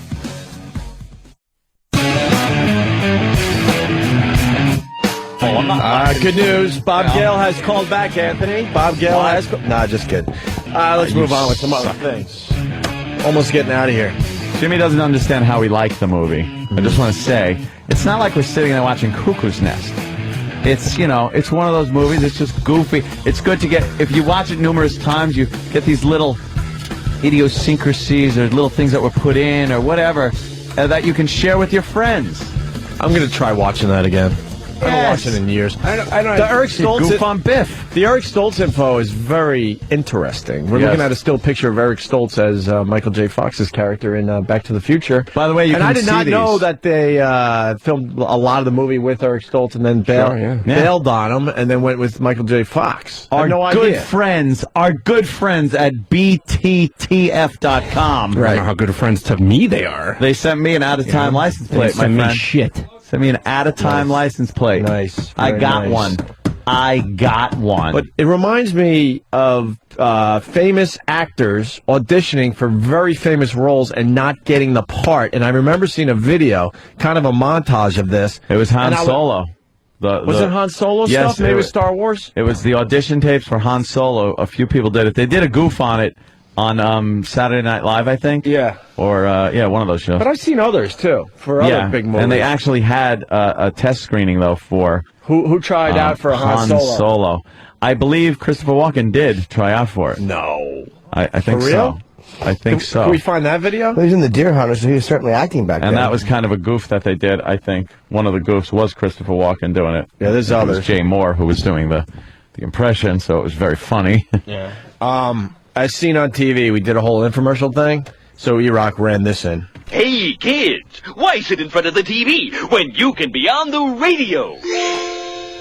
We're gonna roll this truckin' convoy across the USA. Convoy! That could be Bart. Throw away your bulky transmitters and broadcasting towers. The Superstar Celebrity Microphone lets you hear your voice through any AM radio. Hey, good looking. We'll be back to pick you up later. He's in for some loving. It's the perfect gift for birthdays, graduations, board meetings. You're fired. But order now. Supply is limited. Limited? Do you have any of those microphones left? Yeah, a couple. Wow, good find by you guys. That's hysterical. And you guys reminded me that goes way back, like the third season or something? Yeah, that is very, really very, old, right? very old school Simpsons. That commercial was from the 70s. Yeah, let's say hi to Footer. Footer! Yeah, what's up, boys? What's up? And you got to relax, buddy. I don't want you popping those hair plugs, man. They're not plugs, and they can't pop, and they're individual follicles from the harvest area, the back of my head. Oh, that's true. Where it's genetically engineered not to fall out, and then they put it on top where the hair was thinning, and now it's fine. Wow, you'll believe anything. Okay. It does. No, it works. I swear. I'm noticing things. I'm not ready for the big reveal, but I'm noticing. Looks like someone watches late night TV. By 4 months. I'm only into month 3. All right. 4 months, you start seeing the growth, but I've already started seeing. Yeah. And then after that, within 6 months, you really start noticing. And then by a year, you have the hair's back on your head. The fuck takes so long? Hair grows like a pain in the ass. What takes so? They say it takes that long so they can get out of town. Yes, pack up all their boxes. What are they get a covered fucking elixir wagon? Change the name of their company and set up shop in another town. No. Yes. They do not. You had this done at around the time of it was my around wedding. Thanksgiving. So that's 3 months ago. We should be able to see something. You can. Yes. And Anthony. Yes, sir. Hey, real quick, man, I know you're aggravated today, and it bothers me. I woke up this morning a little aggravated, too. I found these little wet spots all over my floor, but I just assumed I have a rodent problem, and they were sipping their little cups of water, and they spilled it. That's funny. Douchehead. I fucking forgot about thirsty mice. Thirsty mouse, good. Glad he reminded you. The mice was tasty. Well, let's say hi to Rich in O-Town. Bring it on, brother. Hey, what's going on, boys? Hey, man. Hey, buddy. Forgot about Susan Powder and Tony Little, the fitness commercials. Yeah. Right. Yeah, they were pretty horrendous. Now it's all about that other guy. What's his name? The workout on, fucking midget. Ted's memorabilia website. Oh, wait, what? So we couldn't hear you. I found some Back to the Future memorabilia on Ted's movie memorabilia website. That is exactly a very good site. I sell all of the rare items. What do you have, Ted, from Back to the Future? Because I'd really like to... I have a shoelace that was in Christopher Lloyd's shoe when he arrived on set. I have a cup that had coffee in it, so Michael J. Fox spilled it. I have things for every movie. Oh, what other movies? And I don't know. You name a movie, I'll tell you what I got. All right. What do you have from, like, Star Wars, maybe, or something? I have some dirt that Darth Vader stepped in.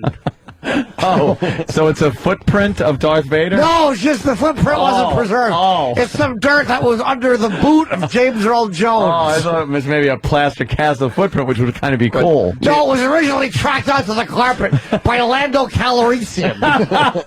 James Earl Jones wasn't actually in the Vader suit. Yeah. That's why it's so rare, Dale. It was actually that big guy from...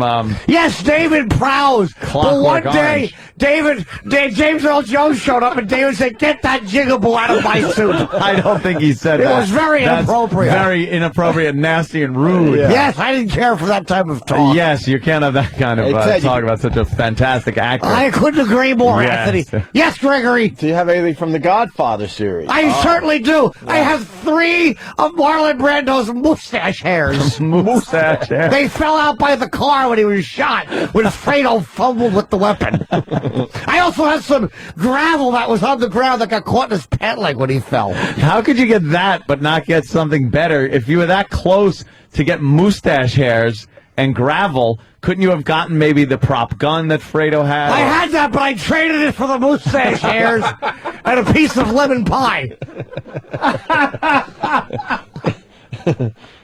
Oh, okay. Well, I have very rare movie items. Do you have anything from The Shining? I bet Ant would love something from The Shining. I certainly do. I have red gelatin that was used to come out the side of the door, I believe. Or maybe it was on the children's head.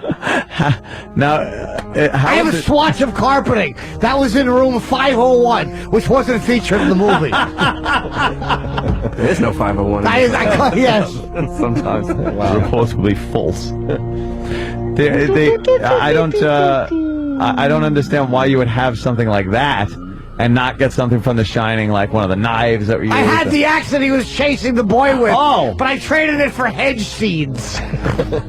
Why would you want hedge seeds? So I could make my own maze in my living room and run through it for hours. But you had the axe. That's like a key prop from the movie. Yes, I had that, but I was refused entry on 7 straight planes. I would carry my axe and go here. I'm checking this. I wish I had a Scatman Crothers related piece. Oh, wow. Imagine that. Yes, that painting. I used to have that, but I traded it for the comforter he was laying on. I have that, the comforter. And I have 3 of his giant black toenail clippings. I use them as visors when I play cards.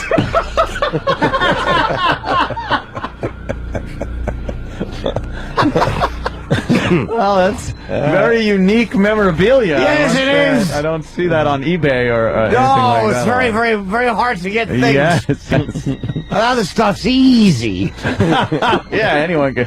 Who's getting those toenails? They certainly can. That movie is very frightening. Yes, I was frightened watching it. I also have the Continental Airlines seat that he sat in. Oh, you do? Yes, I do. I sit in my living room when I watch television. That actually sounds like a pretty good prop. Yes, it is. It's not the original, though. Oh, well, wait a minute. It's actually the chair they used in rehearsal. It's just a plastic chair. But they said this is the one he pretended he was on the plane. But Scatman sat in it? That's what I've been told. I spent $4,000 on that. I certainly hope so. And I traded Jack Nicholson's jacket. The jacket that he wore in The Shining, I traded that for the seat that Scatman sat on, allegedly.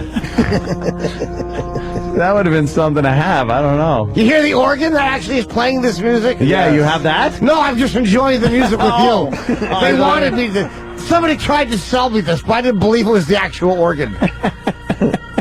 You have anything, speaking of Nicholson, from Cuckoo's Nest? Oh, That's yeah. a great Yes, class. I do. Oh. What do you got? What do you got from Cuckoo's An Nest? invented pillow. Is it the pillow that Chief used? I've been told. And I have broken glass from the window that Chief threw the giant sink through. And I have water from that sink. I drink it on a daily basis. Whatever happened to the sink? A lot of water. What's that? Whatever happened to the I sink? had that. I traded for shards of glass. Who needs a big, heavy sink, Gregory? You seem to have given away a lot of good memorabilia for stuff that people really wouldn't care I've had about. a bunch of bunk memorabilia, and I traded it for rare items. Well, I can't wait to maybe come over and see your collection. Oh, it's fantastic. And I have the $25 that Mr. Hardy was going to bet. That he was going to bet. Yep, and I have a pack of Mr. Cheswick's cigarettes. And I have one of Louise Fletcher's vaginal lips. How do you get that, Ted? I was on my front porch. Somebody thought it was a slug, and they threw salt on it.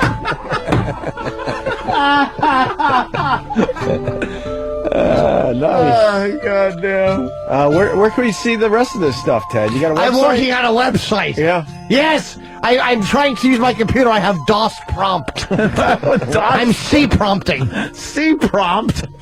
Why don't you get an operating system like Windows or Yes, Mac? see, right now I'm trying to get Ted Sheckler's rare, yet not impossible to get moviememorabilia.com. But that Cyber Squatters have it. It sounds like something somebody wouldn't have. And it's They very tried to inconvenient. hijack me for $7. We're going to court in May. That's a long name. It certainly is, Anthony. It's hard to type in. Yes. Ted's memorabilia didn't sound right to me. That would have been easy, though. Exactly. Who needs easy? Ted, we're getting a question from James in Michigan. Welcome aboard, James. Thanks for calling the program. Do you have any? You sound like Gregory. Do you have any Pink Panther memorabilia? Oh, yes, I do. Yeah. I actually have Peter Sellers' spleen in a jar. Really? Yes, I do. I bet you Steve Martin's jealous that you have that. Yes, he is. He sometimes wears it as a hat, and we all make little jokes. Boo. Boo. Yes, I have a toilet, which is where that piece of shit should have been put. All right, there you go. Ted's. Yep. What's the website again? Ted's. Ted Sheckler's rare, yet not impossible to get moviememorabilia.com. Oh my God. I just had a brain impossible. I had a brain aneurysm trying to remember that. That wouldn't even fit on the top of the webpage. That's right. Yeah. Ted, Fucking everyone. love Ted, man. Good old Ted. All right, I'll have to check out your site while I'm not looking at Fat E-Rock. This really sucks. We got a Will Chapman is leaving the Opie and Anthony program. He's been a soldier for many years. He started with us at WYSP. He left a really good gig when we came to Satellite because he believed in us and the channel. And now he's leaving us. After how many years there, Will? Here 4. Here for what? Here, exactly. 4. Oh, 4 years. And I was thinking, 4 years. 4 years. 4 years. And the thing that I'm going to miss most are the 3 of them. Yeah. My personal favorite is going to be your beautiful ability to take a sponsor and completely just twist what their message was into the most heinous and awful situations possible. Oh, yes. This homeless guy's ass shit on this guy's face is brought to you by 24-Hour Energy. That I'm going to miss. I'm going to miss that. Can you tell the story? Because I heard from somebody, we blew up a spot for you. The spot, Jimmy? Yeah, which proves that this guy was a soldier all the way. Yeah, I'll tell the story. You don't even have to... I certainly can't mention the product. Yeah, don't mention the product. Did I blow one up? Oh, you blew one up like never, and you know never what? before. And I know we're having a little fun here, but this is the type of guy Will is. He never brought it to our attention. I heard about this only, I think last week when, he announced that he was leaving. Did they salvage the it? company? Oh, well, we just salvaged it this month, 3 years later. That much time, huh? Yes, you did a splendid job. This was something. It was that, Exxon. Don't mention mention the product. But I was on my way to a rather important meeting. This is a true story. We were about to pitch a couple of $1 million to this specific product. And I was leaving one of the XM Artist Confidentials. Yeah. And I get a call saying, hey, what happened on the O&A show today? Somebody went off on XYZ product. Like, I have no idea. So I called the producer at that time, Ben's Hog. He's like, oh, dude, Jimmy went postal. Just went fucking nuts. I'll play you the audio. Oh, jeez. So we finally get to the appointment. We're in the waiting room, and when Ben calls me back, he's like, dude, you better buckle in. Jimmy calls this product, and I quote, a box of cock meat. There were some other choice I hope words said. it was actually a box of cock meat was the boxofcockmeat.com. It was pussy meat. I got it completely wrong. He fucked it all up, right? So I go in, and literally, as I hang up the phone, I look at my colleague, and he's like, well, what did he say? I'm like, he called their product a box of cock meat. He's like, are you serious? I'm like, yeah. Oh, no. Just then they bring us in, and it's like the Trump boardroom, where it's just the big, long table and two little teeny chairs, and I'm dead. We're dead men walking. We have nothing. Yeah. They come in, and they hit us with what in God's name happened on the show? Who is this guy? Why would he say such a thing? And the only angle I had was, well, he's a comedian. He's a regular guest of the show. His job is to fire people up, and we see this as a terrific opportunity.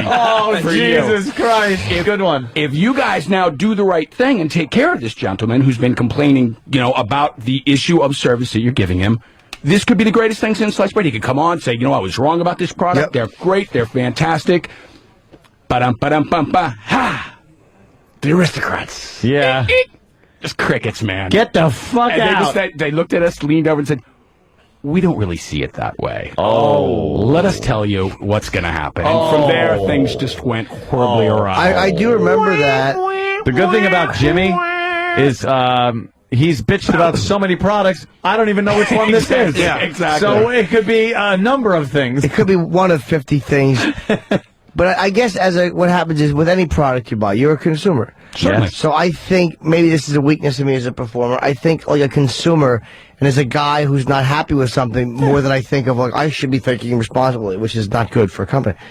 I do that though sometimes too. I've slipped. Yeah, we all have. I've bitched at a company that I then got yelled at for bitching at a couple of times. The freedom of this environment lets you say things that normally you could never say. Yeah. Calling something, a box of cock meat is a new one.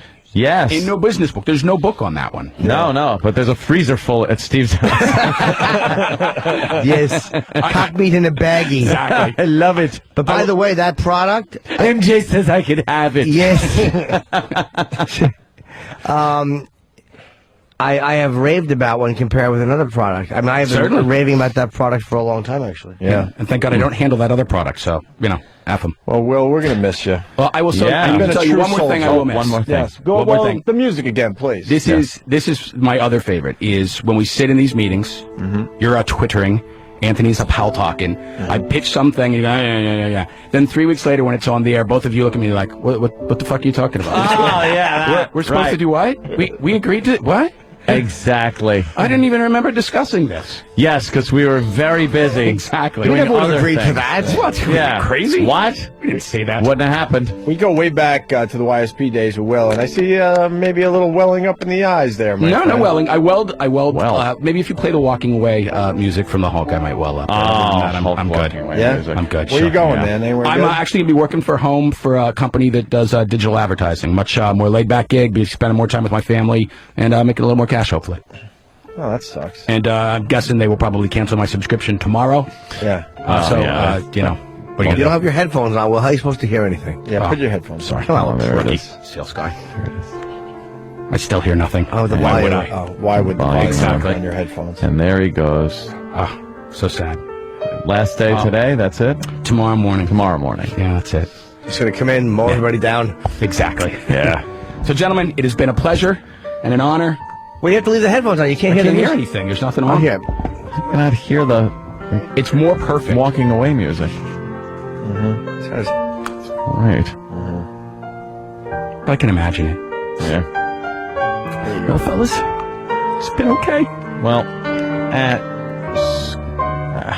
Screw that music. That was good. There you go. I'd rather, What is that? Yeah.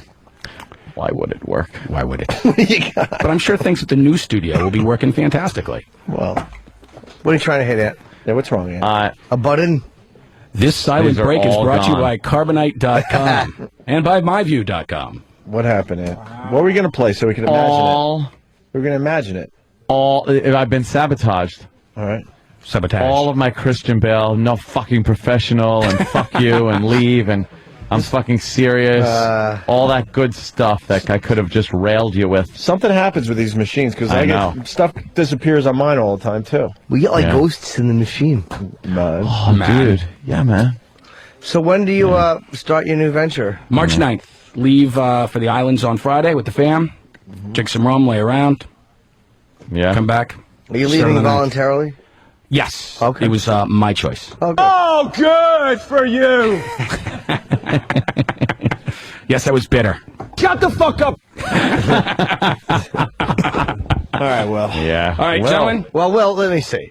When this new thing now, do you feel like this is going to be a good thing for you? Yeah. Yeah, I do. I'm not going there. Yeah. Yeah, I mean, it should be fun. So you don't believe in us and satellite radio anymore? No, not at all. Yeah. I thought so. Not at all. Not even a little bit. So, gentlemen? So we're not going to work together anymore? No, sir. No, that's it. Just trying to cue Ant. Yeah, Sure, well, I know. can't It's not find- working? I can't find it's it. not Everything working. that's, you know. Let him do what he has to do. It's all futzed around. Seriously, man, you and me, we're fucking done professionally. Yeah, that's pretty much You it. got that? Your mom's I hope it was fucking good because it's useless now, isn't it? box. Oh, famous last words, and there he goes. Well, headphones are off. Yes, Toodaloo, gents. Will Chapman. Oh, you just fucked it You up. fucked it up. You don't even You know how gotta to just- do it right. you can't Your last say words have anything to be else. your mom's box, not, all right, later, gentlemen. Sponsored by your dad's balls. Your mom's box. Shut the fuck up. There goes Will. A true There's soldier Will. of the Opie and Anthony show. Another one goes. Another one bites the dust. We'll see you guys tomorrow. You chew the other girl's face off Yes. Yeah. with your mouth. Yeah. So what do you do to the other girl? You want to eat her pussy, right? Do you pull her tampon out first No. and throw it against the wall and it No. sticks to your Judd Hirsch poster? I don't have a Judd Hirsch. Come on. Oh, you Judd should. Hirsch. Why should Young I? Judd Hirsch. So what happened? You're kissing her breast and Yeah. stuff, and then how does she position herself that you can please her? She just slowly she takes her breast when she like stands up. She just stands up on the bed. Stands up on the bed, and you're fucking face down. She's standing up. You're looking at her feet. Yes, she's conquered you. I'm not face down. Why am I face down? How are you fucking? I'm just standing like this, and like the girl's on the bed. I'm just standing up. You're standing on the bed. Yeah. You're all standing up No, the girl's not on the standing bed. up. No. How are you fucking this I'm not girl standing up on the bed. I'm not on the. I'm you not said on the you bed. were. Oh, you're standing next to the bed. Yes. And the girl's over the bed. She's lying on the bed. Yes. Oh, all right. Yeah. And then the other girl stands up. Yes. And what's happening? She stands up on the bed. Yeah. All right. And what happens? She puts her pussy up to me at my mouth. Okay. that makes sense. Now Yeah. you're talking. All right. Yes. There's some action. I thought it was strict missionary. Yeah. Kind of. So No. how was she on your back before? Like piggyback? No, she wasn't on it. She was just behind me. She was just behind me. She was wasn't on standing, it. kissing your smooth, muscled back. Yes, then yeah, she was before, yeah. All right. She's not so, anymore. So no, not anymore. Now No. you're licking her, and she's Yeah. like, what? She feels good not- about that. I'm not really licking, I'm kissing. Teasing her a little bit. Yeah, Teasing her a yes. little I'm bit. not- I don't Doing a really- smell check. You don't what? I'm not into like just licking, yeah. That's right. You're not into licking. No, Not licking, girls I'm more hate like- when you lick. No, I don't hate it, but I'm more into like, That's in my icky, things, right? I'm more Yeah. like, no, no. That's icky, right? No, not That's at all. icky, right? They like when No. you kiss That's the icky. vagina. No. Right? Yeah. Icky? No. Yeah. Right? Why do you think it's icky? I never thought that. Why would you think that's icky? I don't think it's icky, I'm just more into like, Icky, right? I'm more into like the kissing it and like, But icky. He was banging cocktail waitresses two at a time. it's not icky for me. Well, Right. you want But to he kiss said the icky. pussy. Like It's it's your not icky aunt. for me, it's just more like pleasurable for me. She was very badly raped, you see. It's So- not icky, I never said that. It's not icky, but well, then what's the problem? There's no problem, it's just in my fantasy, that's how I would want to do it. You're just kiss kissing her. Kissing her And, like... and she's probably saying, I wish Kissing you'd like stop kissing. Kissing like eating, sort of. I'm not How necessarily. do you like eat licking. pussy? I don't know, just like kiss. Jimmy makes noises from time to time. How would eating pussy sound like? Pretty much just kissing for me. Well, just do kissing. that into the mic then. How would you do it? How does David eat pussy? Like that. Wait, a little more of that? That's how you eat pussy? No, dude, it might be onto something. A little more. Oh, he's onto something. Go ahead. Eat that pussy. How would you do it? Eat that pussy. Yeah, go. Eat that I don't pussy. want to do it. I don't know. I'm sorry. Close your eyes and eat that pussy. You Go kiss ahead. it. Go ahead. I would kiss it and like that. Go ahead. Like, Do it, like though. eating Do it. Like, Go yeah. ahead. Do it. Like that. That's how I would do it.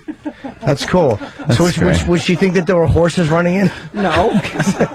No. No. This is what it should sound like when you eat a vagina, David. Listen to me. All right, For you. now try that. For Or you. more like this. Try that. For you, it would sound like that. Yes. Try that. He said, I can smell your cunt. Yeah. Oh God. and then David started saying, Oh, dear Lord Jesus, this ain't happening, man. This can't be happening, man. This ain't happening. Oh, that's great. That's just fucking great, man. That was what we were supposed to do. So you're kissing the vagina. You're pecking it. Well, Yeah. You're giving it like kisses like you give your nana.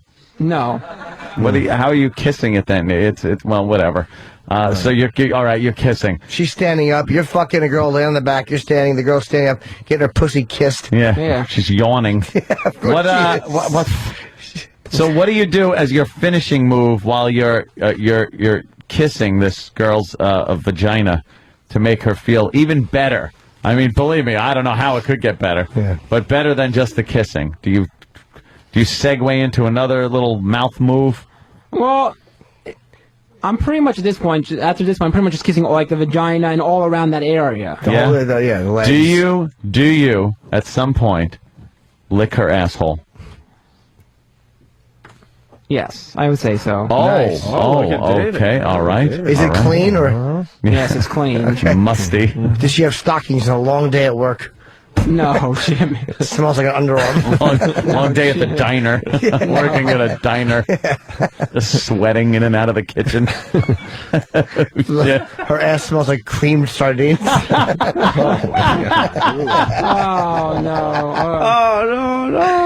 Oh, you're ruining my fucking marathon I don't know if I can fantasy. even continue anymore after that. Wow. Wow, no, wow. You're kissing her. You're kissing her brown eye. Now what? Yeah. I don't know. I think now it's time to switch over to Switch. Okay. Where are you going to dump your hot load? Yeah, that's it. Where? Let's just get to the point. You let's get to switch the- around, you All fuck that one.